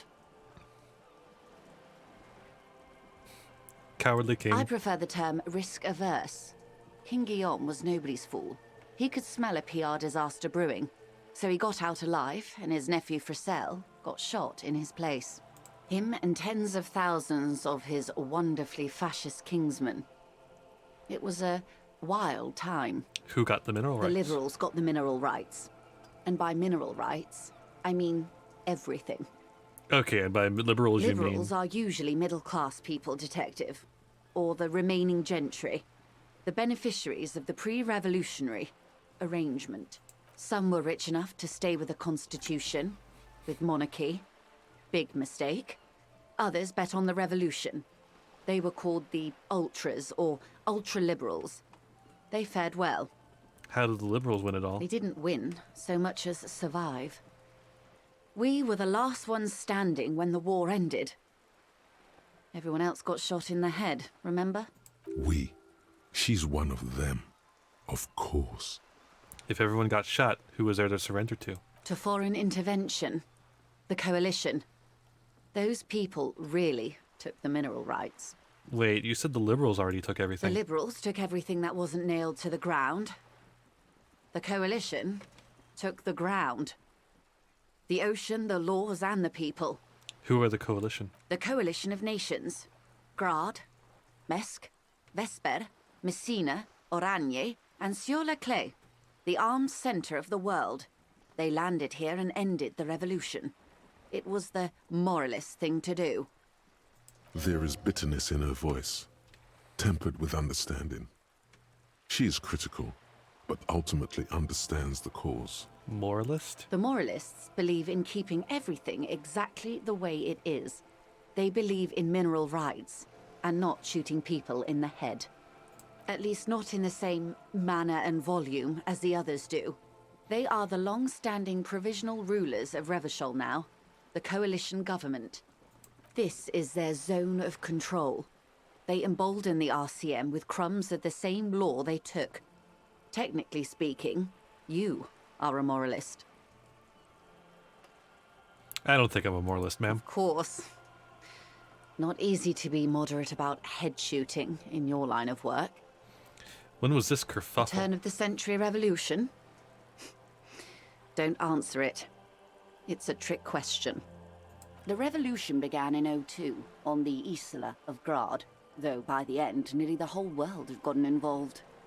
It wasn't a who, but a what.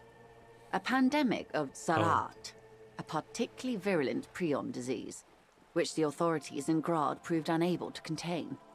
Then Mazov came along and overthrew the government. A pandemic that the government didn't contain very well, huh?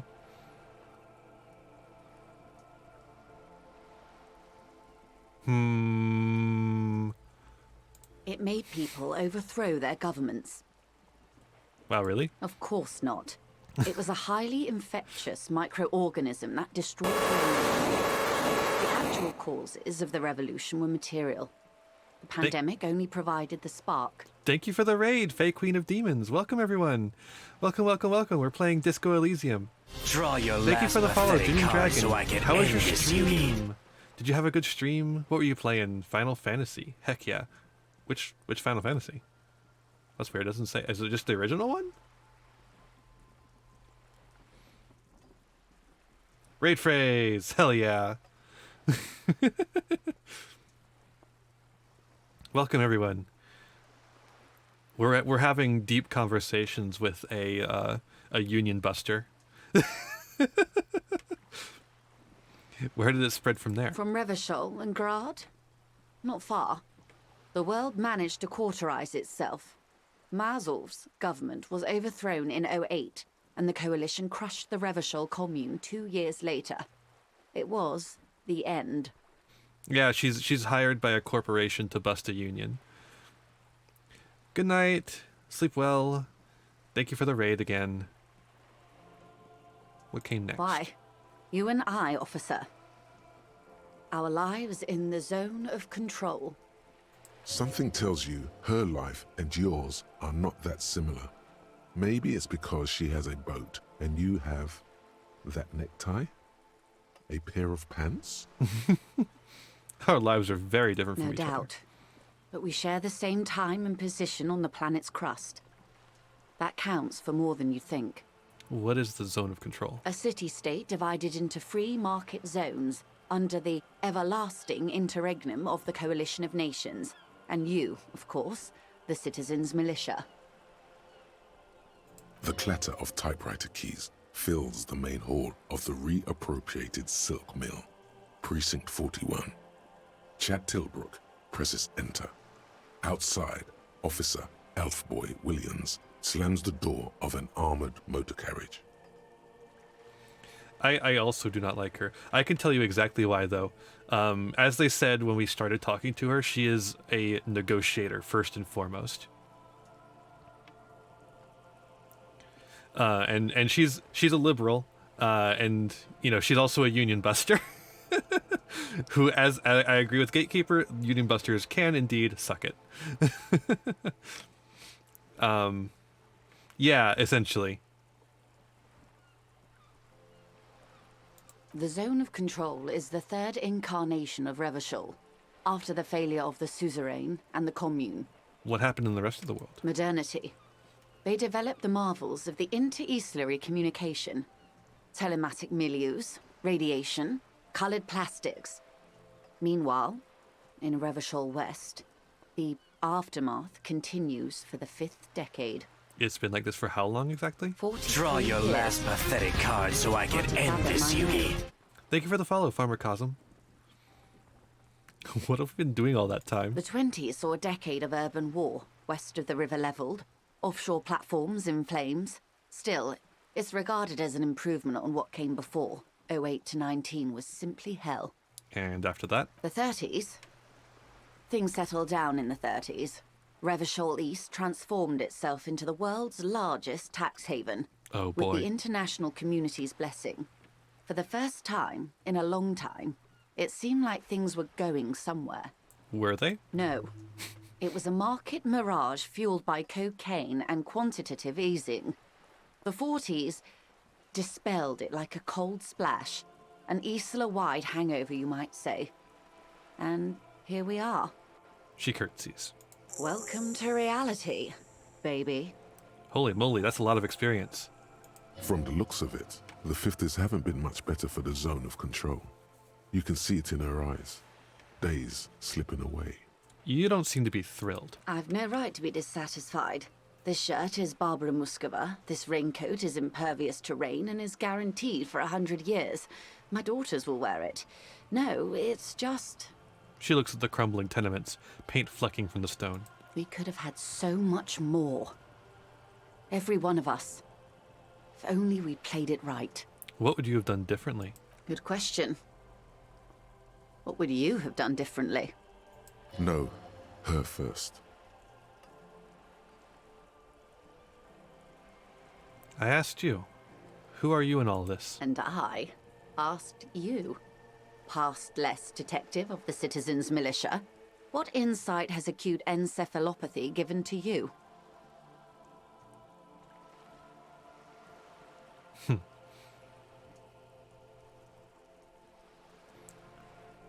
Oh, Vritra, get ready to experience a lot of Ghost Ogre and Snow Rabbit. Ghost Ogre and Snow Rabbit is an older hand trap, but it's really good in the current TCG format. It is going to ruin your day when you're trying to play Brave Token. But that's what you get for trying to play Brave Token. I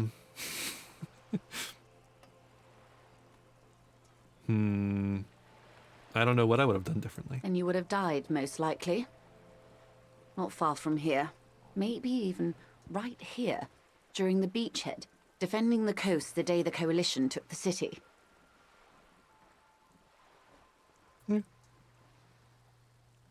Happily. Good. Not that it would have mattered. In the end, the Commune forced everyone to the barricades.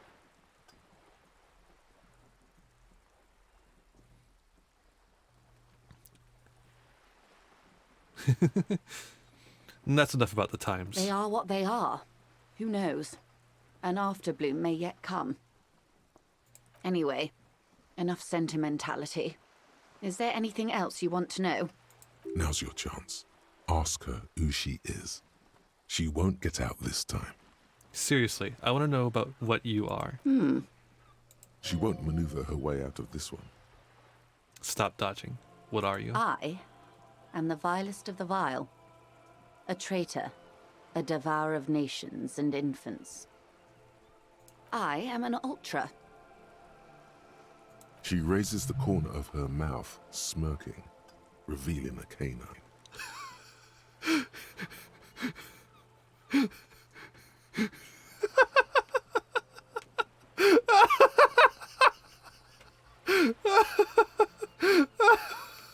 Dios mío! A liberal! I am the nether creature of the Forbidden Swamp. I pushed the king under a shit wagon and betrayed the revolution. My kind surrendered the nation to financial colonists. I can see you thought we'd gone extinct. After all, no sane person identifies as an ultra-liberal anymore. Not in broad daylight. You're a man of the left, no? Tell me, now that I've uncoiled myself, are you repulsed? In her green eyes, you see a mixture of truth and self-satire. Decades of guilt and pride. Forgive her. But only because you like pearlescent teeth and those light green eyes.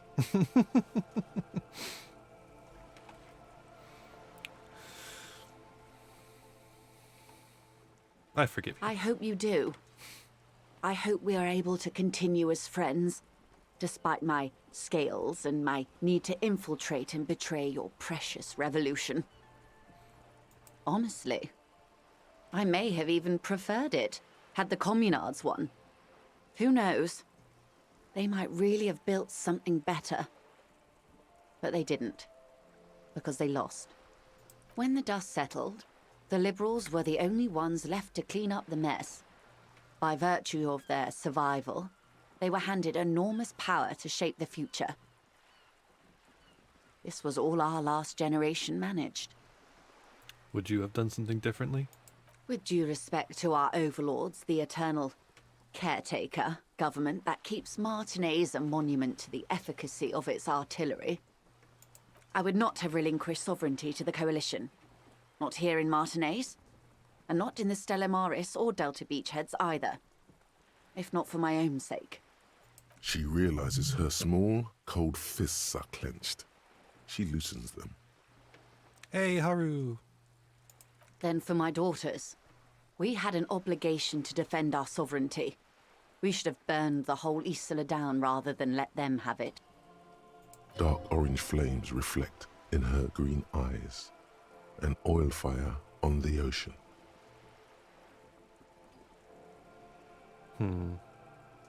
You're a smart woman. Perhaps. My intellectual vanity will be my undoing. You're a patriot? Yes. I suppose I am.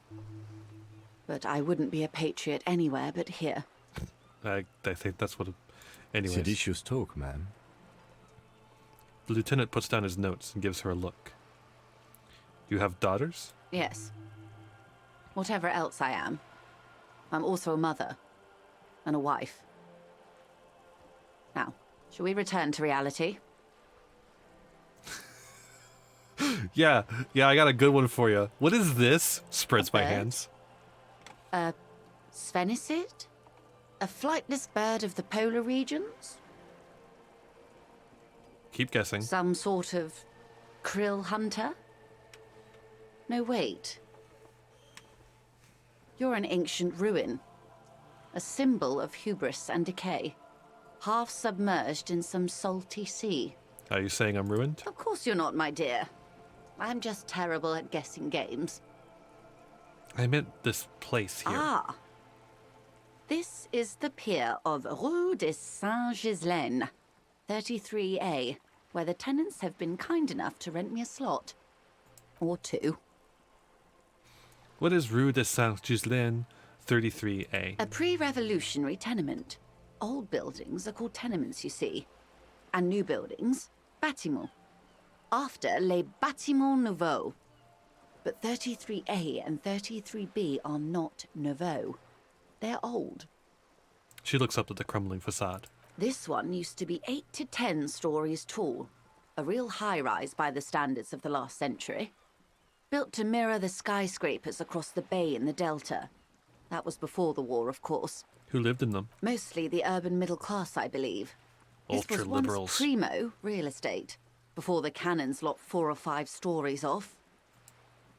Splat, splat. From a dilapidated balcony, Cindy the Skull gives Joyce the Evil Eye her red paintbrush held to her throat. Wonderful.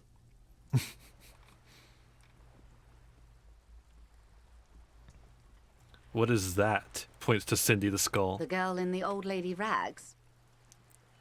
Yes. Looks like a sullen and rebellious member of a teen infraculture. Infraculture? Yes. You and I belong to the supraculture. We're common, the herd. The music on the radio, the food in the chain restaurant, those are all too popular for the girl in the old lady rags. You mean the subculture? She prefers a fantasy world, an infraculture with its own dress code and vernacular. It is an illusion, I'm afraid. There is no refuge from the supraculture. Okay, now explain the same thing, but to a child. Young people who dye their hair funny colors and wear old people's clothes are stupid, and their little rebellion is self-defeating. Water. All right. What next? Okay, so these are like really hard to do, but I'm gonna try them anyways. Especially this one. 6 kilometers southwest, in the Valley of Dogs, Junior Officer Chad Tilbrook takes aim at a rabid black dog licking its wounds in the grass. To his left, his partner, Emil Mullins, whispers, "You heard what happened to Tequila Sunset in Martinez?" "Yes, he lost his mind," Tilbrook answers, fingers on the trigger. "Don't worry, Emil." He pulls it out slowly. Slowly now. He'll find it again. We always do. What am I? You? You're an officer of the RCM. This abbreviation, what does it stand for? It stands for Revachol Citizens Militia. Good, and what is the Revachol Citizens Militia? Nothing more nor less than the de facto law enforcement body of post-revolutionary Revachol, Detective. Yes, we are the Revachol Citizens Militia. You said de facto. Yes, that means not de jure. The RCM acts in what is poetically called the twilight of international law, both at the behest of the coalition government and to its chagrin. What do you mean? The RCM's responsibilities are defined by the Emergency, Wayfarer and Aliments Acts, 3 pieces of legislation keeping the city in a, let's be honest, laissez-faire stasis to the benefit of foreign capital. All 3 are good to know when we are out policing.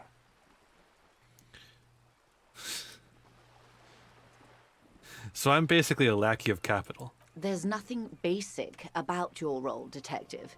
It's true that the RCM keeps everything the way our seemingly permanent, provisional rulers like it. She leans in. Yet, on the other hand, I know these people. I deal with them daily.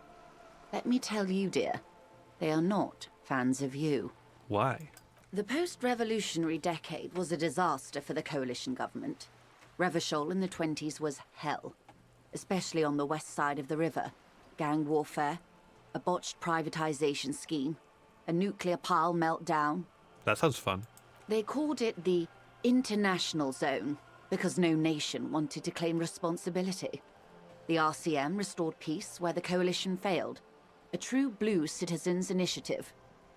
They will never forgive you. That's somewhat of an exaggeration. In reality, ours is a mutually beneficial arrangement. Revacholians get to keep the peace in Revachol, and the coalition doesn't have to worry about it. Anyway, sorry to intrude. Please continue.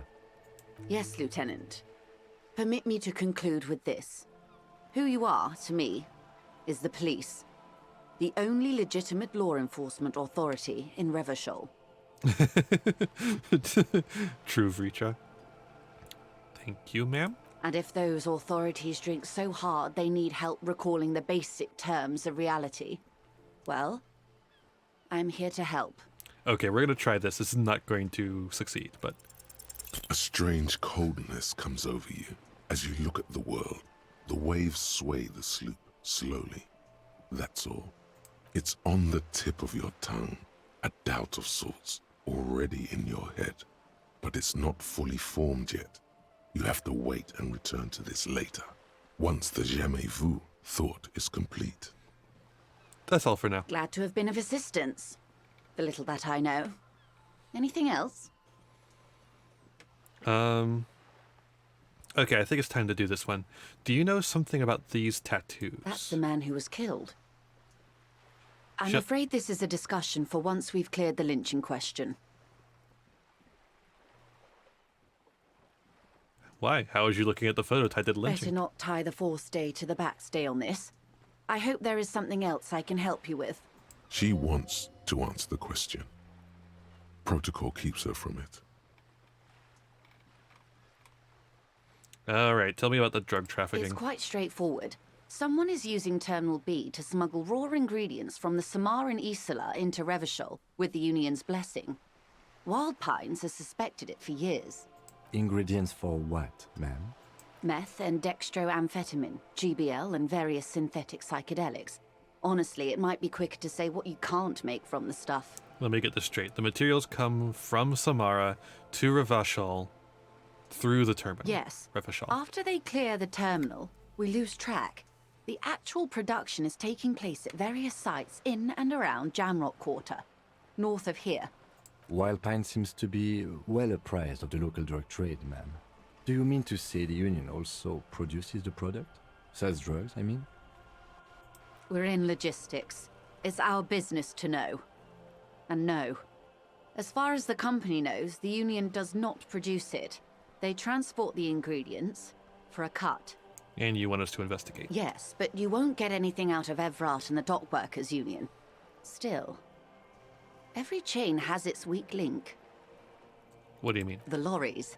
Someone needs to move the ingredients from the harbour into the Oh, city. not the lorry. I Once don't they want to reach talk to the Jamrock, lorry guy. they're distributed to a network of local manufacturers well beyond our grasp. But in transit, they are vulnerable. Hello. Perhaps you've noticed that a number of lorries are tangled in a traffic jam at the roundabout just now. Interview the drivers who are still hanging about. One of them might be waiting for a crucial shipment. She gives you a knowing look. I'll be explicit. If you find this driver, I will share company secrets with you. Why didn't you come to the RCM earlier? We did, on more than one occasion. Apparently, there's some sort of inter-precinct disagreement about whose jurisdiction this area falls under. We know the company has launched its own probe into the union's alleged involvement. We also know it's come up empty. It's not just the RCM. No one's been able to find any hard evidence. Well, here's your chance, officers.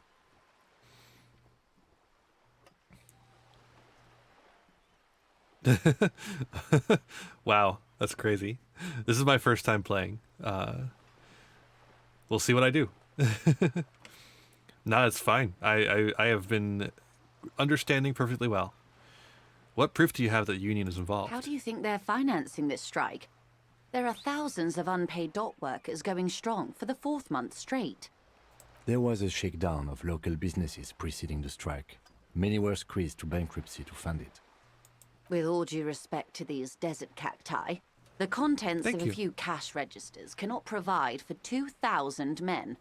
The local businesses can scarcely provide for themselves. So you think the strike is being funded with source ingredients for drugs? Precisely. Smuggled out of that very gate at night, most likely, then loaded onto lorries and driven to Jamrock. You simply need to find one driver who will open up to you. It sounds like she tried looking into it herself, but she's clearly not the type your typical lorryman would confide in. We chose the empathy skill as our our specialty. And here's our stats. You can also see my character sheet. At least you should be able to see my character sheet in the overlay. Assuming it's working. I don't know if it's working or not. I turned it on, but we'll see.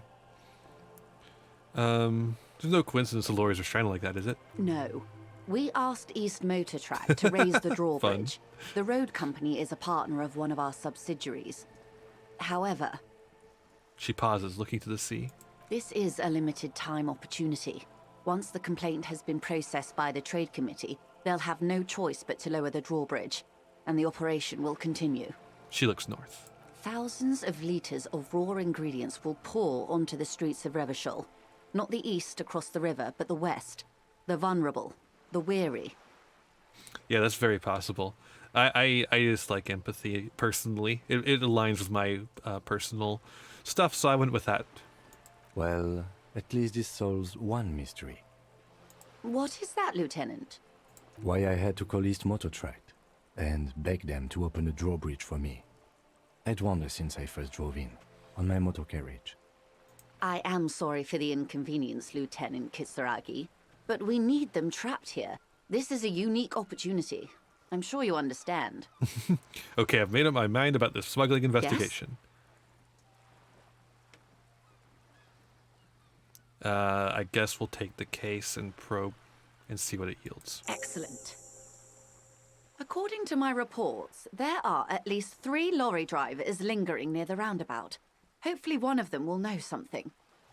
Yeah, It may me come too. to nothing, or it may just blow the case wide open.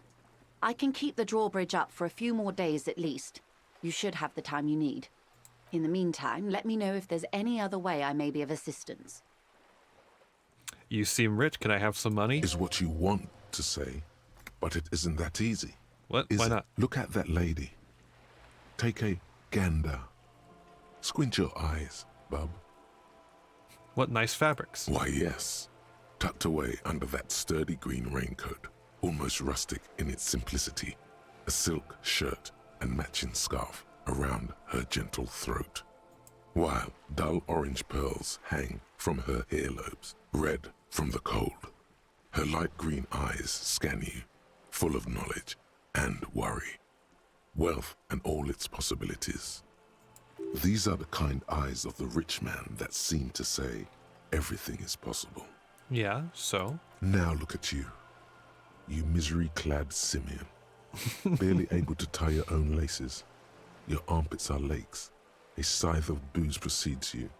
Your hair sticks to your forehead and your underwear feels uncomfortable. You're poor. Poor as balls. You can't ask this person for money. You're too... I'm a goddamn working man. I'm not ashamed to shake this leech for some dough. You think your little communism protects you from this feeling? No. The more demeaning it is to grovel at her feet. Oh God, thank you, Bachu. 2 in a row. Oh God, the lieutenant is here too. Do not dishonor the force. Oh my God. As I was saying, if there's any way I may be of assistance, please don't hesitate to ask.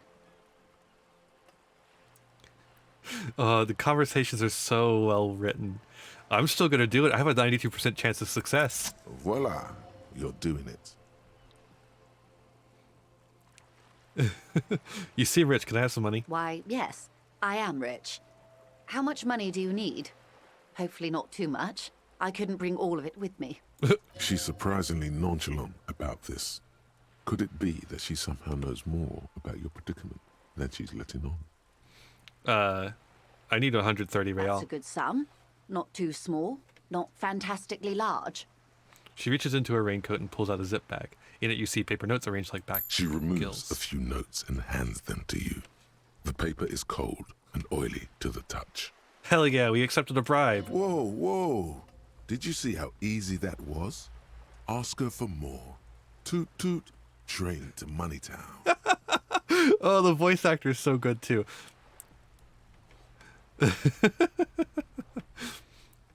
Nay, 'twould be dishonorable, and mine honor is my life. Can you eat honor?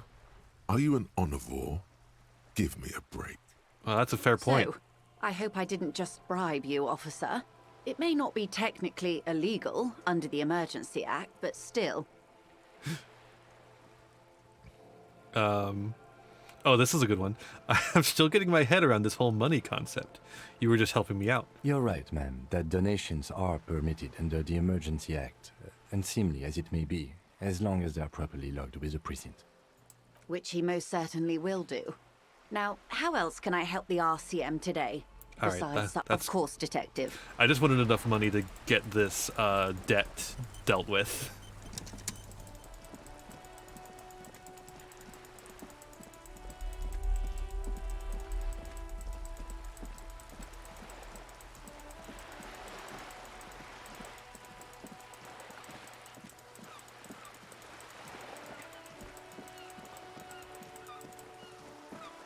Oh, hey. Who are you? Oh. You're nothing. You're a nobody.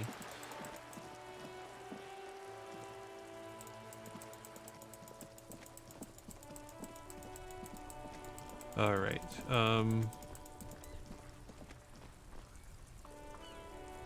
I guess we'll go inside.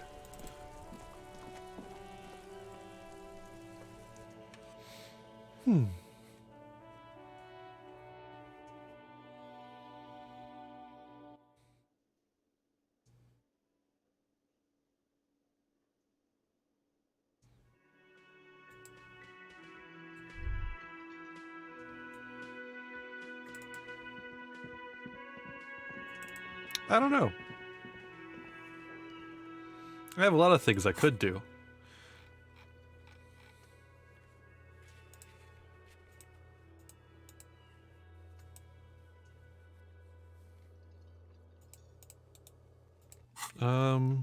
Let's see here.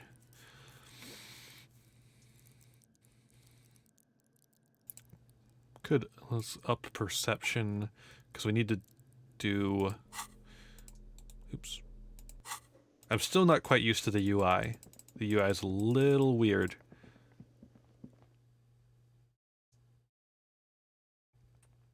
How many what now?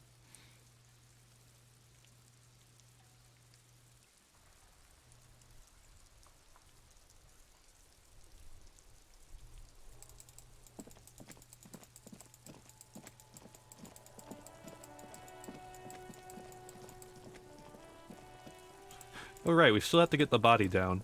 That's one thing. An inconspicuous pile of the roofing material, Eternite. Oh, this is literally my first time playing. This is my first run ever. Come on, come on. Because it's nice Damn and it. orderly.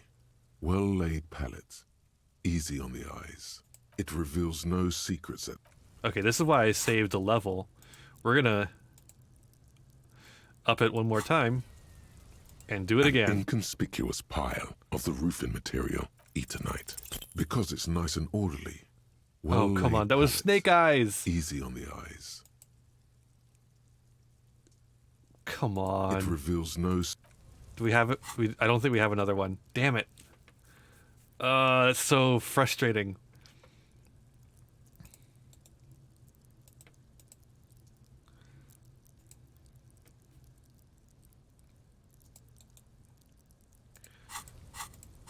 Okay. So we still can't get the body down. I don't want to talk to that kid anymore. I'll talk to the kid when I have a reason to talk to the kid.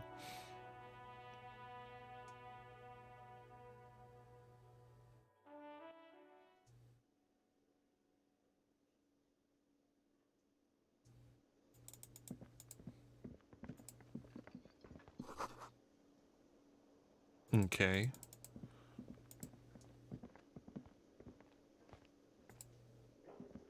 Can I help you?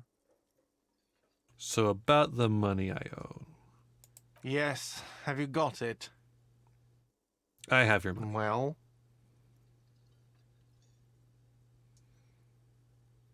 Here it is. Sorry for the trouble. Great. Thank you, officer. That's all I wanted. Payment for services rendered. He's not sorry about his behavior for your sake. Now that you have money, he really wants to make sure you're not angry with him. Why does he have gloves? Because I put the gloves on and never took them off. Apparently they give you a stat boost. It's good you paid before 9 p.m., or your door would have been locked electronically. He taps his foot against the metal box installed in the back of the bar counter. Please pay for each night in advance starting tomorrow. 20 real per night. I'll take a room here too. He opens his wallet. Of course. Always happy to have officers from the RCM as guests. Anything else I can do for you? Goodbye. Okay, so that's dealt with. Now we have a stat point. I saw that. So we can try it one more time. We're gonna have the best perception in the game. Hopefully we don't roll Snake Eyes. Do we have to level up perception specifically? I feel like we do, but I really wish I could level up something else.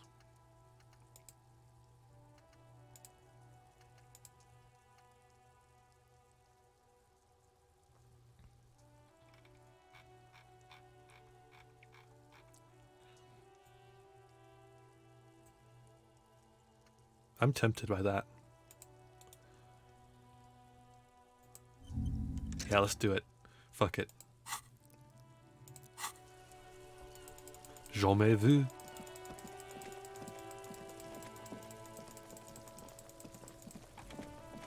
Oh god, it is 3 a.m. Welcome to 3 a.m. I'm gonna do my tweet live on the air. Just like usual. If you want to see this tweet, go to my Twitter, which is linked in my About page. Welcome to 3 a.m. live. There we go. All right. We're going to try and do this. Come on. Come on. An inconspicuous pile of the roofing material, Eternite. Because it's nice and orderly. Well-laid pallets. Easy on the eyes. How?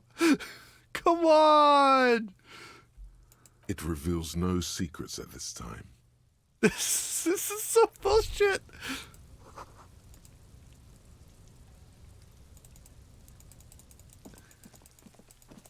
Come the fuck on. I just want to go around. I don't want to have to... I don't want to have to talk to Measurehead anymore. Or that guy. Is he still yelling around out here? Been out here all day, dude.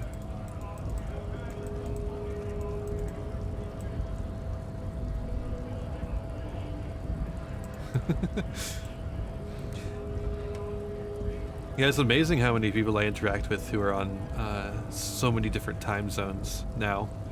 I never used to interact with this many people on different time zones before, but and here I am.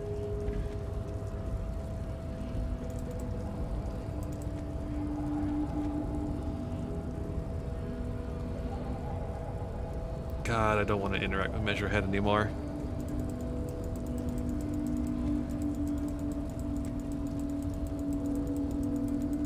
True. It's a funny hee hee ho ho place.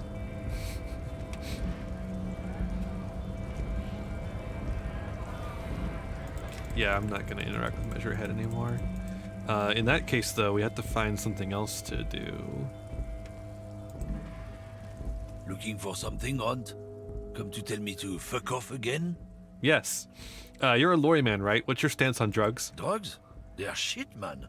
I don't let anything pollute my body. He takes a long drag on his cigarette. You know where that shit comes from?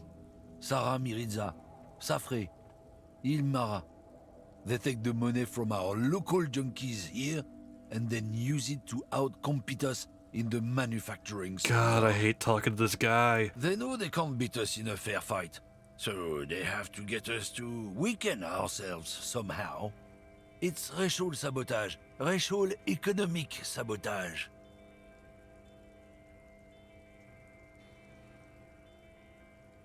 So I take it you're not smuggling drugs out of Martinet. Not in, not out. I'll never betray the purity of my tribe. So you're telling us that you don't know anything about drug smuggling through Terminal B? I don't know shit. And if I did, I wouldn't tell you. So why are you still hanging around here? Most of the other lorry men have left. What do you think? I can't leave the lorry unguarded. Stuff's been getting looted lately. It's those little kips sneaking around at night. If they touch my stuff, the bosses will be on my ass like ass cancer. There was a bunch of spilled boxes in the back of a big lorry nearby. I did see one lorry with the trailer doors open on my way here. Do you know what happened? Yeah, I knew that guy.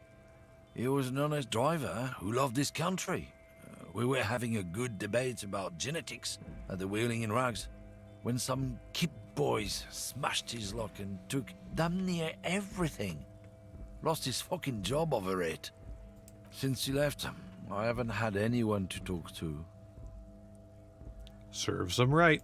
It's a fucking travesty, is what it is. If not you, then who's running drugs through Terminal B? Isn't it obvious? Fucking Sealang, that beady-eyed South Samaran. His little side business is a scam. I wouldn't be surprised if he was peddling drugs as well. Who's that? He's a Samaran guy who likes to pretend he's some kind of businessman. Really, he's just selling his employer stuff. Stuff he stole after he broke the seals on his Humanox lorry. I would if I could. I would if I could. Just follow the smell. It smells like apricot and oil when you're nearby. The lorry man lets out a raspy croak at his own sense of humor. Yes, yes. Where is he? Looks like I offended your partner there. Too bad. Sealang's usually a little bit south of here, near the canal. You can't miss him. Just watch yourselves. His tribe are natural liars. It's in their blood. He's your man, all right? 100%. I wouldn't be so sure about it. Not until we've heard what Sealang himself has to say. Guess we need to pay Sealang a visit then. Guess so. We're done for now. Ugh, I hate talking to that guy. South. I think we literally haven't even been south, so this is as good a time as any to go south.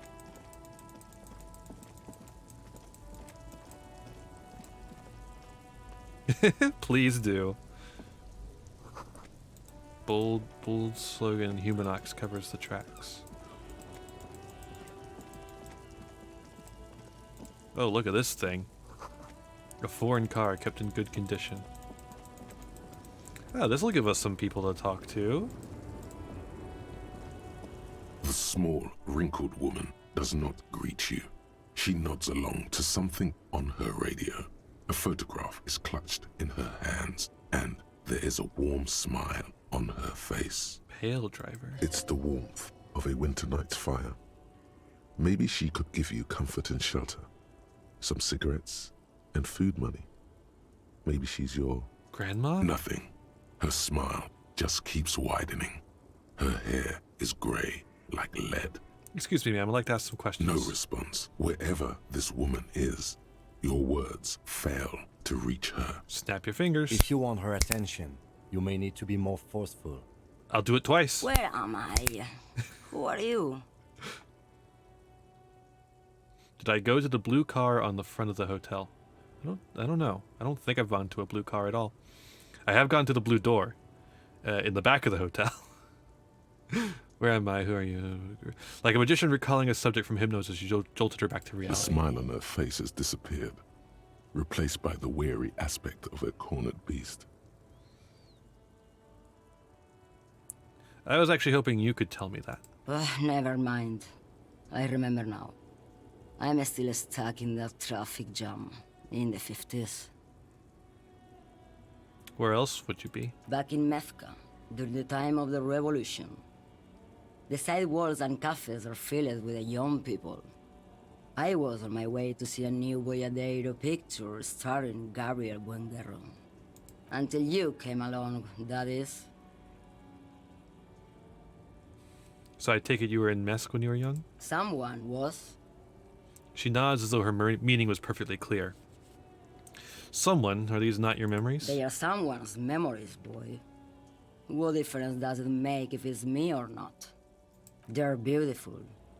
That is all that matters. Beautiful and true. And they will win. They're coming for this, you know? All of this. She seems to derive some bitter pleasure from this strange thought, as if the past will one day wipe the present away, like a tidal wave approaching. Who's Gabriel Buenguerro? This is Gabriel Buenguerro. She shows you a photograph with a lavish amber frame. A strikingly handsome man looks straight at you, his head crowned with a wide brim hat. His hair is dark as an oil slick, and his jaw the most perfectly chiseled thing you've ever seen. This man's got a hold over her, even 50 years later. You can feel it. He was the biggest star of his day. Girls used to faint in the aisles of cinema whenever he came on the screen. And schoolboys used to memorize all of his lines. She leans back, savoring the world she's conjured up. Sorry to interrupt your dreaming, ma'am. I wasn't dreaming. I was there, Lawman. It was early spring, and the man behind the black sun had just come out. The posters were 20 meters tall. Everything was golden. Her eyes narrow, and she appears to take your measure. While you, people, were tearing each other apart over your petty little revolution, in Meth, it was a golden age. Right. I have some other questions for you. Police questions. Why not, Harife? It's not like I have anything better to do in this hellhole. She settles back against the railing of her motor lorry. Behind her, mountains of memorabilia, photos, and knickknacks line the dashboard. What are you hauling? Diamonds. Diamonds, really? Of course not. But wouldn't it be marvelous if I was? Okay, but what are you really hauling? Whatever stupid things they put in the lorry, I imagine. So you don't know what you're hauling in your own lorry? I quit concerning myself with that a long time ago. Besides, I don't drive the lorry for the cargo. What if If you know what I mean. What if the cargo is contraband? Then it's contraband, Lawman. What? Do you want to take an old woman in? Be my guest. Lock me away like Bad Hand Hermenegildo. Bad Hand? Hermenegildos's bad hand strangled 300 people. What can I say? Some people just really like strangling people. Yeah, she's drawn me in. I'm like, this game is really good at just drawing you into its characters. I still don't really understand this whole boyadero thing. Of course not. To truly understand the boyadero, Boyadero. you need to listen to On the Western Plain. Okay, what's that? It's an old ballad about a young girl who falls in love with a daring boyadero. He promises to marry her as soon as he returns from the Western Plain. Ah, big rip. I'm guessing that doesn't happen. Of course not. The boyadero returns from the Western Plain a changed man. One night, as he and his beloved are out walking along the river Maigret, she pleads with him to give up his riding and settle down. I think I see where this is going. So the boyadero strangles his beloved and throws her body in the Maigret. Then he rides off, because the Western Plain is calling to him. That's not where I thought this was going. You have to understand. A true boyadero needs a whole horizon to himself. He can't be tied down by man or woman. His beloved was selfish. She didn't know what it meant to love a boyadero. What if to truly love a boyadero is to float lifeless downstream? Oh God. Before I came, you seemed away. She's just a distracted old woman. We should maybe let her get back to her things. So he doesn't think she's a smuggler? You hear that, Lowman? I don't think your partner likes you spending too much time with me. Wait, why is that, Lieutenant? Nothing. I just don't think she's connected to anything. He doesn't want your frail mind caught up in something here. Something unconnected to the case. But connected to this woman tuning out like that. Should you drive a lorry if you get like that? Oh, don't worry about me. I'm one of the best camioners around. I drive routes no one else will. What routes? Lomonosov's Land, Udajnaya Zemlya, the Western Plain. She nods and closes her eyes again, letting her mind submerge. The Transcatalia Magistral. You for 1A. Adestradas do Mirador. All the good ones. The deep trenches. Where the bluebirds fly. She opens her eyes again and shudders. I'm something of an expert in blacking out. You should take better care of yourself. You're right, Lowman. I'm the one who should take my health more seriously. Thank you for looking out for me. You're welcome. Is that all you woke me up to say? You seem like a woman who knows a thing or two about drugs. What do I need drugs for, Lowman? What I see, what I feel, the great adversary, no drugs can compare. The adversary? Yes. There is a protagonista and an adversario. I am on the side of the adversary. There's no coming back from that hole. Those epithets are familiar somehow. The great adversary, the great unrest. It's not really what I was getting at. Then what were you getting at? This line of questioning is going nowhere. Try harder.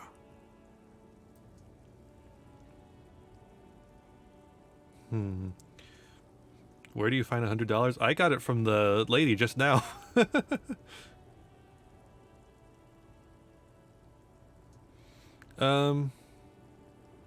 What is it you're hauling exactly? Lowman, what of it? Okay, let me put this another way. Are you smuggling drugs through Terminal B? Maybe. Probably not. Makes no difference to me either way. You said earlier you don't know what cargo you're hauling. Could it be drugs? Just this month, I made half a dozen trips from Saramiriza to Grad on the U41A. What do you think they take from Saramiriza to Grad, Lowman? I don't know. That's why I'm asking you. It's diamonds, Lowman, obviously.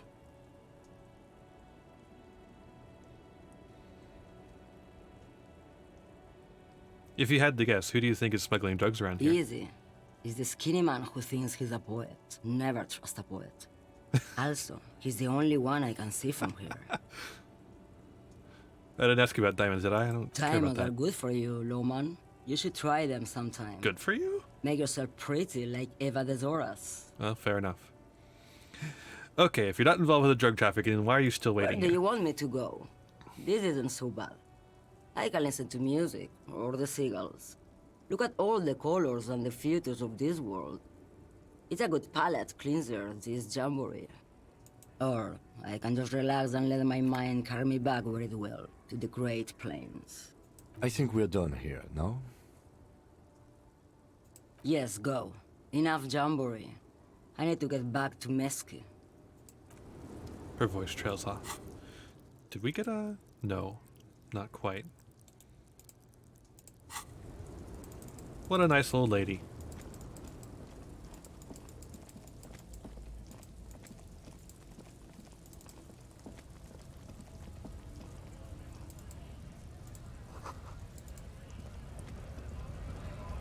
Oh. Now we're back over here.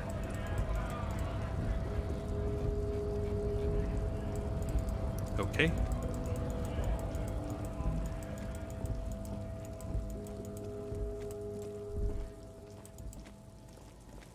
Oh, I can talk with that.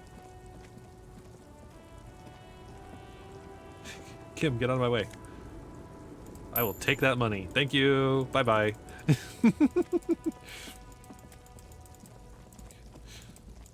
Stealing? What's that?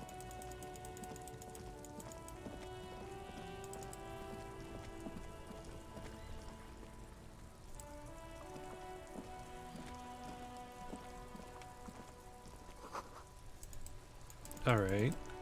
There's a large bonsai tree.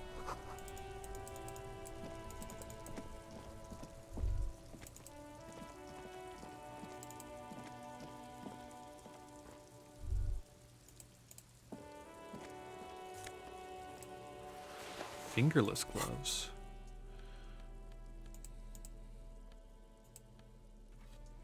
+1 electrochemistry.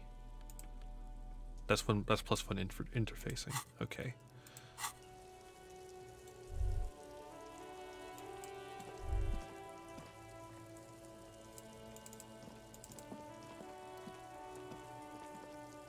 Come on.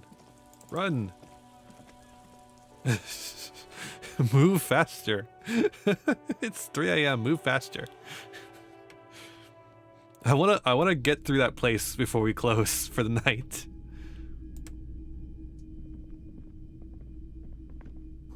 Some kind of machine, an antique register. Thank you. Thank you, Jenny. You know me, I love Discoing Elysium.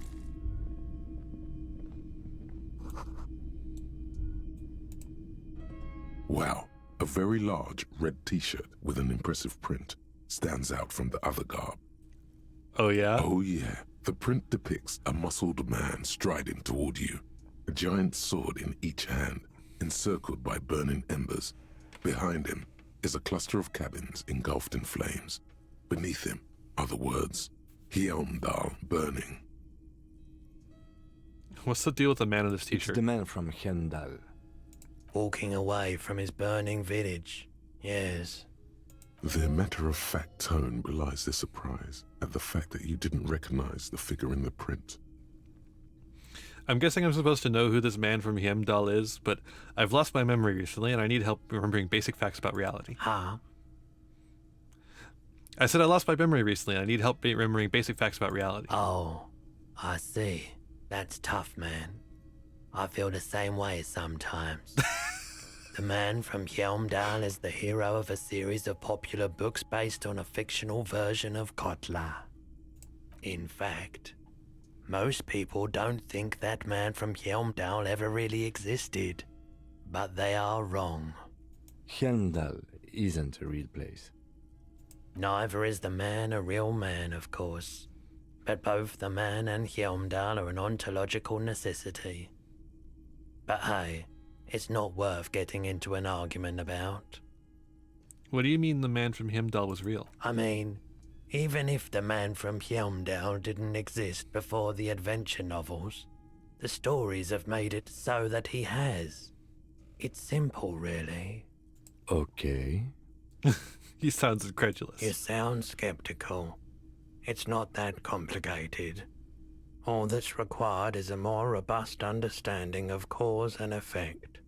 Besides, I've been to Kotla, though not quite as far north as the Hjelmdal, and watched northern lights travel across the sky. Very unique, energetic tides there. His theory isn't exactly incoherent, but its logic does suggest some unusual neural activity. Interesting. Very, very unique energies indeed. Geomagnetic ley lines, one might even say. Sniff it. Smells like worn cotton and a little old sweat there. Worn cotton with a side of flea market or trash bin. Sniffing is okay, but please don't try anything on. Can't have you leaving your photon emissions in the fabric of things you're not going to buy. You're not imagining it. Photon emissions? What is he talking about? How much are you selling this t-shirt for? 2 real. That's dirt cheap. Could you just give it to me for free then? But why? Because I'm a broke cat without a cent to my name. I sympathize, I do. But this is a for-profit enterprise. We'll let go of it. Hey, so we've been monitoring you internally, and now we know your copo type. Wait, there are copo Yes. types? Guess what's yours?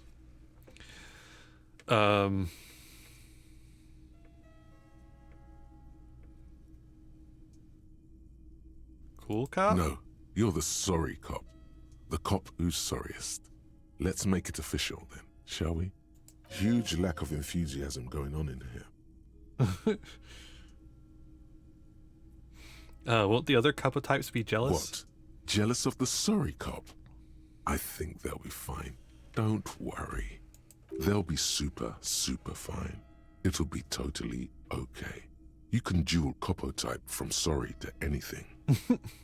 Okay, but what are the other copo types? You know, Apocalypse, Superstellar, the Advanced Interesting Cop, Liquid Shadow Cop.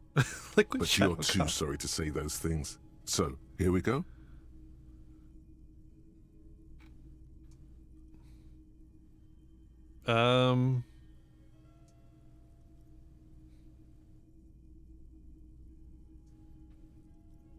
You know what? Actually, I'm not sorry. I changed my mind. No, you don't.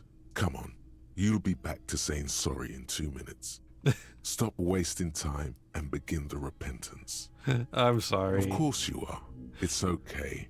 See if you can get something out of this, like info. Or maybe every time you say you're sorry, you get $1 million. That won't happen.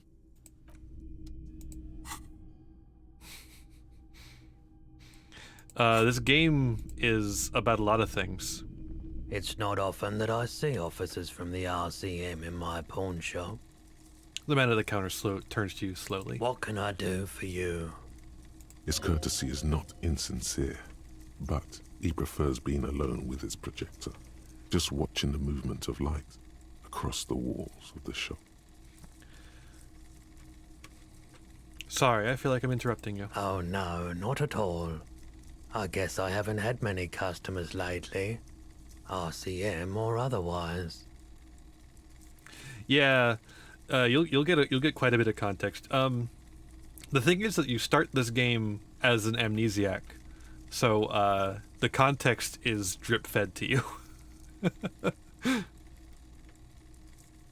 A very unfortunate man, yeah. Who are your customers usually? All kinds of people come through here. Locals, travelers, people looking for a deal, people looking for a keepsake, people who are terminally bored. As you can see, I have a wide selection of goods for everyone to choose from.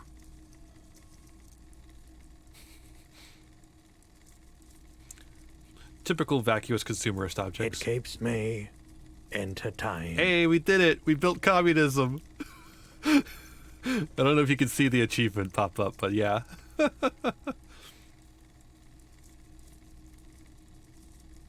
Oh, wow. How is our electrochemistry so good?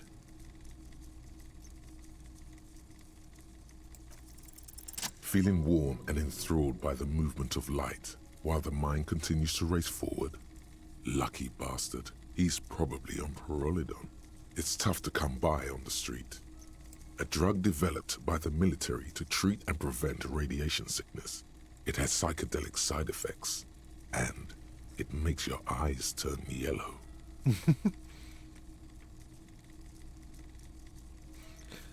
Step closer. Sir, could you take off your sunglasses? I'd like to check your eyes. Why on earth?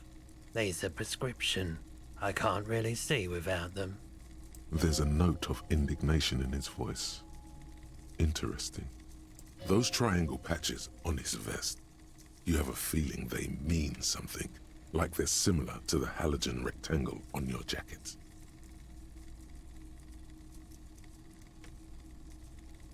No judgment, just curious. I probably did loads of Pyrrolidon before I lost my memory. I've had to take it. You know, since the People's Pile cleanup. I was with the Emergency Relief Brigade.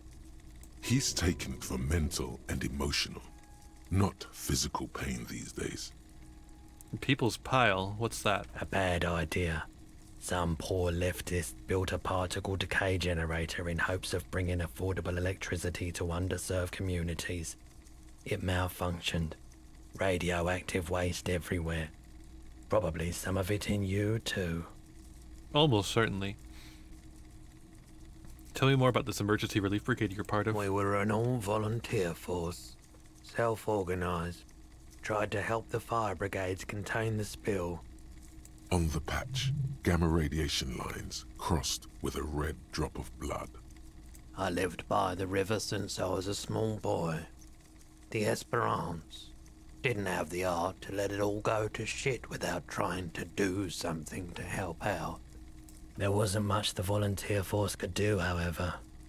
We wasted years in the river mud. Years getting sick. He looks at the spiraling light and stops. It must have been tough radioactive cleanup. There's a reason why everyone's tried to forget any of it ever happened, and why no one has tried to repair or replace the pile. So much disappointment, and early deaths. Cancer mostly. And we knew all that was coming even as we were cleaning up as best we could. Whose fault was it that the generator failed? No one's.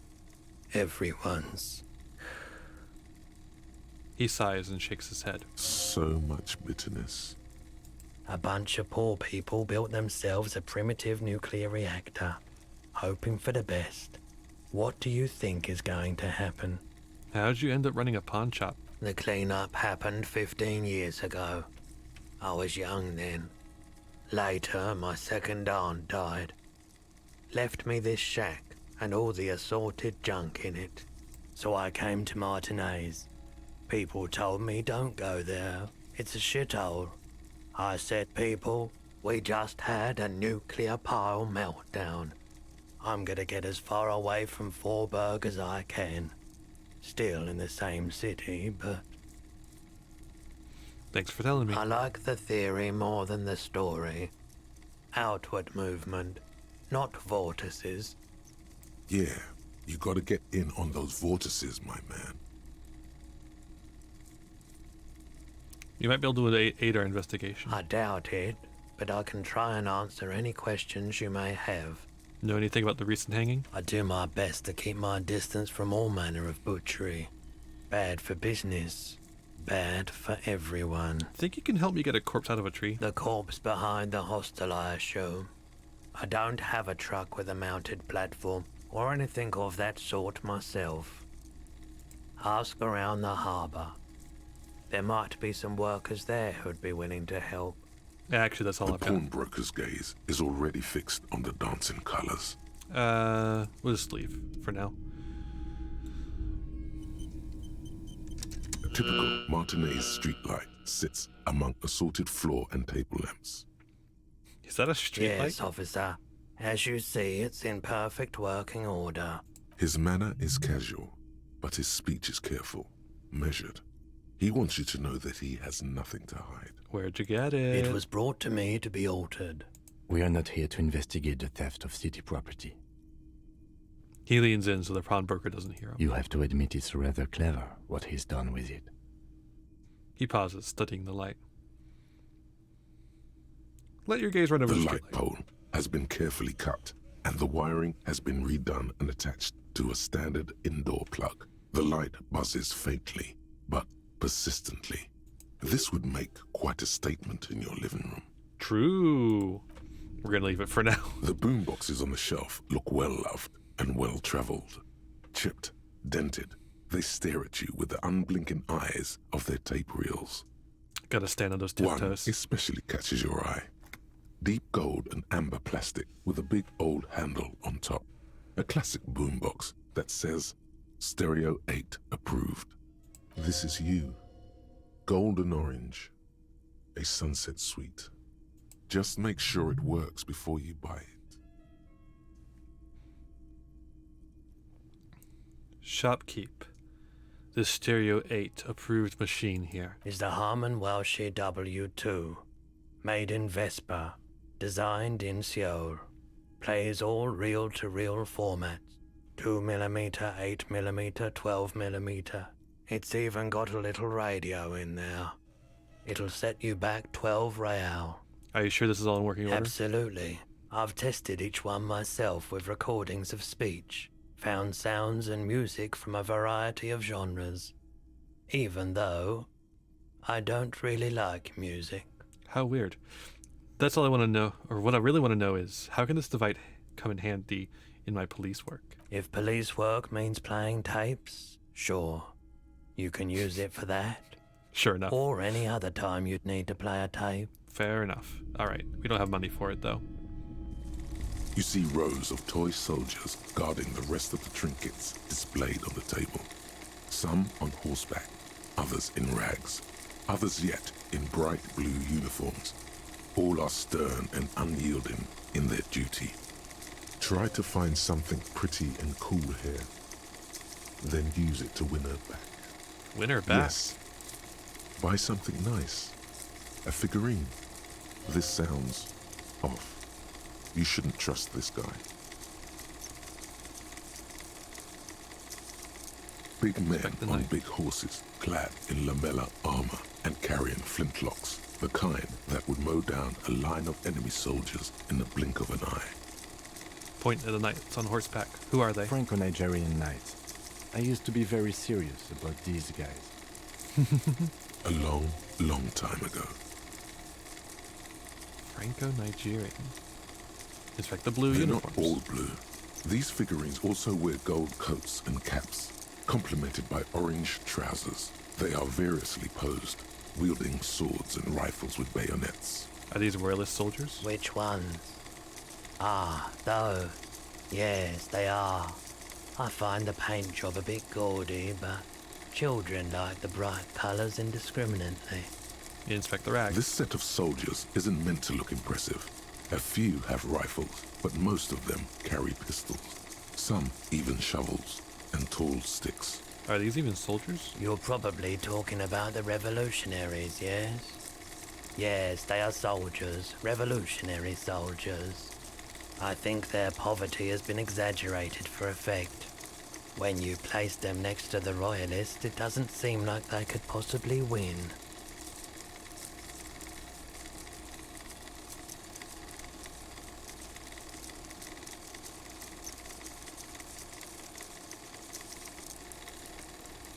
It's meant to give people hope. Even we can do it. Maybe.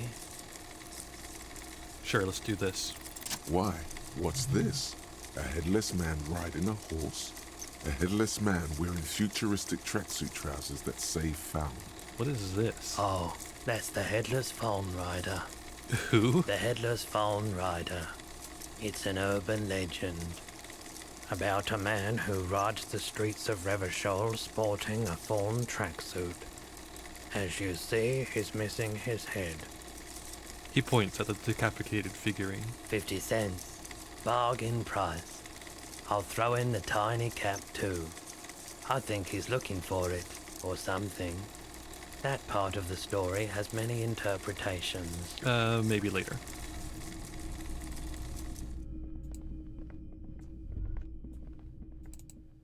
All right. Whew. I still want to open that one thing.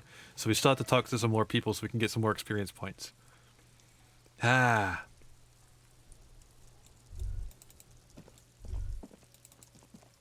Here's a person. G'day to you, officers. A burly man hangs out by the waterlock, carving up a generous serving of salami with an old hunter's knife. His eyes are fixed on a man stranded on the other side of the waterlock and on an enormous billboard that has fallen down into the canal between them. First things first, what are you doing here, man on the waterlock? My friend Barry the Butcher is stuck on the other side of the waterlock. I'm keeping him company and eating his salami. Good friend. From the corner of your eye, you see a man in a yellow shirt and grey overalls waving at you from across the canal. He seems disappointed about the wreckage on the waterlock and the salami. Very good stuff. Anything I can do for you, officer? You know what causes wreckage? I wasn't here to witness it, but those look like tire tracks on that sign. Weird, huh? Then again, plenty of daredevil drivers in Rivershoal. The words daredevil driver sound ominous to you. Too bad it also takes a year and a day to repair anything around here, especially a waterlock. The rest of the coast is closed off till then. Do you know what's further down the coast? Well, there's the fishing village, an abandoned fish market, a bizarro church. Not much use to the congregation, though. There always seems to be something wrong with it. He thinks for a moment. Yeah, not really much else. Just bombed out ruins. Can I have some of that salami? Sure thing. He cuts off a slice. It is salty. Oh, It we is healed our health savoury. finally. It is chewy. The hangover only makes the salami more tasty. Want some too, officer? He turns to the lieutenant. Why not? The lieutenant ponders the offer for a moment, then decides to go for it. He takes a slice of salami from the man and chews on it. I'm surprised he said yes. Kim's not a killjoy. Oh. We can interact with that. A couple of indicator lights are missing from this control panel.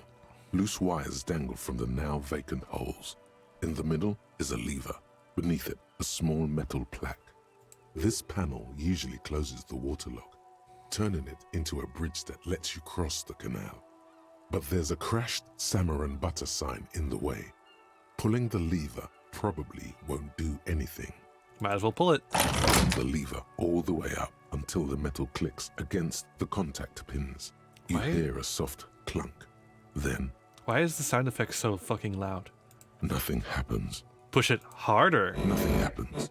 A cold gust of wind blowing in from the sea interrupts the silence of the situation. The lieutenant hums to himself while staring at your activities. The spring Fine. brings the lever back to its original position. You still need to close the waterlock to get across the canal. Some other way. Isn't there a sign over there saying functionality will be restored on Wednesday morning? Sure.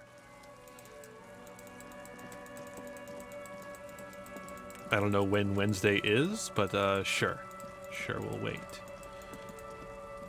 Oh, hello you. You see a Samaran street vendor surrounded by a motley assemblage of goods.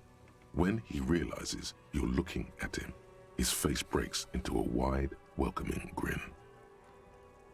Day one is Monday. Okay, that makes sense. The name Sileng is embroidered over his breast pocket. That's my Happy guy. shopping, officer! Everything's cool here. He gives you a thumbs up. What's so cool? Everything's cool. The goods are cool, the customers are cool, the place is cool. And one more thing, officer, you're very cool. Bang, bang, bang, bang! I'm not cool. What? No, I can't believe you said that. You got personal style. You know what you like. You like premium menswear. Look around and browse. Everything looks cool on a guy like you.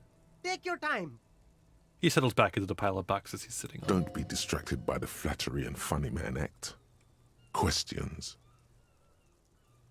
So, Sileng, what's your stance on drugs? Drugs? I don't go in for that, officer. Drugs ruin lives. Unless you're into drugs, of course. In which case, drugs are excellent.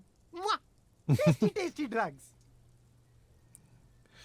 We're looking for a lorry driver who is transporting drugs out of the harbor. That's so cool.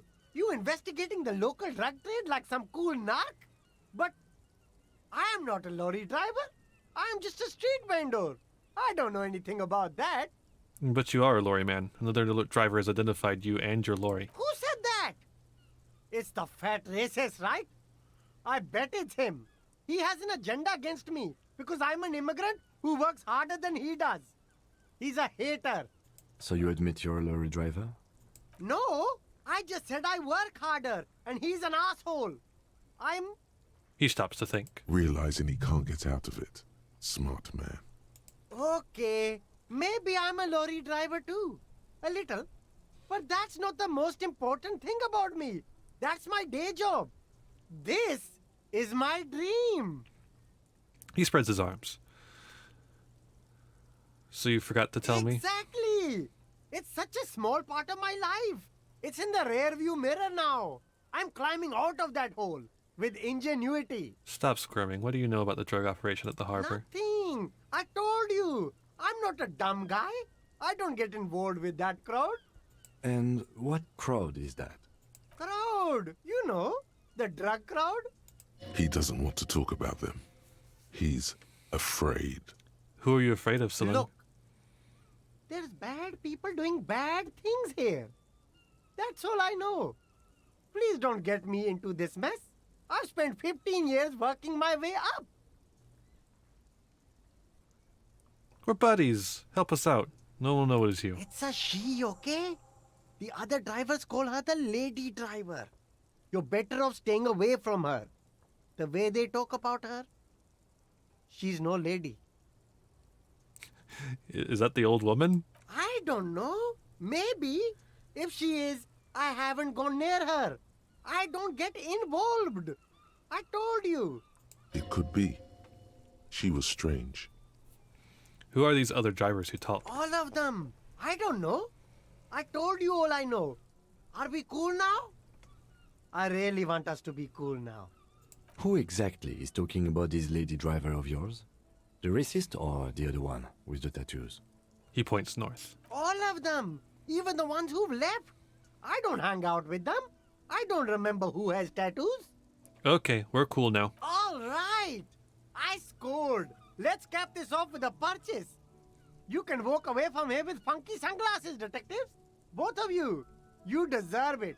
Hey, where are you from? Me? It's a boring story, officer. Who cares about the past? I'm all business now. Sure. Oh, very cool. I like your style, officer. Hey, let's try. No need to dress this one up. Just tell him what you want. Oh no. Hey Haru, can you hit that one? Oh, okay. But I don't why, know. officer? I don't know. It was the only thing I could come up with my head to ask you. I need to get some money now, or get some money somehow. Ah, yes. Money is very Thank you, Sabrina. important. Are you trying to ask for a bribe? If so, you're not doing a very good job. He looks at the vendor. Sorry, detective. The man grins as if the entire incident is already forgotten. I'll look around.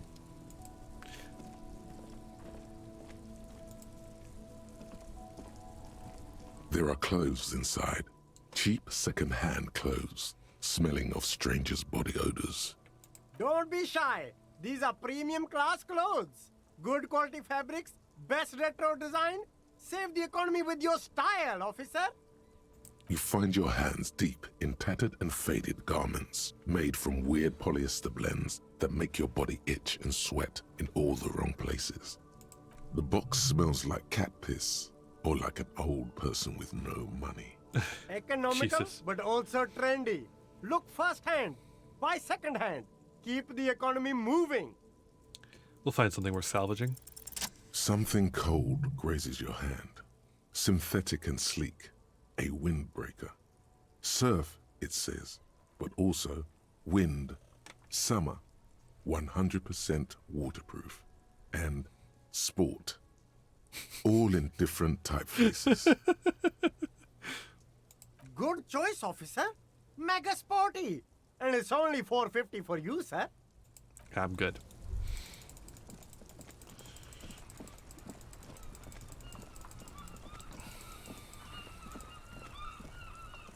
Before you stands a motor carriage, The bodywork is covered in blue and white livery, bearing the number 57.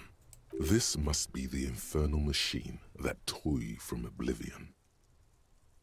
In the cabin, you are welcomed by a set of steering levers, a radio microphone on a hook, a pull-out toolbox under the seat, and the soft glow of the fuel preheater gauge. A scent of leatherwork and heavy fuel oils washes over you. Pick up the the radio. frequency tableau lights up, and a green button labeled Prime Line glows like a feline eye. And then you hear something. The soft purr of electrical kittens, radio waves cast far and wide over the metropolis. A woman's voice greets you through the static. This is Precinct 57. Hello, Lieutenant. How may I assist you? Hello, Alice. Please assist our colleague from the 41st Precinct here. I'm putting him on. Operating the radio is easy. Just be confident. You've probably done it 1,000 times. Hi, Alice. This is Officer from 41st Precinct speaking. Nice to meet you. This is Officer Alice Demetri, Precinct 57. How may I assist you?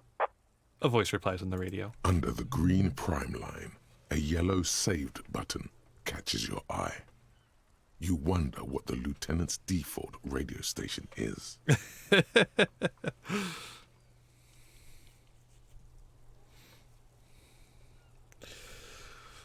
Oh, we gotta do all these. Could you run a serial number from a pair of armored boots for me? Sure, officer. What's the number? And the make of the armor, if you know it. And we'll just tell her that. Got it. I'll contact the ICP database immediately. Call back tomorrow. Hopefully they'll have dug up something useful by then. Wait, what's ICP? The International Collaboration Police? They keep detailed records of all military technology produced by licensed manufacturers. That's one of the reasons the moral intern spearheaded the creation of the ICP in the first place. Oh, cool. What's the moral intern? Officer, as much as I appreciate your efforts to lighten the mood, we both have important work to get back to. Did you have any other serious questions? Could you connect me to the 31st Precinct? I have something I need to report. Just a second, officer. She puts you on hold, the static crackling softly like a bonfire. After a while, you hear an old man greet you from the radio. His rattly voice is oddly familiar. 10-2, 10-5. This is 41st. Come in. Over. Oh, should my man here have a French accent? A scrawny old man sits in a dusty cubicle, smoking, with a large white rectangle sewn on his vest. In front of him is a box-shaped apparatus with an array of wires and antennas. The radio switchboard. Hi, this is me here. I work at your station. 10-4, what's your status? Over. It's not good. 10-18, 10-20, over. Please just talk human to me. Those numbers mean nothing to me. State your message, sir. Over. I need to report my badge missing. 10-9, repeat message. Over. My badge? I can't find it anywhere. Basically, it's gone. 10-4, message received. This is a very serious situation. I need to 10-22 the captain. Over. Is it him? What does he want? Says he lost his badge and needs to report it. He what? He lost his badge? Hey, who's this? This is Communication Officer Jules Pidieux, sir. Over. Oh, the other one. Partner? Over. What is he saying? He's asking who you are. I'm his goddamn partner. It's your partner, Satellite Officer Vitmar, sir. Over. Did he lose his memory along with his fucking badge? The man in the background sounds like he's losing his patience. Who lost his badge? Dick fucking Mullen. Who do you think? It's Officer Dick Mullen from the bestseller Dick Mullen and the Lost Identity. He says, fighting off laughter. Dick Mullen is not your name. It's the name of a fictional detective who would not lose his badge. Defend yourself. Immediately. They're laughing at you.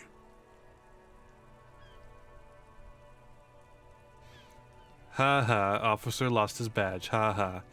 Like I'm the first cop to ever misplace his badge. He says this has probably happened to other policemen before him and laughs sarcastically. Oh god damn it.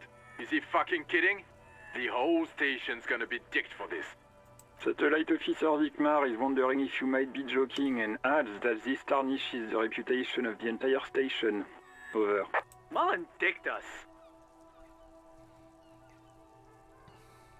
Can't we just move on? I want to get it reported and be done with. 10-4, I hear you, officer. I'm just going to make a note here that you are in pursuit of your misplaced badge. Over. Fuck me. Mac, come here. You've got to hear this. Dick Mullen lost his badge. What's going on? Super Cop here lost his badge. He lost his what now? His badge. He lost his goddamn fucking badge. Could you all please just stop saying he lost his badge for a moment? He asks you to please stop saying he lost his badge. Why? Did he find it? The room at the other end of the line erupts in volcanic laughter. Sergeant Orson was wondering if you found your badge yet. Over. You don't have a comeback. Sorry. It's hard to think like this. He's not replying. Looks like he's still looking for it. You can hear laughter in the background. Enough with this. 10-9, come again. I didn't get that. Over. The animated conversation in the back is making it difficult for him to hear you. New heights even for Captain Sober. Ask him. Ask him if he's lost his gun, too. Oh, no. Sergeant Orson wants to know if you lost your gun too. Over. Check your pockets. Check your... Holy fuck. You don't know where it is, do you? No, come on, man. No, come on. Come on. No. It's gone. It's not fucking on you. Don't sweat it, Bratan. You don't need a gun to have fun. We can still have fun. It's not all over. 10-9, come in, officer. Did you get my question? We were wondering about your gun. Over. Oh, no. Lying over the phone. It's easy. It's easy. Just say it like it's the truth. And then it becomes it. No, of course I didn't lose my gun. He says he didn't. Thank God for that. That would have been a nightmare. I don't even want to imagine the poor prick who has to relay that kind of news to the captain. Uh-oh. Losing his badge is bad enough. Tell him to find it, and fast. We can't have some gangbanger running around with it. We're all glad to hear you've not lost your gun, officer. You need further assistance. Over. This might sound odd, but there's personal details I'd like to discuss. Okay, 10-4, sir. I hear you. Relay your question. Over. Wait. Before you say anything stupid, think it through. I need information, not fear. Be smart about this. Ask if he's there alone. We know he's not. 10-4, sir. I'm not hearing your question.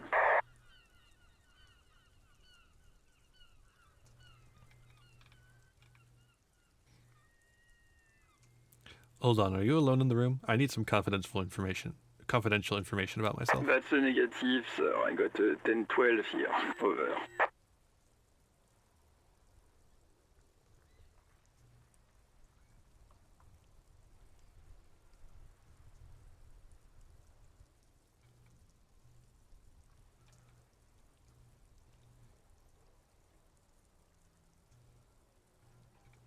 I want to know if you got my badge's description right in your report. Could you read it to me? Name, rank, date of birth? What? What is it? He's still on the line? He wants to verify the information on his badge. But of course, it says Dick Mullen, High General of the Revacholian Cavalry Force. Tell him to stop wasting time. What do you need, sir? Over. Let's Understood, wrap this sir. up. Over. Roger that. 10-10. Over and out. 18 kilometers to the south, in the 41st Precinct's relay booth, a small crowd has gathered around Communication Officer Jules Oldboy Pidier, around a dozen cops. The small room is filled with cigarette smoke, abuzz with laughter, when Officer Judith Minot enters. Her left arm is in bandages, and her hair trimmed short. What is going on here? Did something happen? She asks, startled. Jean Vicmar turns to her and says, What happened is my partner made contact, and it's not good. He's lost his badge. He seemed confused, delirious even. He stops to reflect. Mac, the torso Torson, is finger-fucking his fist, laughing hoarsely and apparently telling some dirty story to his partner, Chester McLean, near the entrance. Yeah, Mullen was fucked, all right. Sounded fucking drunk to me. Yeah, Mac's right. That was some gnarly shit there. Enough! None of this is funny.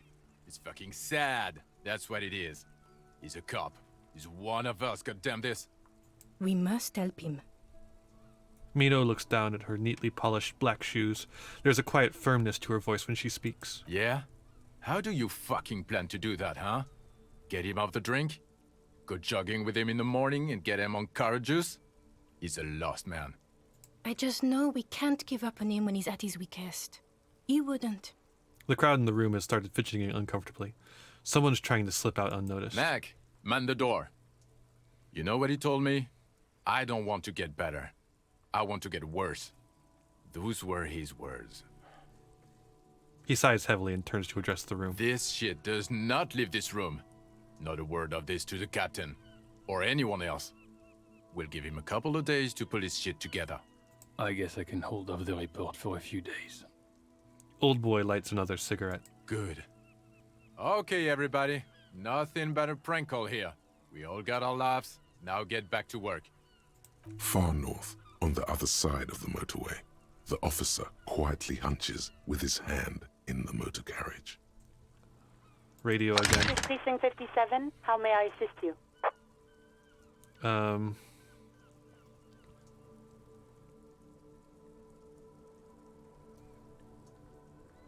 I need to connect you to a civilian, a Sylvie. What is the number, officer? She may have reported a murder. Kim, didn't Gart give you Sylvie's number? Yes, hold on. Her number is 005 1944 298. Received. Hold on, officer.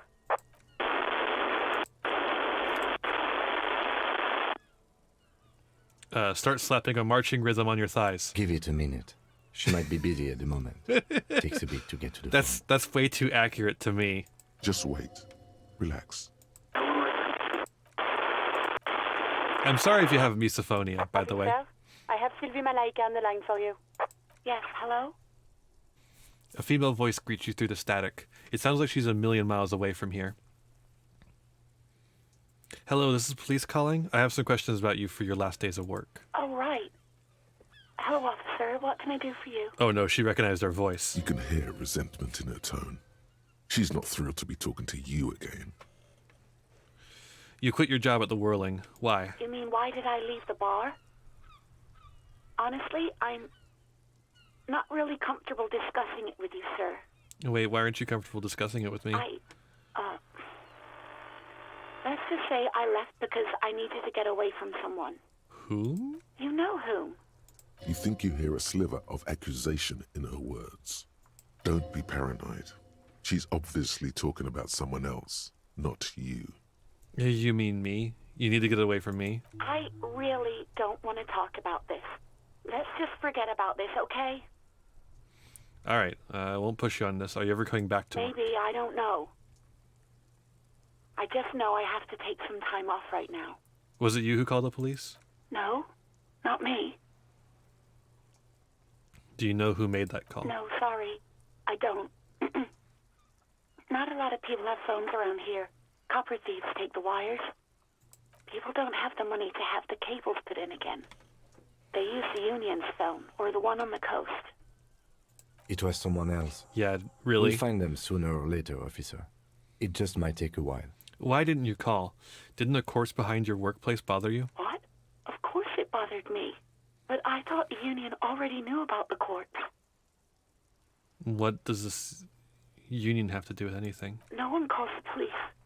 The Union would get angry. What do you mean by that? You know, what the Union says goes. People listen to them and they take care of their own, which is like everyone here. Garbage.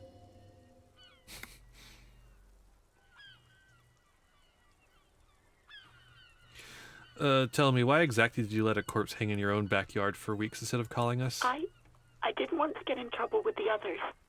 Push her further. Show her the error of her ways. No, don't push her. It sounds as if she's about to cry. I see. Don't worry about it. I understand. You do? What else can I do for you? Okay, next question. Yeah, go on. Have you seen my badge? Yes, I know who you are. You're a police officer. The law. My badge is missing. Have you seen it anywhere? Oh, no. I haven't, sorry. Real policemen have uniforms too, by the way. Where's yours? Kim doesn't have a uniform, and he seems real to me. He's in plain clothes, voluntarily. It's different from not knowing where your uniform is. Fair enough. There are officers who wear the signature Perseus black uniforms to the highest ranks in the RCM and end up buried in them as well. Others do it more casually. Looks like you're one of them. Have you seen my gun? Please, no. Not this again. Everyone saw your cool gun, detective. I showed you my gun? When did that You happen? were trying to impress some people with it. Everyone was eating, and... She stops hesitantly, not know if she could continue. And what? What did I do? You were waving it around in everyone's face, begging them to describe it. You said it calms you, and then you started making suicide jokes. It got pretty graphic. Goddamn. Some poor sod was trying to eat his pudding while you were screaming, spit flying, imitating the mercy shot right next to him. Spat some in his food. I don't think he touched it after.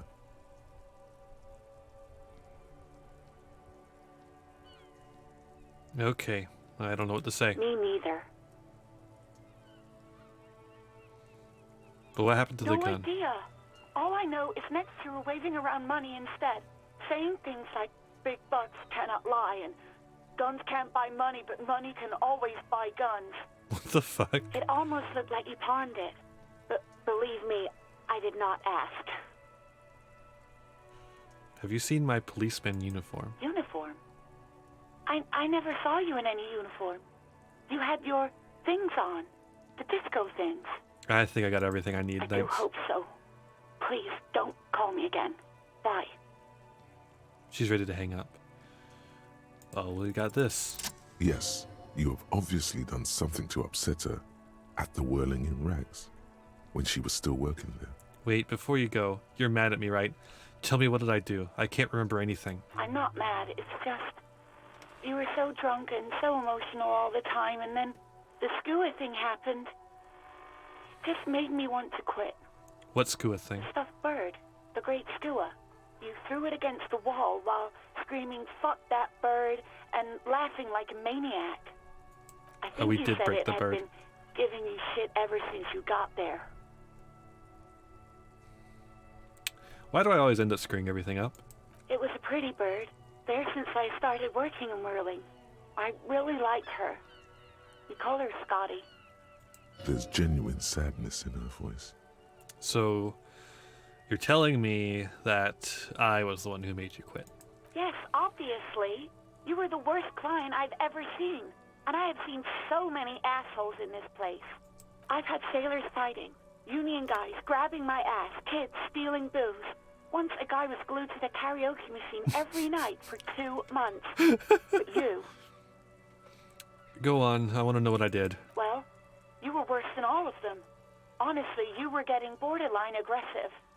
Even about little things like not turning down the volume at 3 a.m. 3 a.m. I even liked one of those songs you kept listening to on repeat.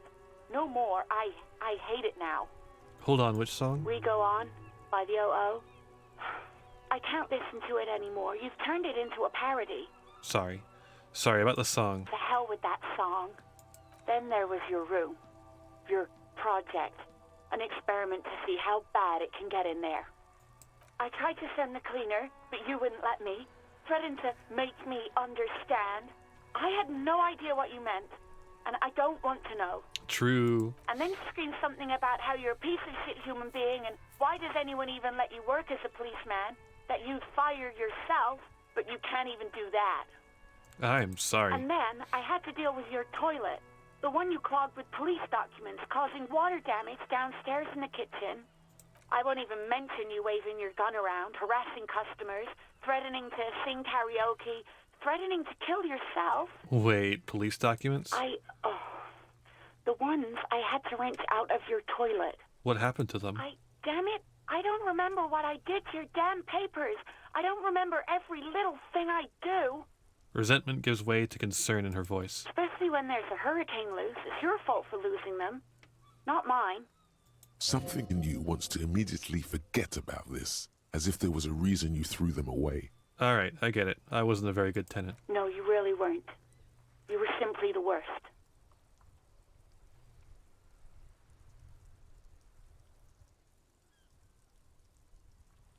I am truly sorry for everything.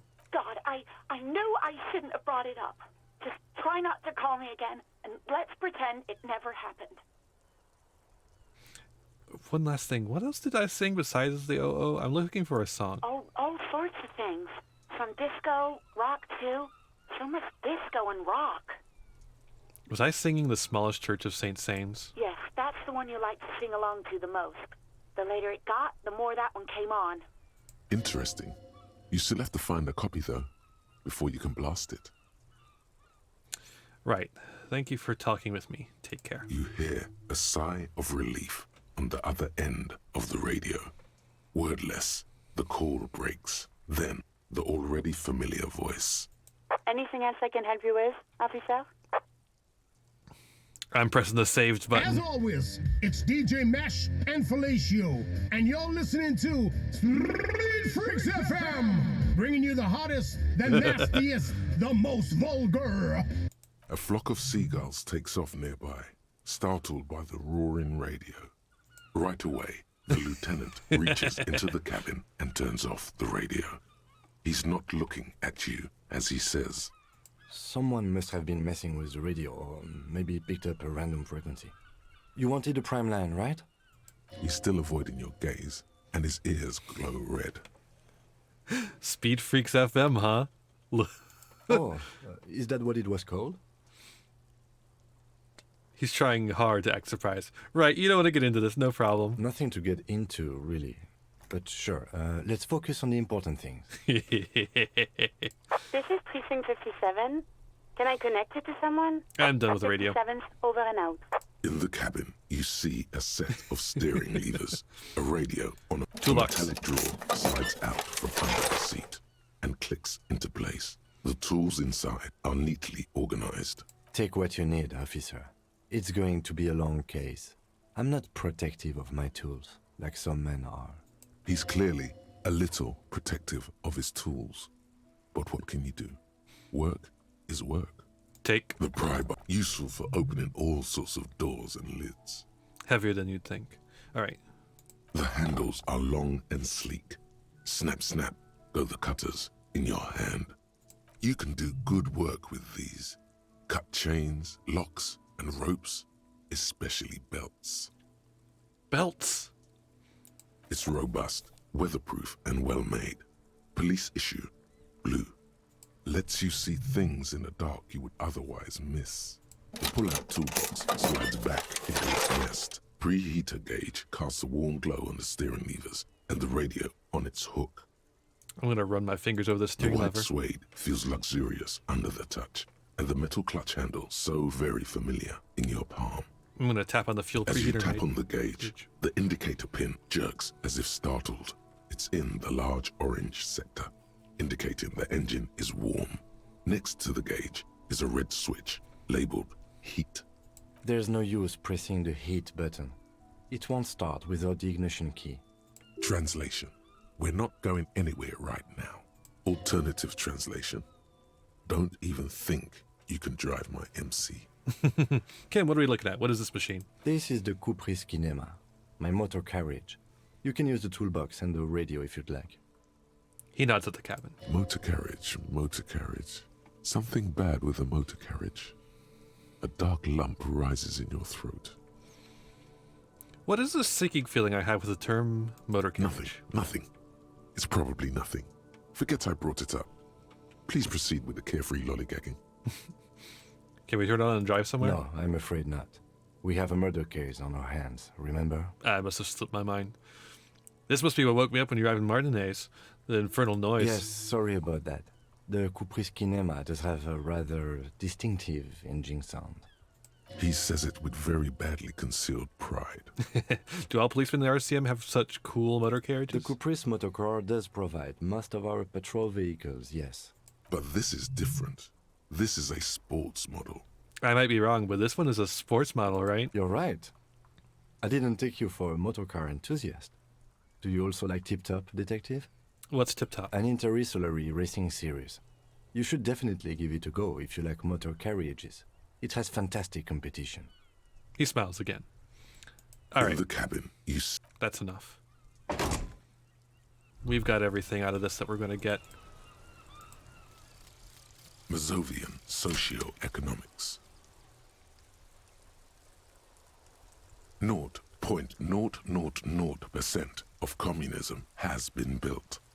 Evil child-murdering billionaires still rule the world with a shit-eating grin. All he has managed to do is make himself sad. He is starting to suspect Krasmezov fucked him over, personally, with his socio-economic theory. It has, however, made him into a very smart boy with something like a university degree in truth. Instead of building communism, he now builds a precise model of this grotesque, duplicitous world. Aren't we all?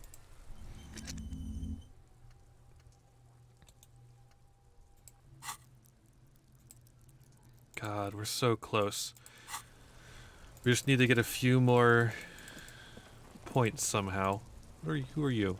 I am a gander and a hunter and a gatherer. Feel like a traveler. The man mutters to himself, accenting the beats as he goes. A simple little cadence. He seems to be making it up as he goes. What's going on here? It's the jam, my man. He motions towards the sprawl of the lorries with a sweeping gesture. The air from the east is thick with the smell of crude oils, heavy metals and other byproducts of the modern era. You can almost taste it. What's the jam? It's a traffic jam for the ages. Harbor gates up the street are shut tight. No explanation given. Workers on strike, scabs agitating, an all-around clusterfuck. Meanwhile, we're all stuck here in long-haul limbo for days upon days upon days. Limbo, huh? So that's where I am. Yeah, exactly. It's official. He too agrees. This is the antechamber of the afterlife. So how long have you been here? Feels like forever. Like I was born on this here roundabout and this was all I ever knew. Just me and the metal and the tires, the oil and the fumes and mazout. Extravagantly phrased, but I can roll with it. Yeah, imagine. It's been a whole week already. He snickers. Behind the laugh, however, a touch of sorrow. So tell me, what do you need? I heard one of the drivers is a woman, but I don't think she's here. Do you know this lady driver? I don't want to talk about that. He shifts around, suddenly uncomfortable, then looks away. Why, do you know something? What is it? Man, I was hoping she'd catch a break. All I can say is, she isn't around here anymore. She isn't some mastermind evildoer.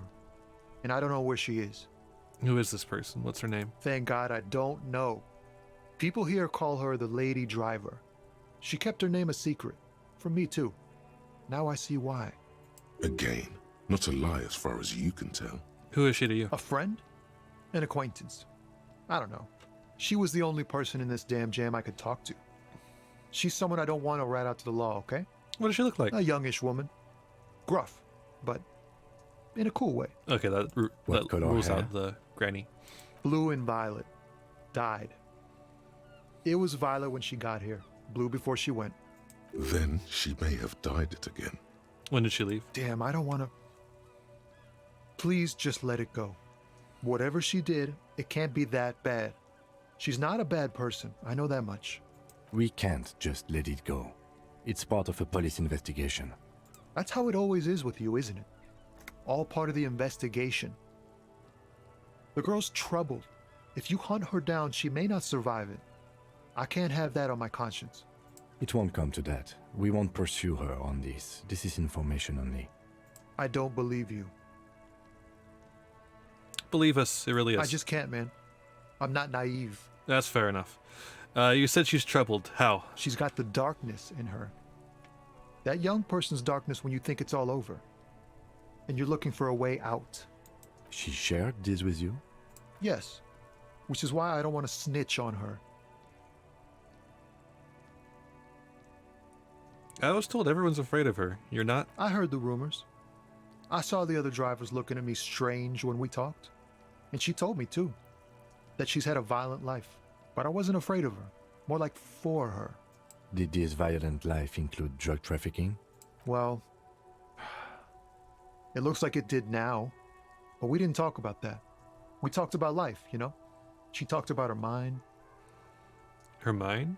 The way it worked. The trouble it was giving her. When she left behind, did she leave her lorry behind? Fuck, man. Go grill someone else with these questions, okay? There are plenty of drivers here who couldn't stand her, or were afraid of her. They'd be more than happy to rat her out. He's right. There are other options. The raceman, for one. Push Tommy, and it will break his heart and his spirit. Don't expect you to be pals. Yeah, fine. Thank I'll drop you, it. friend. Wow, this makes me feel like I should pick up smoking again. Would help with my rhymes, too. Tell me more about the strike. It's like, whatever's going on over at the docks. Workers got a blockade set up, making demands. No way in or out. What's the union demanding? Some pretty wild stuff, I hear. Like a giant new power crane in half the company? I forget what exactly. Good on them, I guess. I've heard talk there's a company rep in town, too. Like a strike negotiator type. They'd know what's up. Precise demands and so on. What do you think the company wants? They want to keep that money flowing in, my man. Ka-ching. Anything else I should know? Anything else? Yeah, this ain't really my area of expertise. Welcome back. I just do my job and get paid. I have things to do and places to be. All of us do. All of who? Us lorry drivers. Camionneurs. Yeah, You still hang it's really around nice. here waiting for this mess to end. Most have scurried off somewhere to get drunk or high. Or laid. Not that I blame them, really. Not you? Not my thing. Chasing transient pleasures is a drag these days. I prefer the examined life now. Thinking, reflecting, observing. He glances down the road towards the horizon, a glint of something in his eyes. He tries his best to look nonchalant, but there's a rigidity in him, as if trying to conceal something warm and deep beneath a cool exterior. What are you hauling, anyways? High-grade narcotics, illegal firearms, stuff like that. Wicked. Ha! No, I'm joking, my man. Found runs a nice, clean business. This haul of cargo is mostly sporting goods. You know, tracksuits and that kind of thing. They usually get shipped to Grad and the Occident. Though we've been making headway in the Il Moran market lately. Can I get one of those found We're tracksuits? pals and all, but I can't just freely hand out the merchandise. The bosses won't be happy. So nothing illegal. Not unless they've illegalized sports equipment while I was on the road. What's that machine This behind rockin' you? beauty. Sure is. Like a rash you can't get rid of. You interested in heavy-duty cargo machinery? Yeah, these lorries are pretty neat. Neat. For carrying large quantities of cargo a long distance. Hey, you didn't miss a whole lot. These found tracksuits need to find their way to the kids way out in Wamrau and Laurent Bird somehow. We've just been talking to a lot of people. There it is again. But I guess a that's the little whole game. touch of sadness beneath his cool. He thinks he's spent too long in this lorry. Right, The another man question. taps his fingers rhythmically against his arm. Know anything about the dead man? He ain't one of us drivers. I know that. All accounted for. Otherwise, I haven't really asked about that. Been wasting time right here. Keep him busy. It's easy to see he's telling the truth. He's kept his nose out of the dark stuff. Busy with what? Analyzing the fundamental structural and psychological conditions of being stranded in the midst of a sea of motor lorries and their sad, despondent chauffeurs. And your conclusion? A sense of surprise there ain't more bodies hanging from more trees. Fair enough. What do you see in his eyes? Come on. In his eyes, Yes! an Yes! unfamiliar longing. Flecks of brown and gold. Familiar how? It's hard to say. His gaze wanders southwest, down the street that goes beyond the horizon. What's in the southwest? Excuse me? He emerges from the reverie. A flinch jolts his frame. The question has touched a nerve. Really, you could tell me. Man, I don't know what to say. Not much anyone can do. There's no helping in absence, you know. I miss my family. They're all I have. My wife, second kid on the way, waiting all the way in Diora. And here I am stuck in this shit, so far from home. Diora? Diora of the Seven Seas. It's on the other end of Le Caillou, pretty much. On another island called Laurentide, off mainland. We've got a little place there. Can almost hear my kid laugh when it snows. What's it like to miss someone? What's it like? Good. And bad. An ache that brings you joy. I think of them a lot. I dream up these silly scenarios in great detail of living with them. It comforts me. What about you, Cop Man? You missing someone? Draw your last Thank you pathetic for the card so follow, I can end this DJ feud. Ratona? I hope I said that right. I probably didn't. Is that what it is? This feeling? No, it's scarier than that. You're pursued by a hunter, smelling of apricots and sorrow, and the past. I feel hunted. Hunted? By what? By a shadowy figure known only to me as the ex-something. An ex-wife? Oh, he said the word.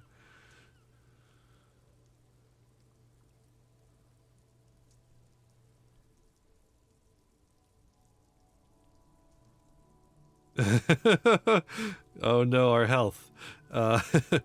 It followed me into this world when I awoke. I think it may be a planar hunter. Planar hunter? Wow. That sounds really bad. I hope that doesn't happen in my marriage. Don't worry, I'm certain nothing bad is going to happen to your marriage. Yeah. In marriage, you never know if you're doing the right thing. I hope we're doing our best to keep ours together, but anything can happen. Look, man, thanks for this. It's nice to talk to someone. I know it wasn't easy to ask, so I hope you find your way through your own troubles. I'm good for now. Don't be a Good stranger. talk. All right. God, we're so close. Oh, we're so fucking close. If we could just get 10 experience points, we could fucking do it one more time. It would probably be done, and we could call it a night. Okay. Please, anyone new to talk to. How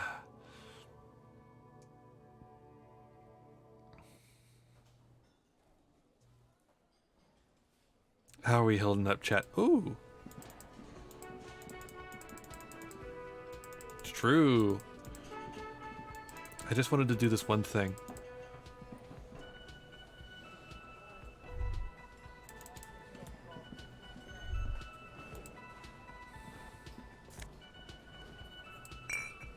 Oh. Hey, hey. We can talk to that guy, but that guy's nothing.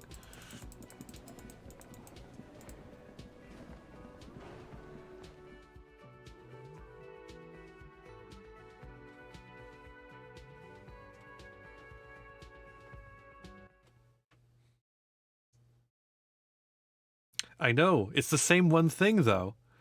It's not like I'm moving the goalpost. It's literally the same one thing. There is no answer. You hear the shower being turned on. Somewhere inside, a tremendous loneliness comes over you. Everybody in the world is doing something without you. That's fair. Well, welcome, Gord. Why are you doing this? Don't do this to me. The door is mute and indifferent. Your despair is a joke to it. Well, to be fair, we should have had it last time, but we fucking failed a 70% chance. So, you know, I don't know what I could have done to stop that. And now we need to level up again. To try it again.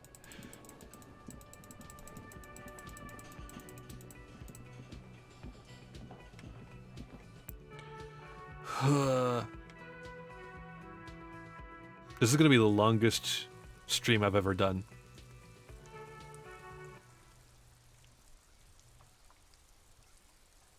This is literally the longest stream I've ever done.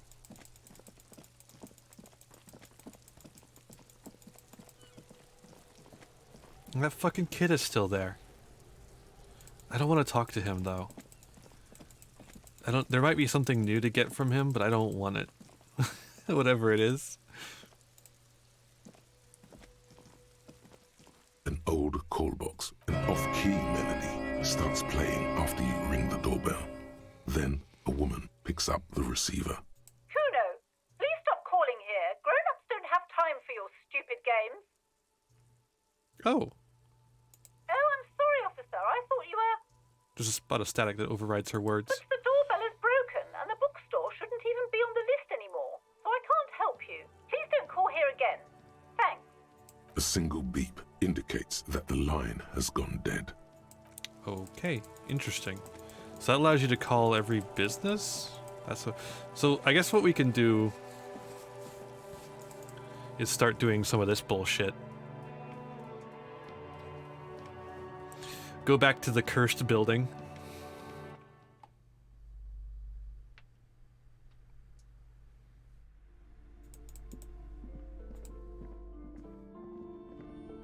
You see a set of tattered curtains block.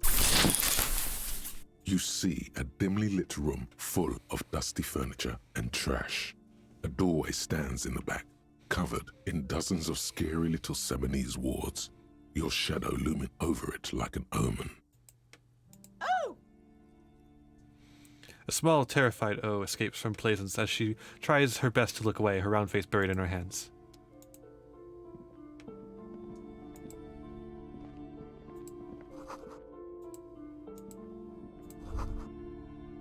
It's David Bowie. Actually, real quick, before I forget, I want to buy the map. Several maps. The maps look old and faded. Your eye... Always good to be informed of your surroundings. Alright. So now we have that.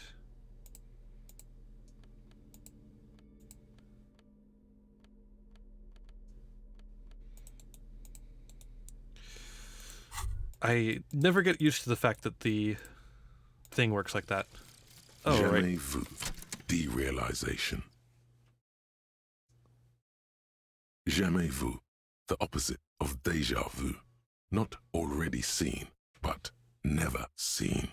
Everything that should be familiar appears strange and new, like some half-forgotten day in your childhood. Only now. That's the feeling you've been having. And for who knows how long. You should go and ask Joyce Messier about this. What world are we in? This is a fundamental question. Rigorous self-critique.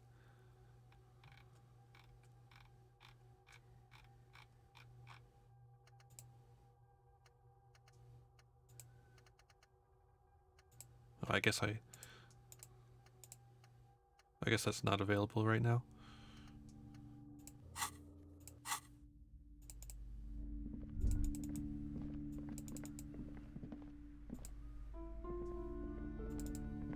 It's a good game.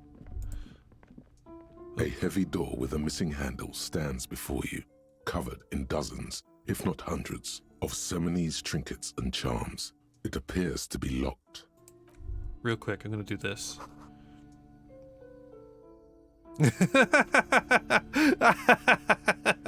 A heavy door with a missing handle stands. Holy echo. No one is there. A hollowed out, dark echo. After exerting some force, you manage to turn the key. That's 5 experience. It's eerily silent. We just need 5 the more. The door slides slightly open, letting a draft of cold air into the room. Fuck the police coming straight from the underground. For 1 year on Twitter and also your longest stream to date, Transgender Pride. Thank you, Haru. You're such a sweetie. Thank you so much. We reached the That is fair, DJ Rotona. We've reached the typical for the evening. Isn't that cool? Oh. What is this place? Looks like a gym to me. But no one's been here in ages. He draws a stripe on the dusty floor with his foot. I doubt the electricity still works. Good thing we have a flashlight on us. Don't forget to take it out of your bag before we move on. Some specks of dust shimmer in a ray of streetlight falling from the window. An eerie feeling rises in your chest.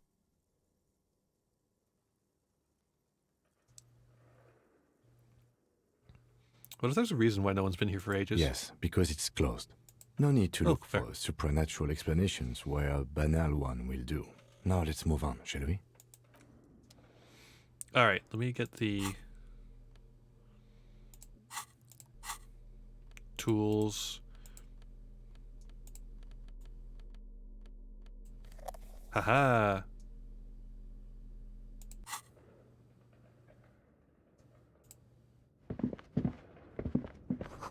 Sand is dripping from a punch bag.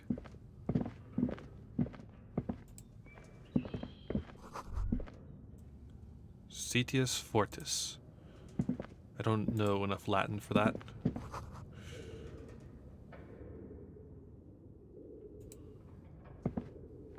A barbell lies on the floor. The color has worn off its weight plates. It's 60 kilograms. Your triceps hum at the sight of these weights. Show the world what kind of beast it's dealing with. Lift them. There's no There way. are no collars on the barbell. This is a safety hazard. Why does it feel so familiar? Look, Kim, it's a trap. There's no collars on the barbell. You're right. The weight may fall off. Better not touch it then. What kind of bastard would just remove the collars? It should be a felony. It would be a violation of EPIS safety regulations if the gym was still operating, but it isn't. No one's supposed to come here anymore. Is this familiar because I'm a weightlifter? No, it's not that. It's the stale smell of rubber, the squeaky sound of sneakers, your bruised knee against the mat, and a whistle. Oh my god. Then the feeling is gone. It's just a memory from another life, when you were young and fit. Yeah, this is not gonna happen. I'm just not gonna do it. Because we will kill ourselves.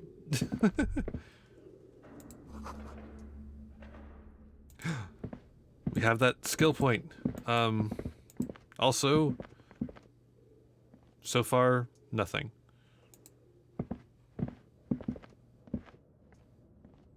Cool.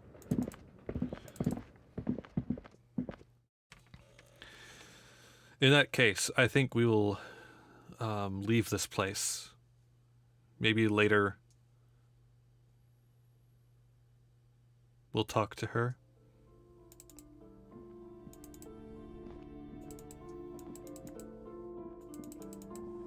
Oops.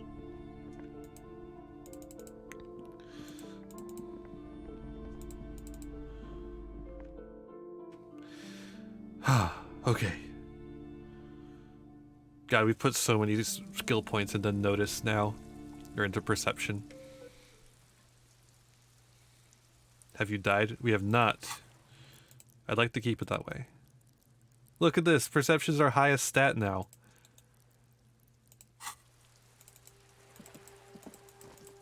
Okay, let me zoom out some. So we can make this a little faster. Fuck off, kid. Alright. An inconspicuous pile of the roofing material, Eternite. Rip. Yeah, perception, probably gonna be useful. Because there's a secret door hidden behind the panels of Eternite. That's why they're too orderly. Pull them aside. There it is. You see a shabby little door. Finally.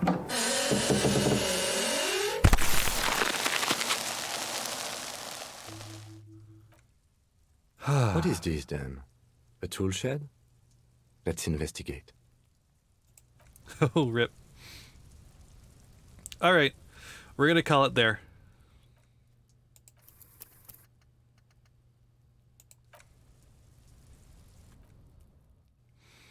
Whoo! Goddamn. Oh wow, we hit the follower goal and the daily tip goal. That's awesome. We hit every goal we needed to hit. Or we didn't even need to hit, but yeah. It's really nice to hit them. That's what it is. God. Whoo! That's a long one. 6.5 hours. God damn. Well, thank you all for coming out tonight. I hope you had a good time. I did. This is a good game. I'm enjoying it. There are 2 people online to raid. All right, I'm gonna send it over to Lachesis. Thank you all for coming out tonight. Thank you so much. Thank you all. Thank you for helping me hit the goals and everything.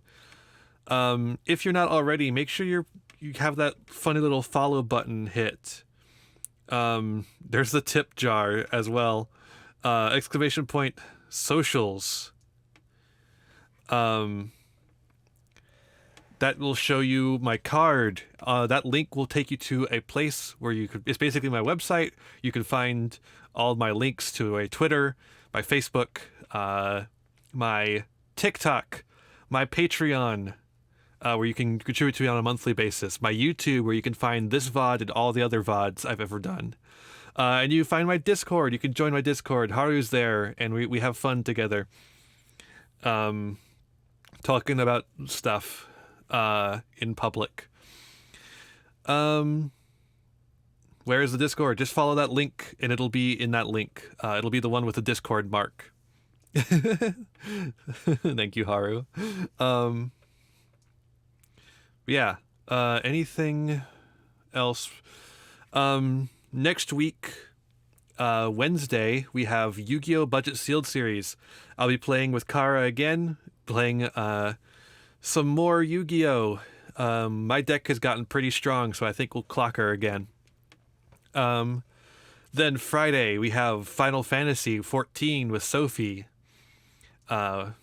Still continuing on with that stuff. Then Sunday, we have more Disco Elysium. So next week, be here same time, 10 p.m. Eastern Time. Also, Budget Sealed will probably be around 3 p.m. Eastern Time. And Final Fantasy will probably be around 9 p.m. Eastern Time. Make sure you follow my Twitter so you can see all that stuff. All right. I think that's everything. Make sure you're subscribed to the YouTube so you can see all the VODs and stuff. And some other videos. I've got some other videos planned that aren't VODs. They're just videos I record on my own time. So make sure you're following or subscribed so you can see them, and then like and subscribe, like and share them when they do come out. Yeah. Thanks for a year of streaming, everyone. It's been a great year. I'm so glad I get to do this. I have a great time doing it. I'm very happy about it all. So yeah, I'm gonna send you all over to Lachesis. When you get over there, be kind and courteous. That's all I ever ask. Make sure that you tell her who sent you. Have a great rest of your evening. Be kind to yourselves, be kind to others, and have a wonderful, wonderful night. Oh, God. Bye, everyone. Bye.